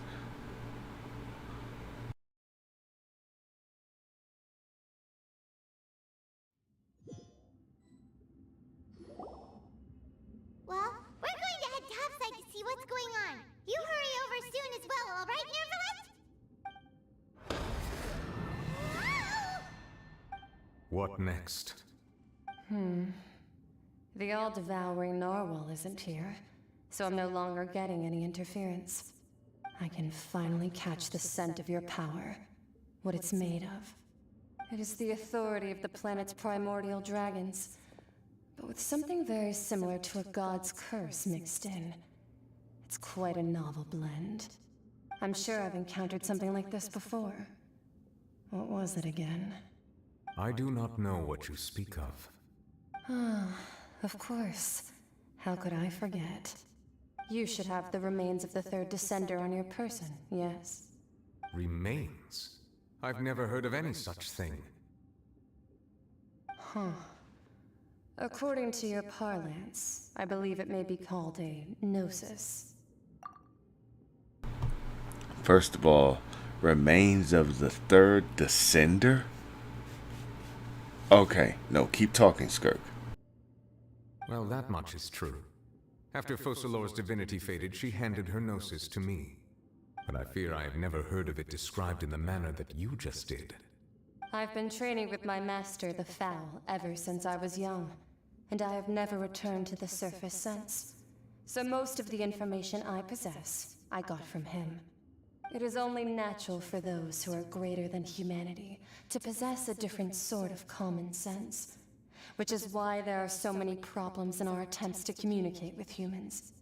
Regardless, you should probably get rid of objects of misfortune to prevent any disasters from befalling you. To live in itself is a blessing. But once a person dies, The bonds he once had with this world shall all turn to curses. What do you mean by that? No need to fret. These are just my personal thoughts. And my reason for no longer wishing to return to the surface. This third descender you refer to, who are they? And when did they die? Master never mentioned them to me. Perhaps it just wasn't that important for me to know. If you're interested, though, I could ask him. I'll be sure to pass the answer on to you next time. Next time? You believe we will meet again? I do. Wait. I have a disciple of my own, don't I? He can be the messenger then.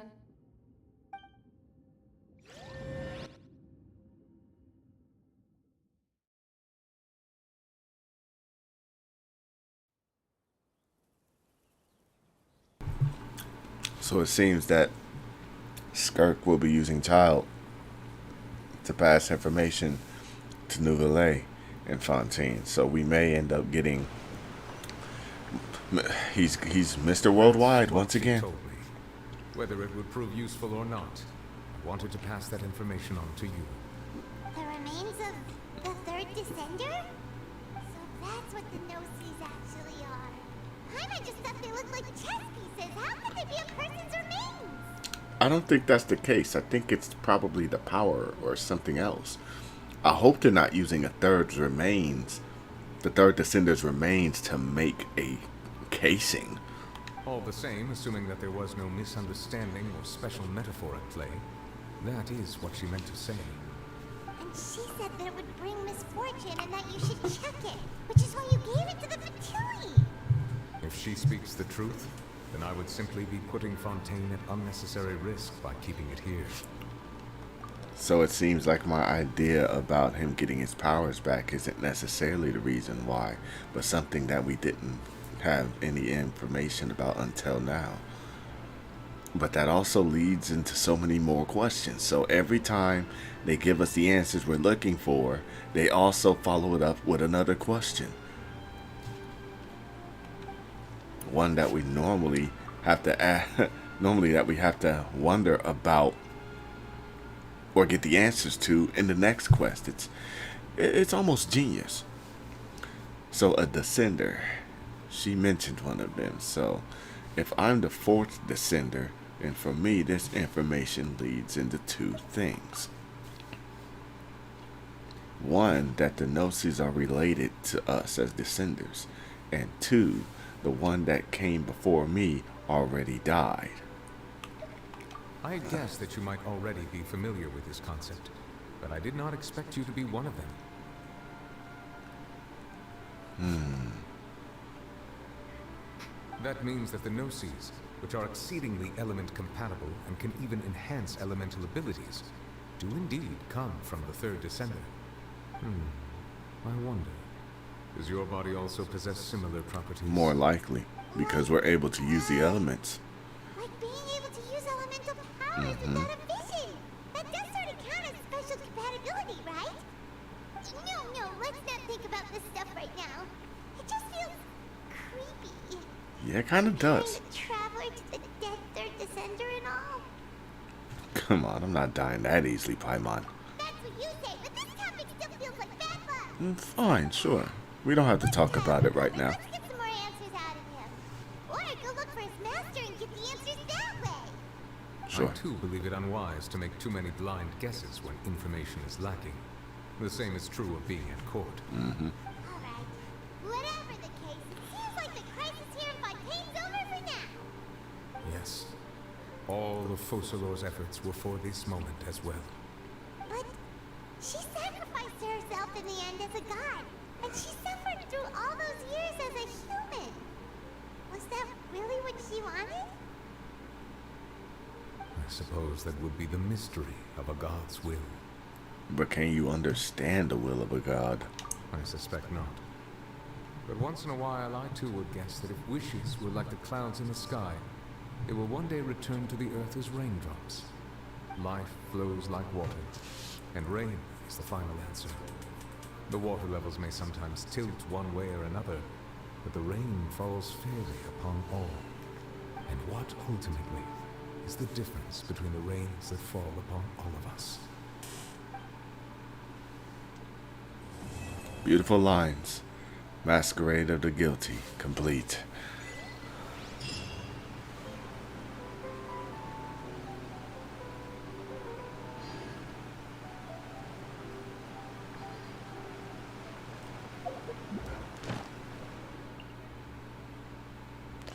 Alright. Now that that's done, I think now is the time to start working on my characters. Well,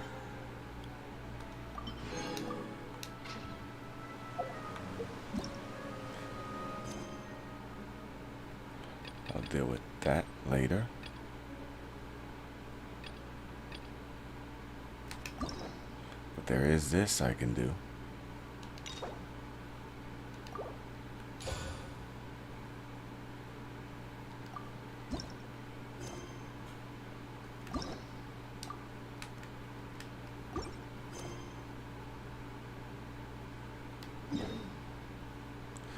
We'll deal with that later. Right now, let's work on our characters. We just got Furina and Baizhu. So let's get my rewards for this.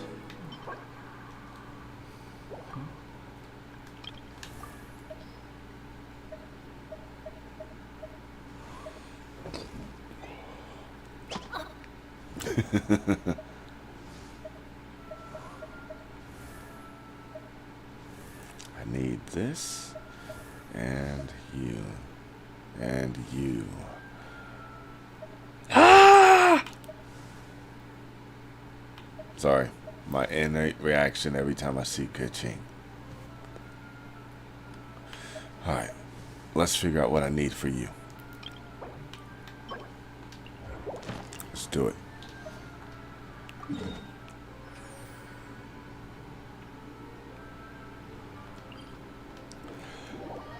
Hope he's not going to be too difficult to deal with.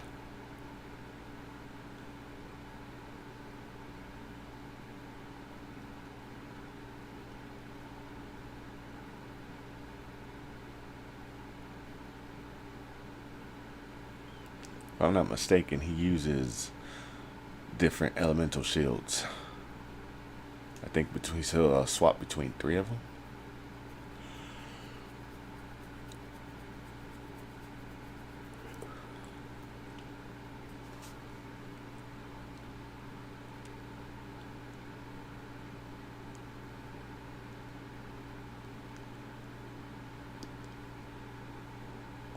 Well, either way, I'll need to manage my resin between both this boss down here. Yeah, I have to manage the resin between this boss as well as the other one that I'm going to need for Furina. How do I get there?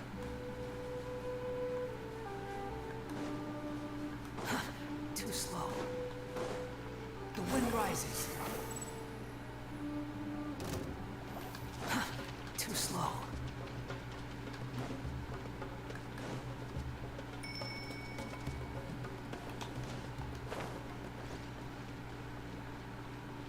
Huh?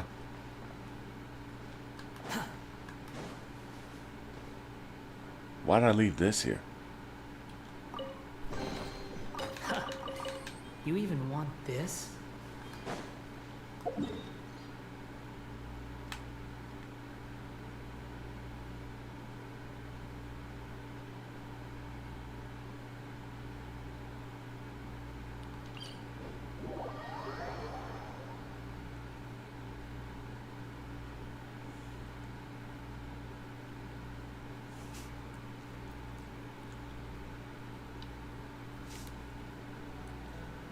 Squall and Fury.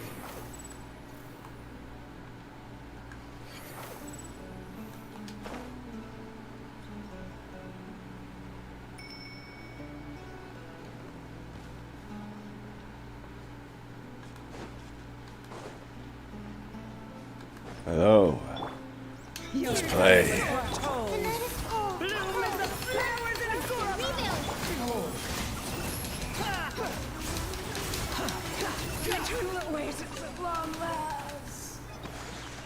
For your sins.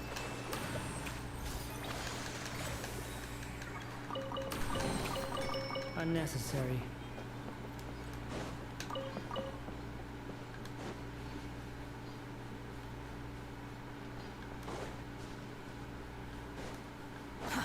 Too slow.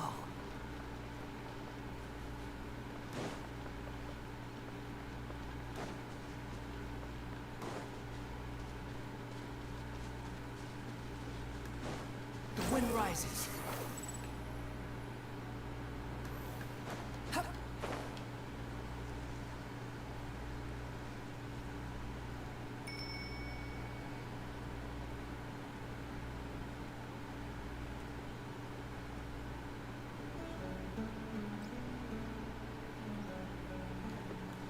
Quit following me.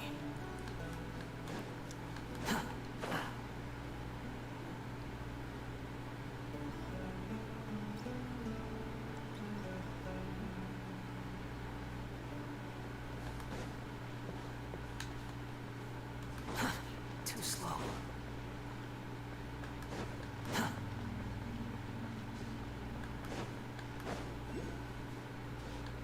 Ah, here we are.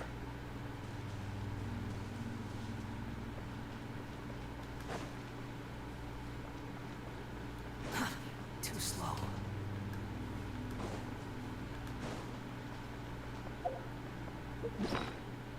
Do I have enough?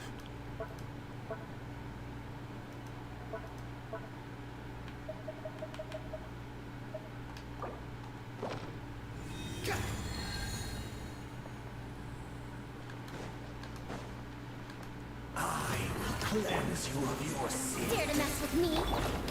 My guiding star. Salvation is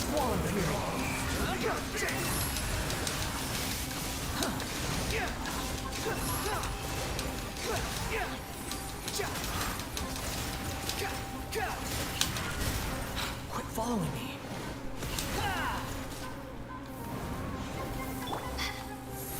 Don't be scared. Too late for regret.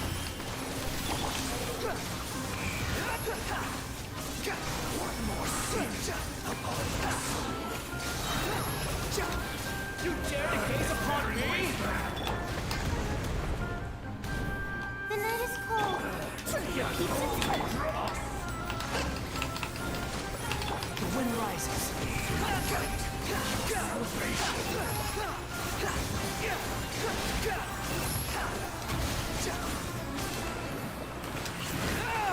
Not now. No sense of respect. We'll see about that. Allow me.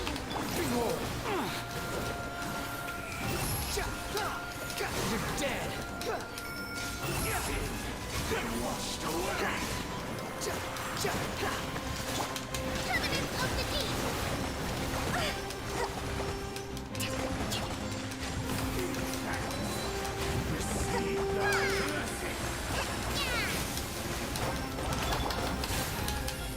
My guiding star is cold.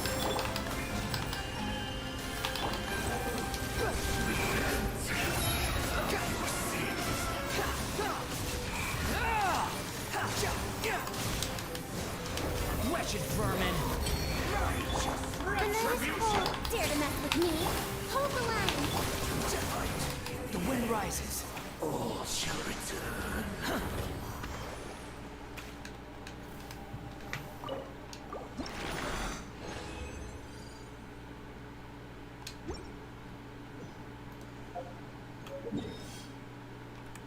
Now, what do I need for Furina?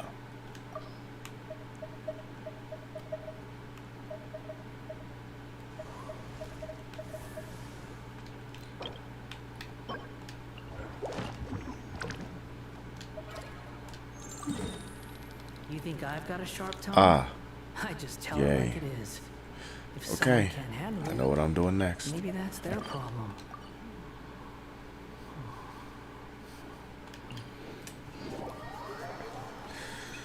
Alright, time to unlock this boss and start farming for Furina. Hopefully I'll find some of her materials around.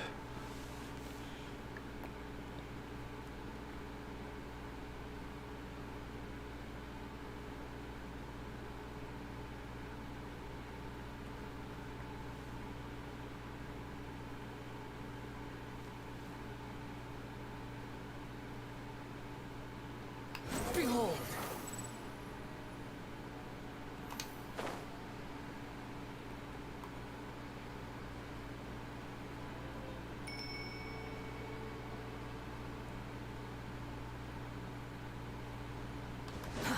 Too slow.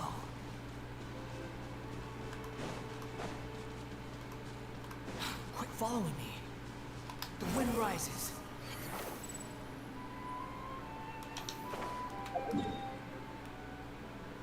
Alright, on the right track.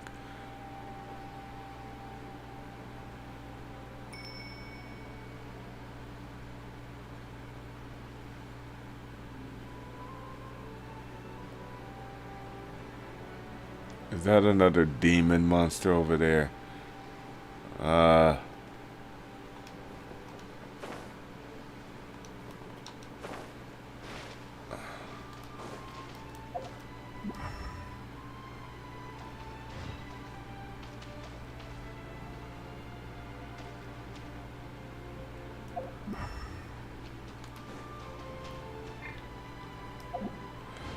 Let's give it a shot. Gears of the storm. My guiding stars. Stars, shine, rest, and rebuild. Squall Fury.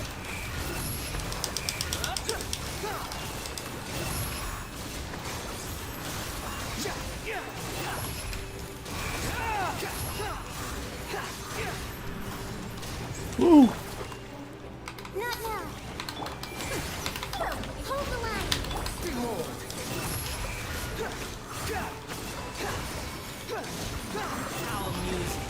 Falling. Oh my god!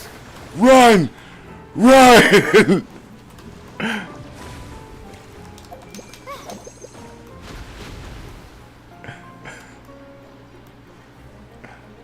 I'm sorry. Leave me alone.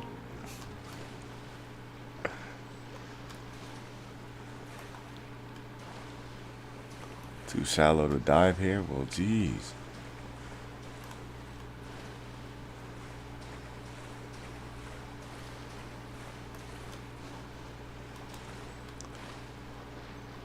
Where the heck is it?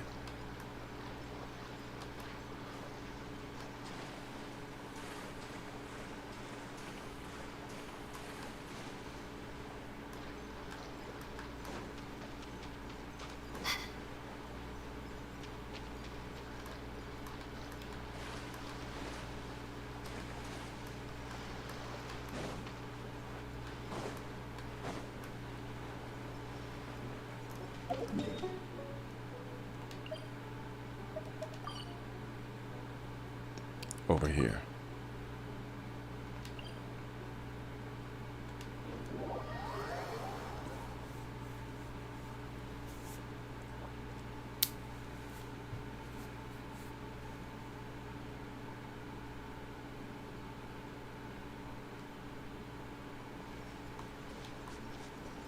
Oh. I could have sworn I had that already. Oh well. Oh, well, I'm gonna need that though.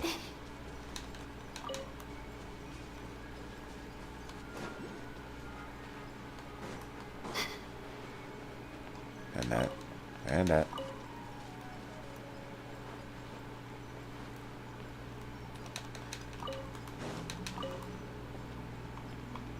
All these barrels is gonna be pretty easy to get.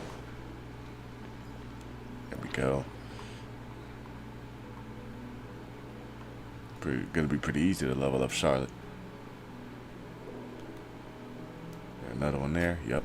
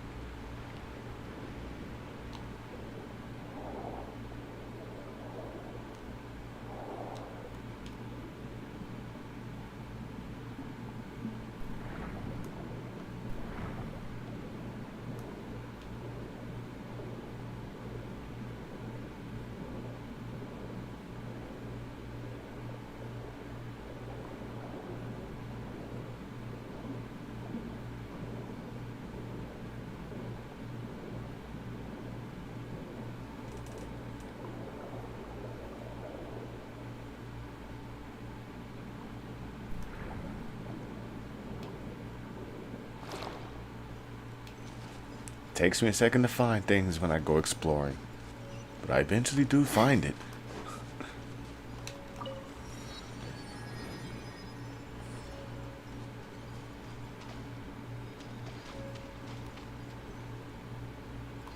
Well, here we go. Too late, Bird. Don't be scared. My guiding star. Squall Fury.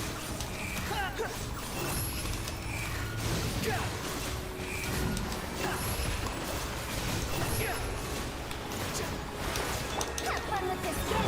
The night is cold.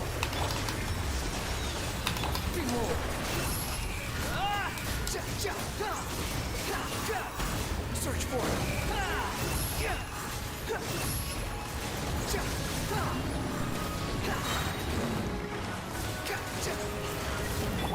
My guiding stars. Home. Mine to command. Squall Fury.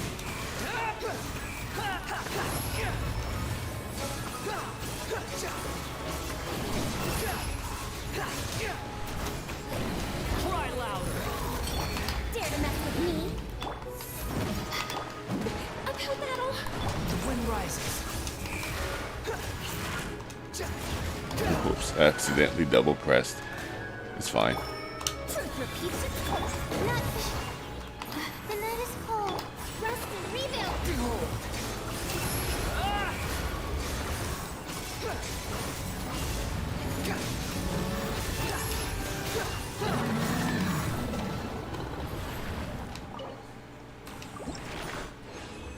Interesting, boss.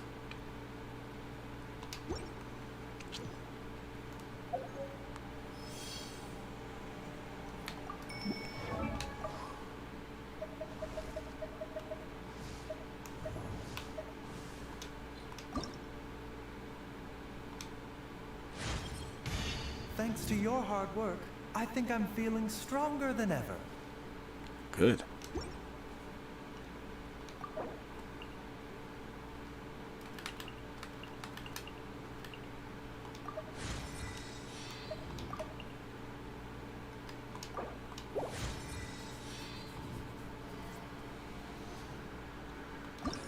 How many more do I need? Oh, I need more of these. I could get those out of the Stardust. With these, I need to get more of those. And Furina. Ah, that.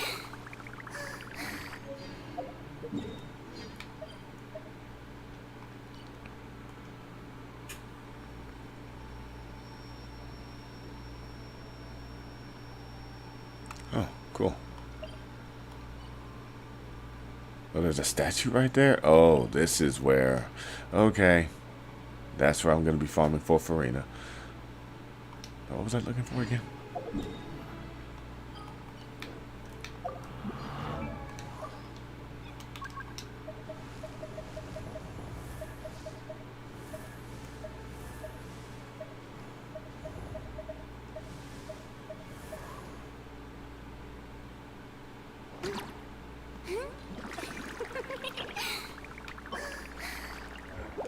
That's where I am.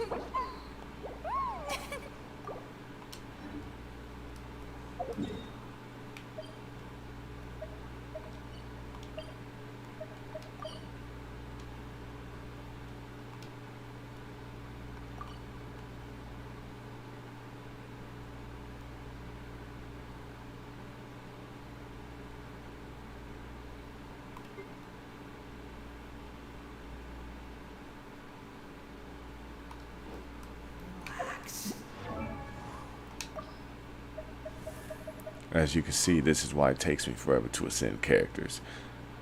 I forget everything the moment I take a look at that map.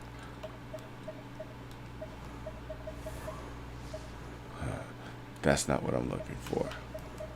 It's you.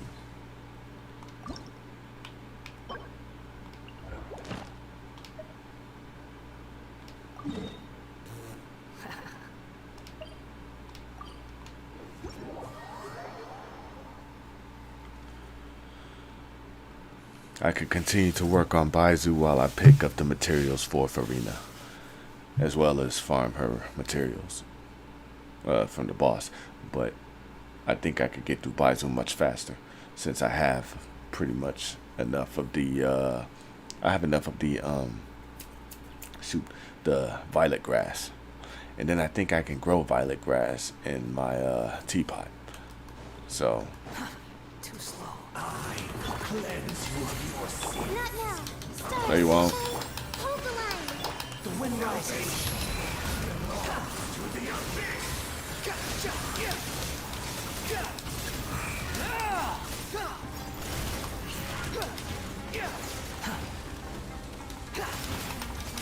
My guiding stars.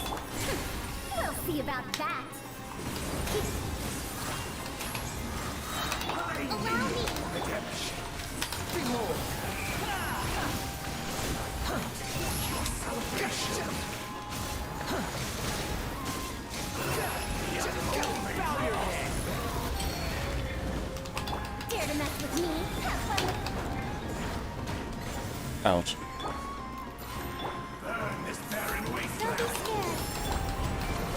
Squall and fury. One more secret of your soul.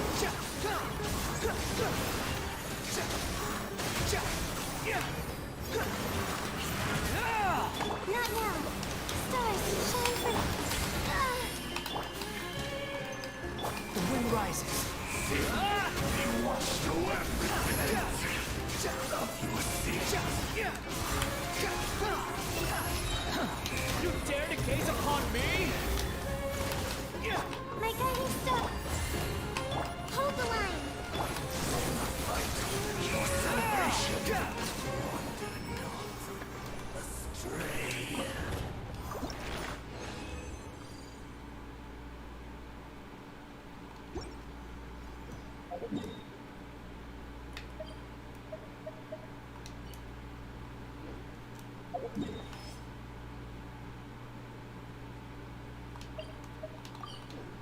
I guess you can only highlight one boss at a time.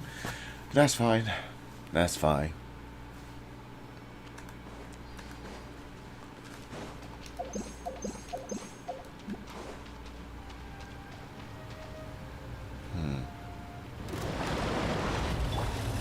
How you doing, big man? The night is cold. Rusty, read it.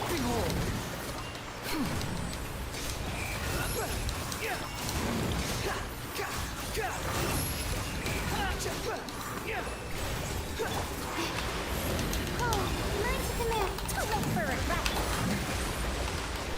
The wind rises.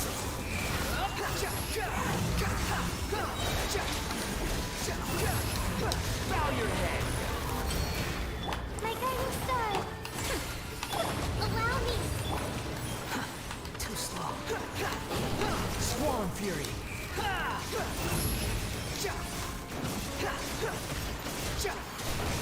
I'm used to this. Too late for regrets. Gears of the storm. Stars, shine, rust, and rebuild. Behold.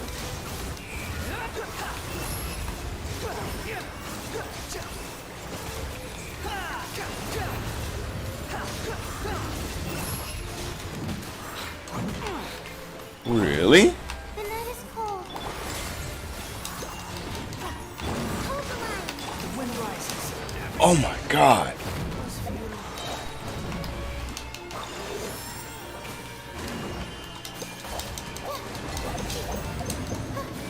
Squall and fury. Search for it.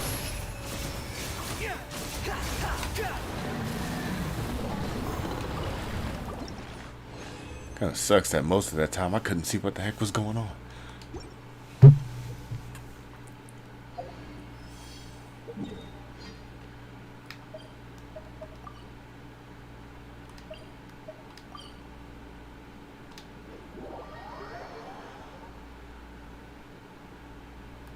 Oh, it's not back yet.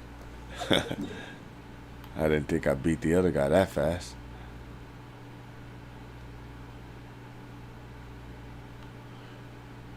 So I need this and this.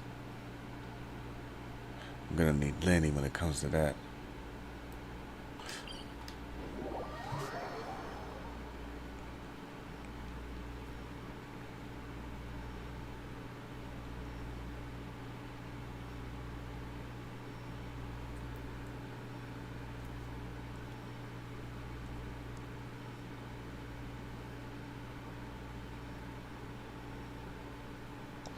I might have to put on a YouTube video to find out where Furina's materials will be.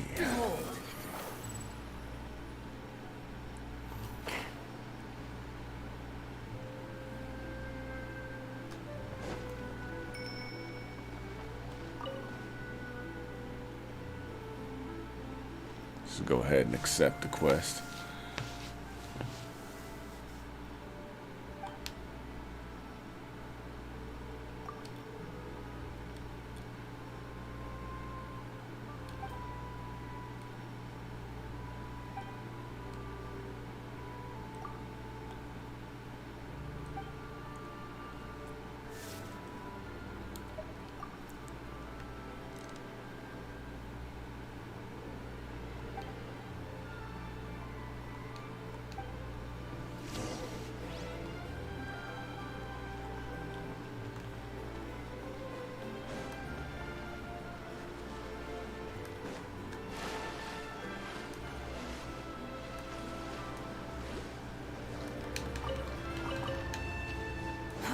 Too slow.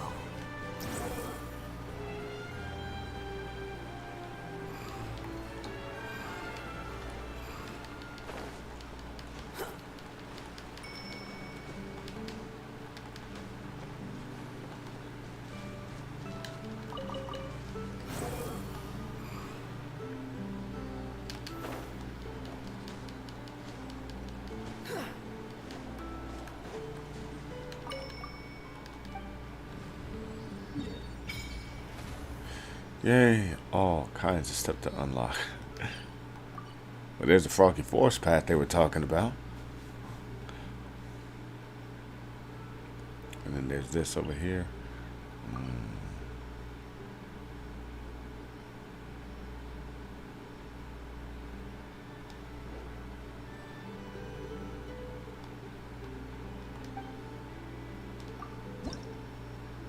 Yay, one. Alright, I think I'm gonna need Lenny.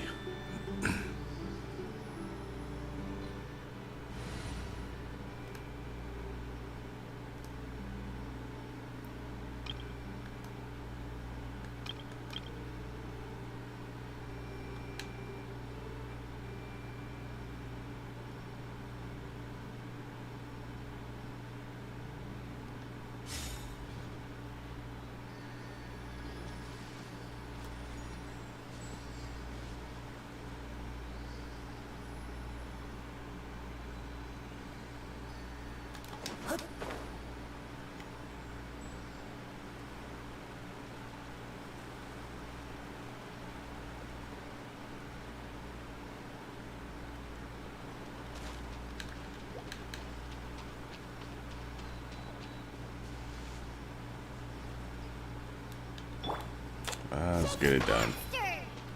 You hit the rock, Diona. Let's get it off.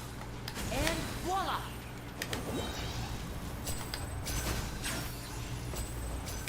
Oh, is that? Ooh, nice.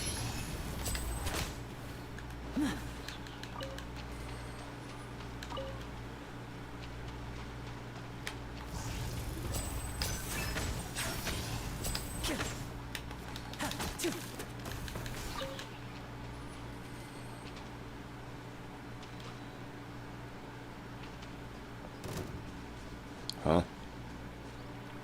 Oh, you saw me. That's cute.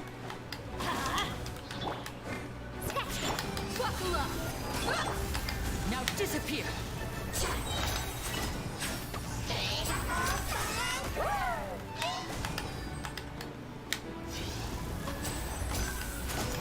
Let's get this show on the road.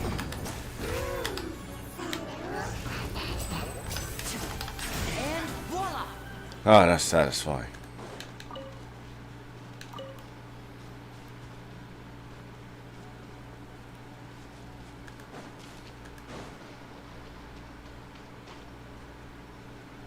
What are these?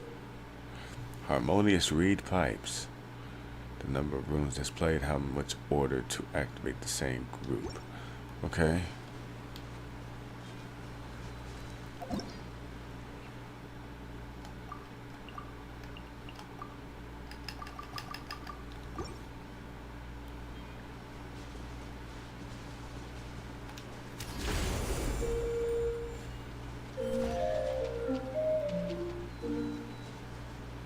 That's actually kind of cute. And now I'll make it all disappear. Just kidding. What is this?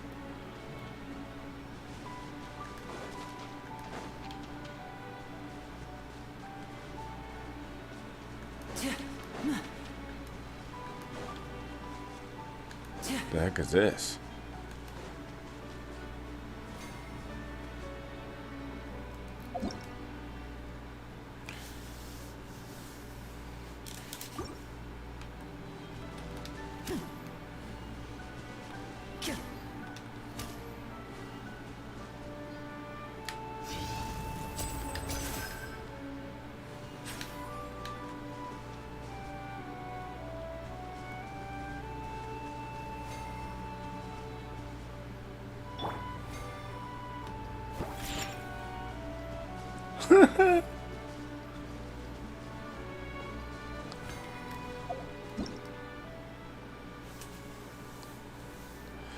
Receive energy from octopus and convert into store energy fired into the how.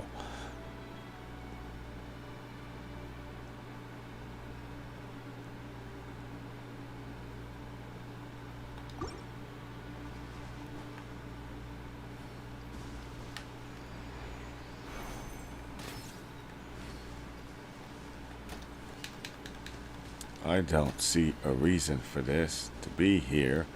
I don't get it. They didn't explain it very well. Do I have to shoot this here or something? Oh, that's oh. The heck.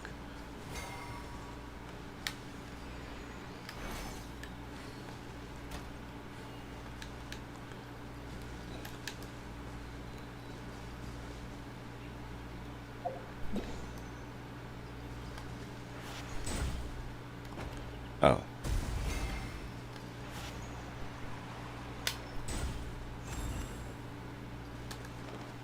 That's weird.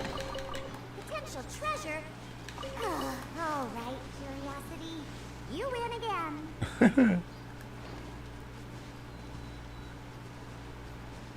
go, let's go. Think you can bully me? Everybody stand back! Look alive!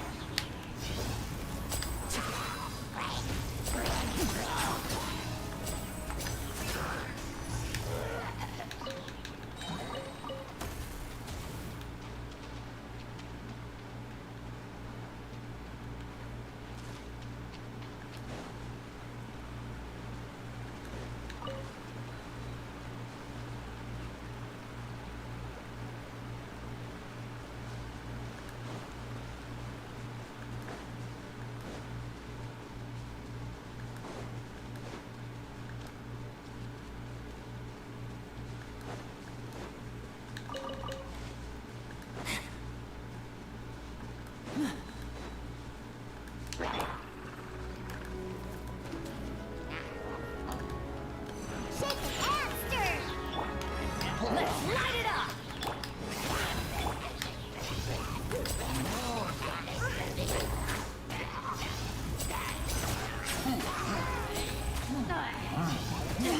Stay calm, stay calm. The heck?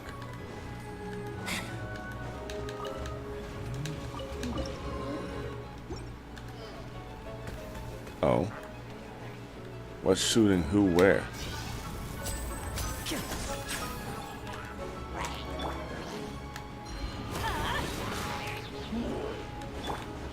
Let's get it on.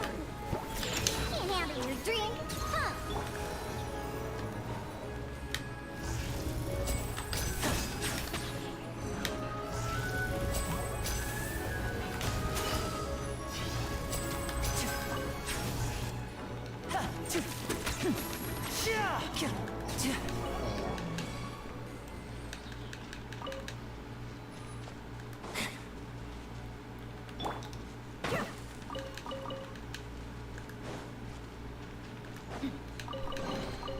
I call dibs.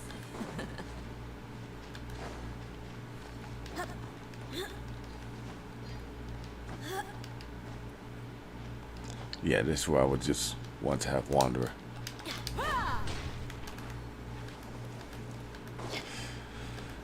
Yeah, I'm gonna look up a YouTube video for that stuff. In the meantime, back to him.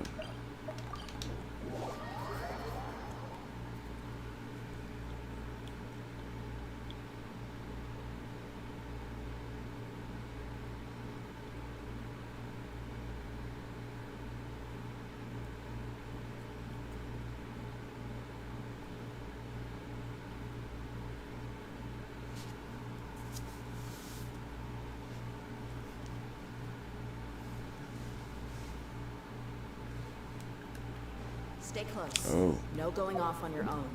The desert doesn't take prisoners.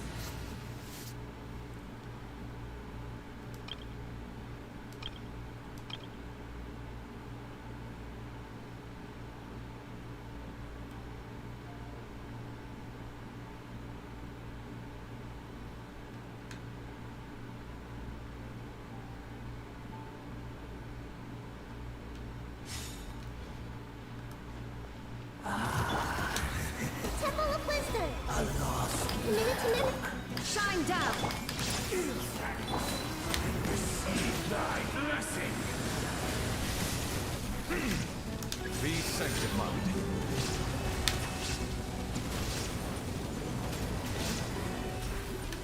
Settle down.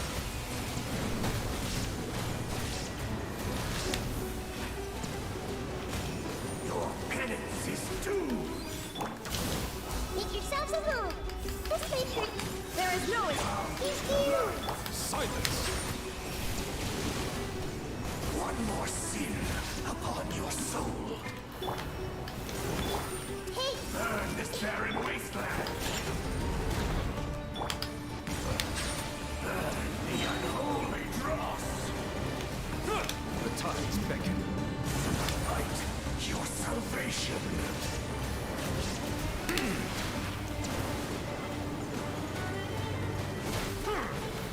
Shine down. Minute to memory. The Temple of Wisdom. Sin I'm around. washed away.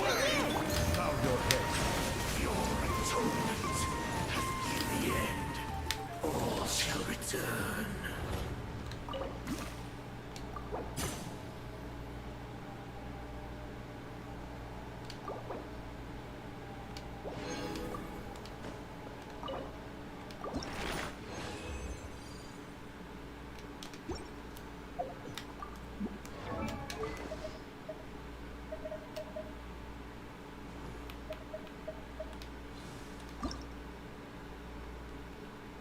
Ah, right.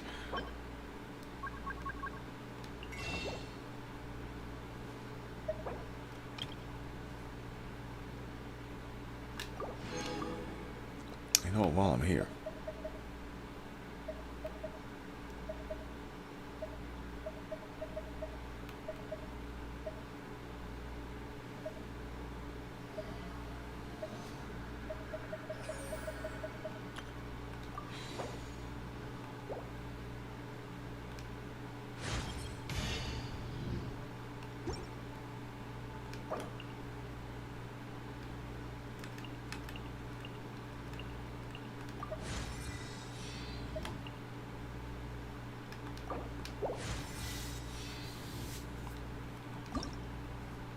all right, 6 more of those. Okay.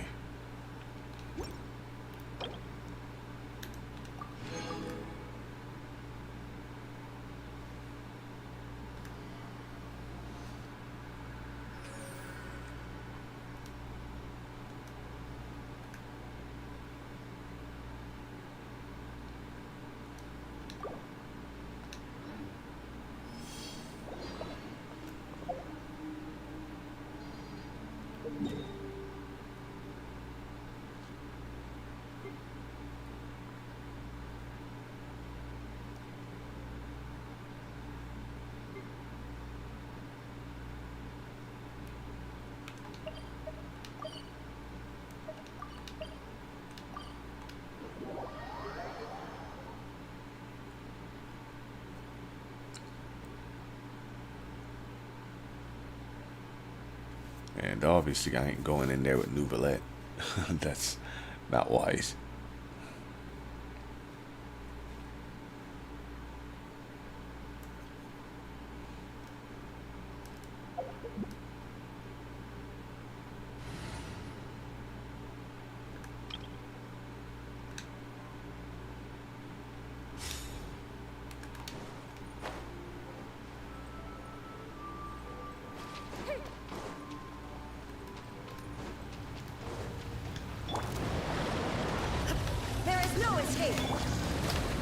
keeping pulling me?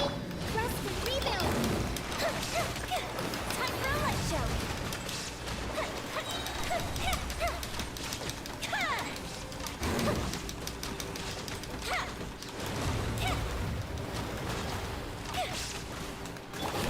Shake it and stir. Inazuma shines eternal.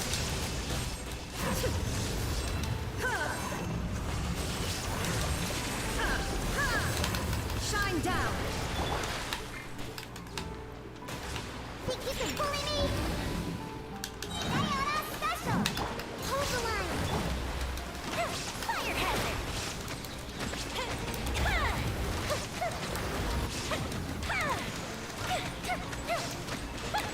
Objective retreat. Illusion Shake it and. Time for a light show.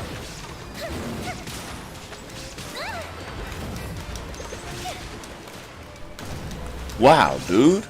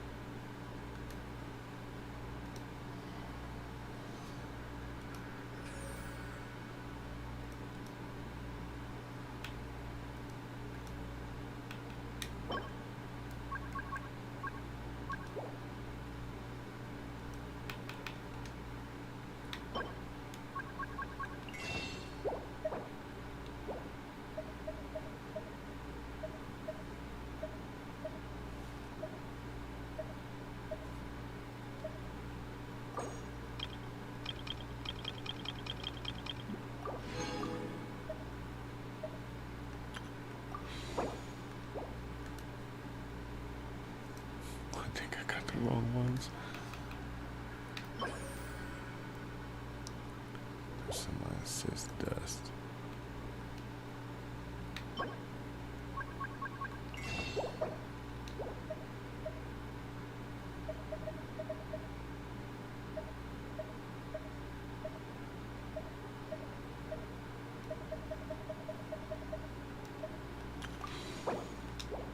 That's fine.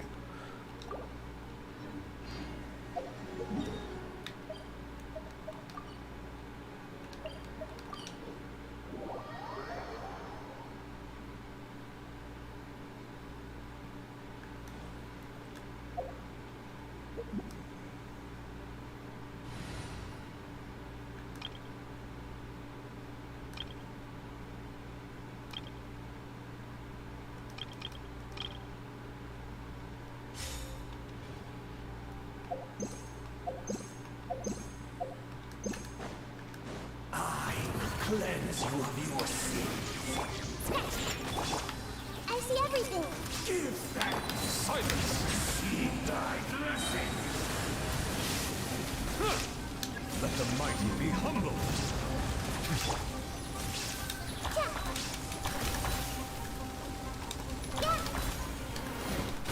Aww. Come to the light. Bow your head.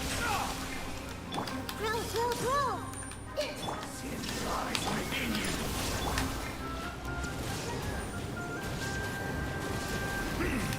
The road to redemption. Sharing my knowledge. This way, Furina. Shake it and stir it. Settle down. to fight your salvation. There is no escape. Look at you, Booja. Sin be washed away. Be sanctified. Silence! Repent of your sins. Wander not astray.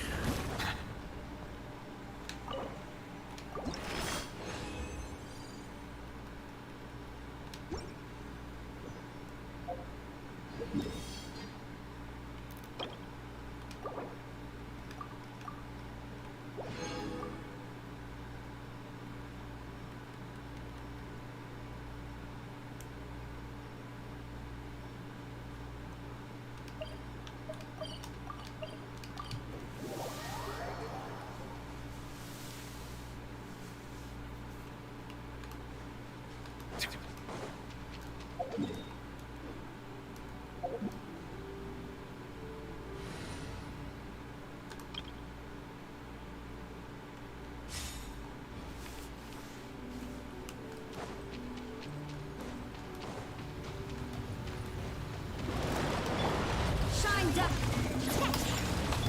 Rest and read. Feel the lift.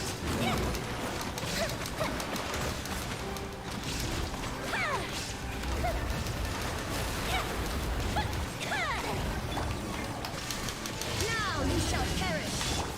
Yeah, think you can bully me?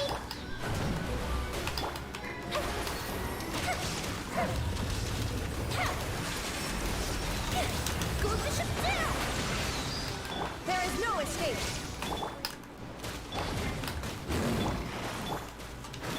Oh, Jesus Christ.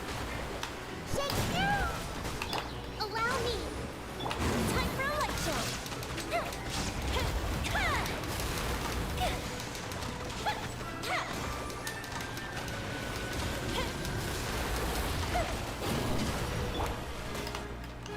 Shine down.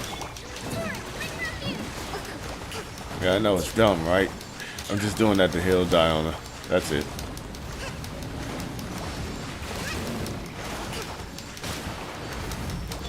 Think you can bully me? Can't handle it. Illusion shattered. Fire hazard.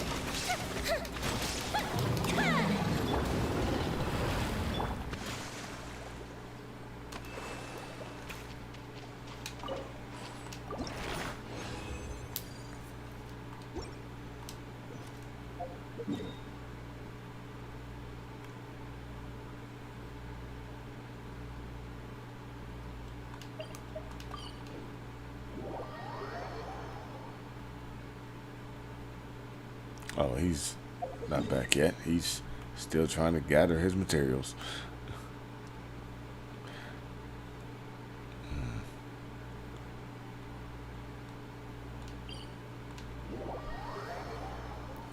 I can fight this a couple of times and see about leveling Charlotte. Ooh, I got quite the workout ahead of me. Baizhu, Furina, and Charlotte. Got a lot of running around the map to do.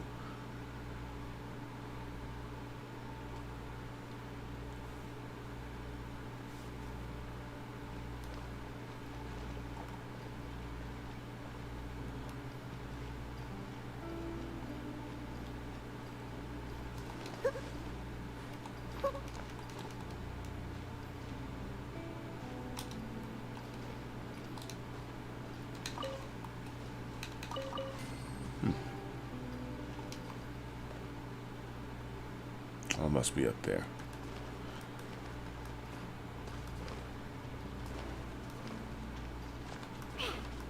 I think I'm gonna need new belay for this one.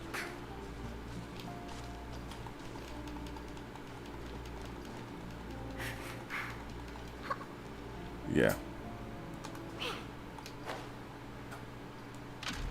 Oh crud. So much for that.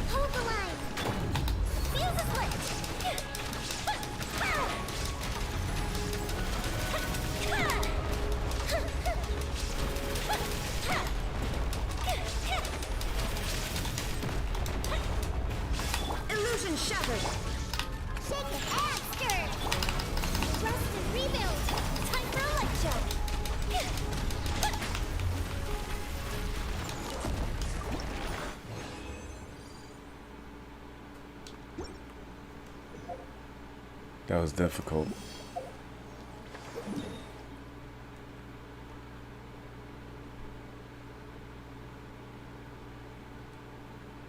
Let's go here. No, go here.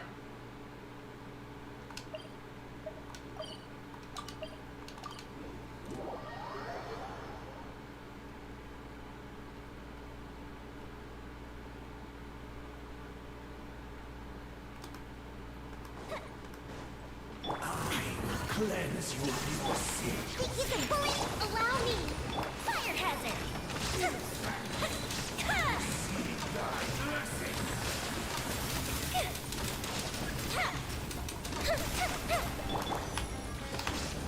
Really?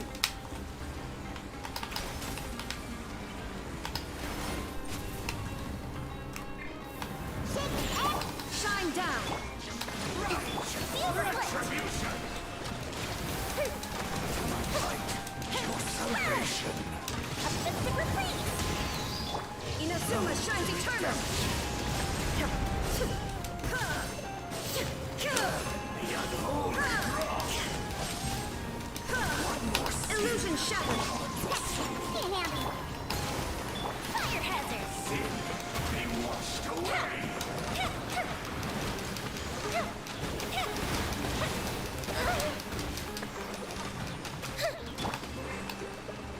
Sin be washed away.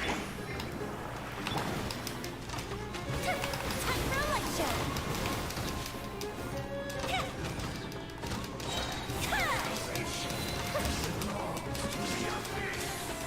Here come the fireworks!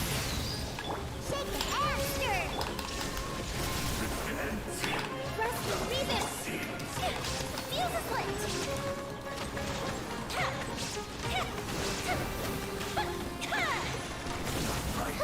Your salvation. Burn this barren wasteland. Shine down! One more sin above Fire hazard!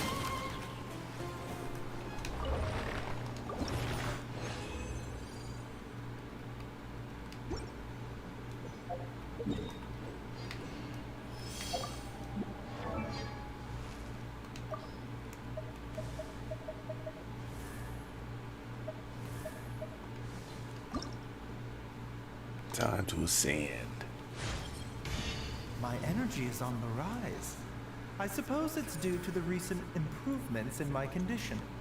I don't feel so wary, even after a full day of seeing patients. This is all thanks to your efforts. You're welcome.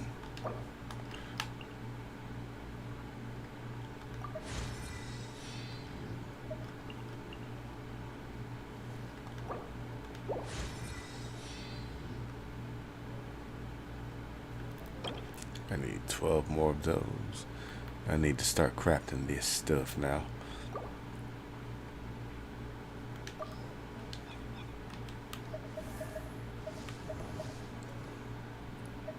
And for Charlotte.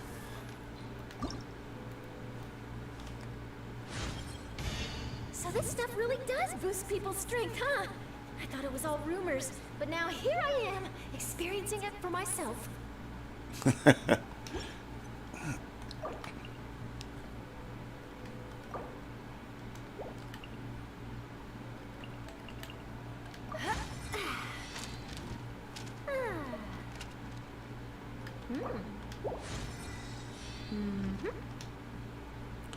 How much do I need? 3 more of those? Okay. Fireworks are for now.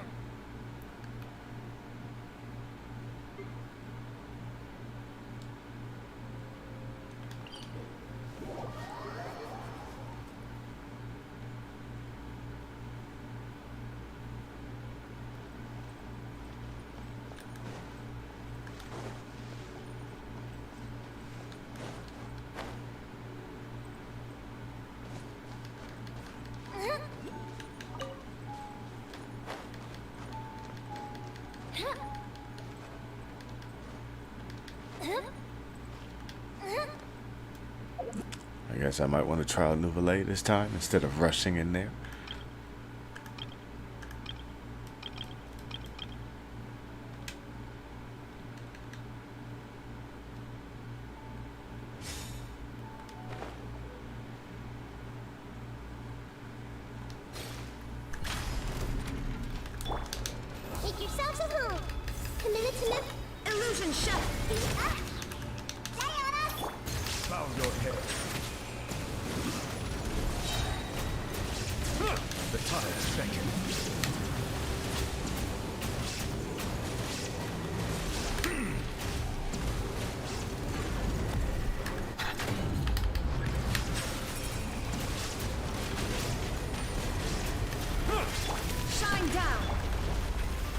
Screw your increased gravity.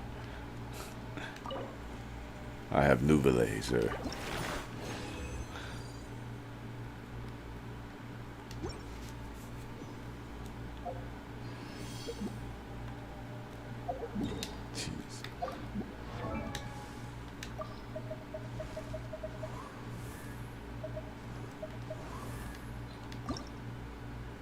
Oh, I need one more.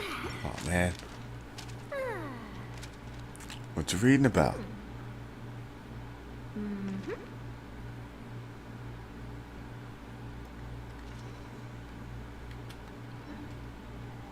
What they say is true.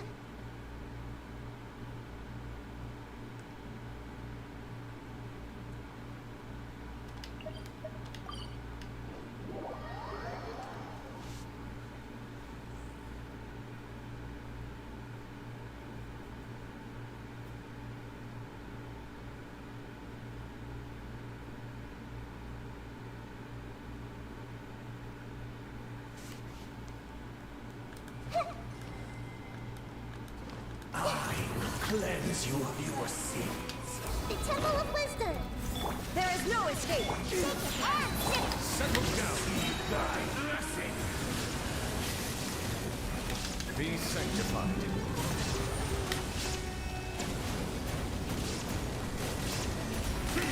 Silence.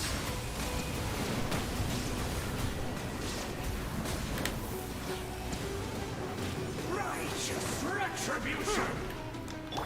Make yourselves a move. Shine down. Look at you. Bow your head. Fight your salvation. Let the mighty be humble. Barren wasteland. The unholy dross.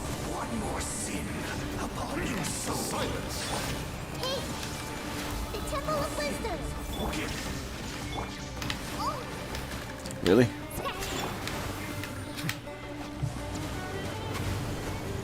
repent of your sins.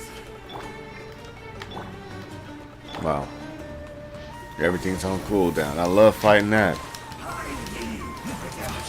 Settle down. The times beckon. Fight your salvation. Wander not astray.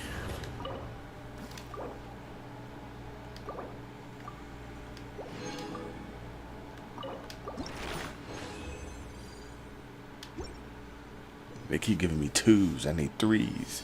That's not helping.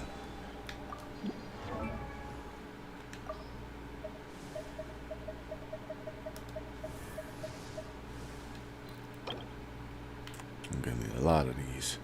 I have to calm down. Let's go and craft what I need first. Well, let's do one more for Charlotte. Get her to level up again. And then I'll go to the crafting bench and make the stuff I need. I find that the beauty of bright sunlight is best appreciated from the indoors through a window. Haha.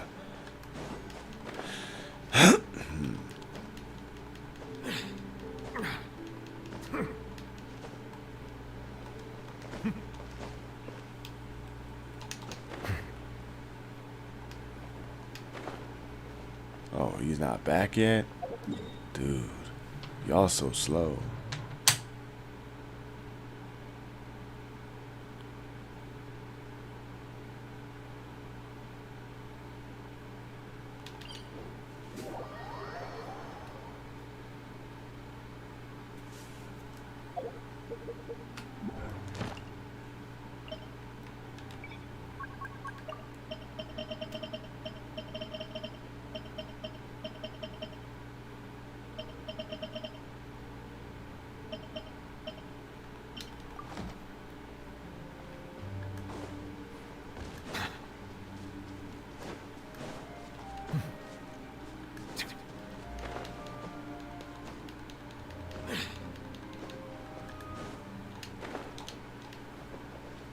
I could have swore.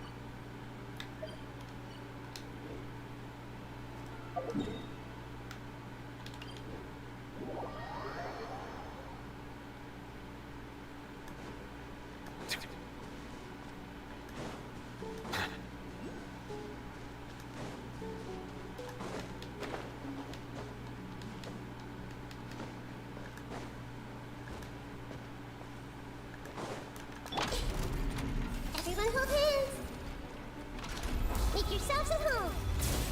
Illusion shattered. Think you can bully me? Can't handle it. Bow your head.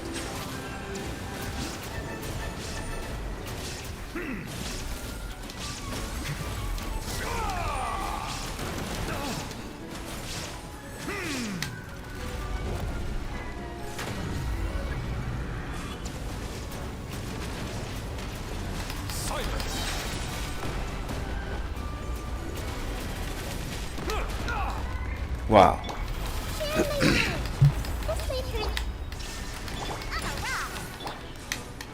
Let the mighty be humble.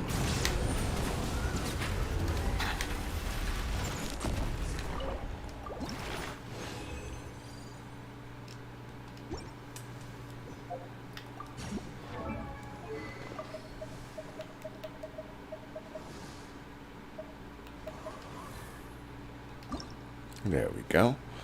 Gonna send you one last time for tonight.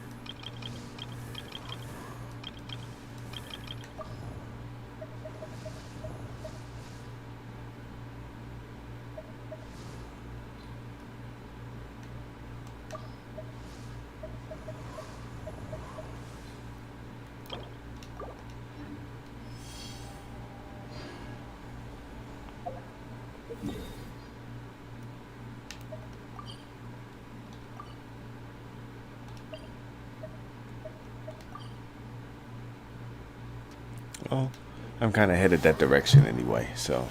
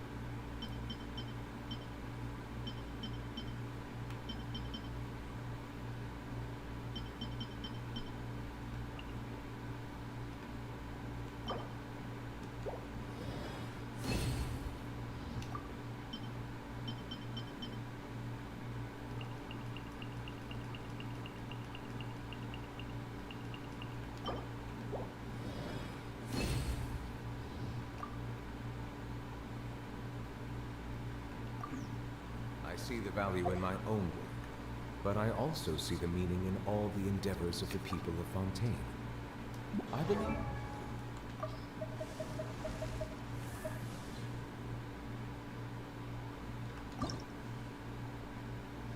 Alright, so now I need is just more of those. He's almost done.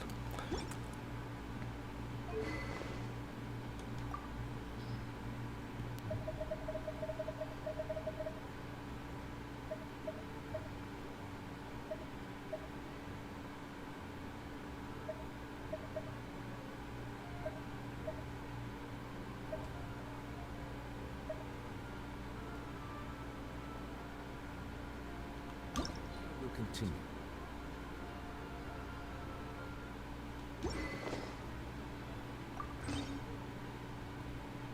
At least for right now.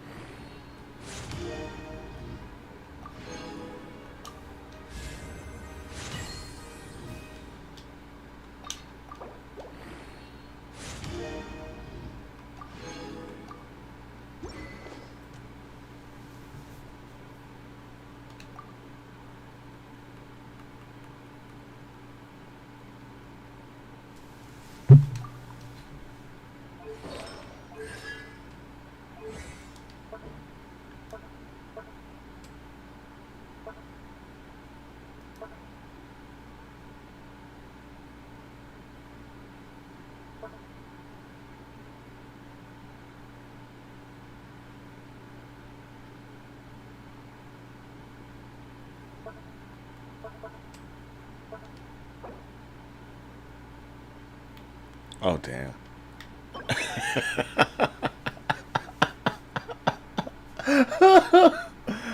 Oh, okay. That's it. We're done for tonight. We're done. I can't do anything else to this guy until I start farming for that. And then I gotta farm for Furina. And then I gotta farm for... Man. I'm good. I'm gonna stop. I'm good.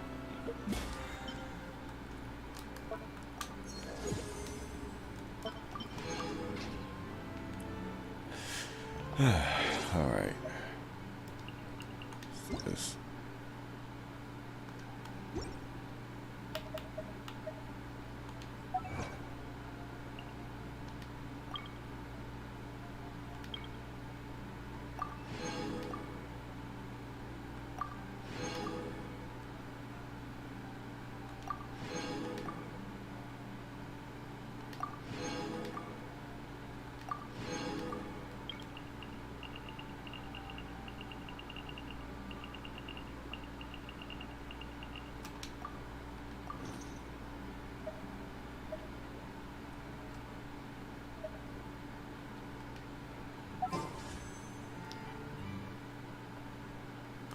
I don't plan on doing any more of these wishes, but I always just blow these because what's on the standard banner that I don't already have?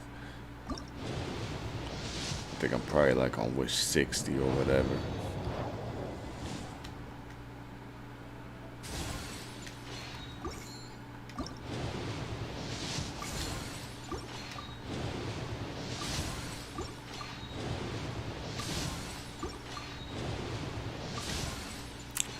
Nothing impressive.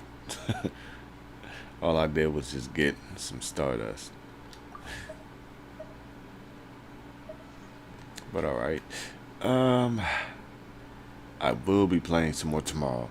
I'm gonna let everything refresh, let my resin refresh, so that way I don't use all of my fragiles. As well as leave some of the leave Furina's quest for tomorrow. So I'm gonna go ahead and get off. It is about 1:30 right now in the morning. I shouldn't have been on for this long. But anyways, thank you so much for tuning in, and I'll catch you guys next time. Have a great night. Or morning. Depends on where you are.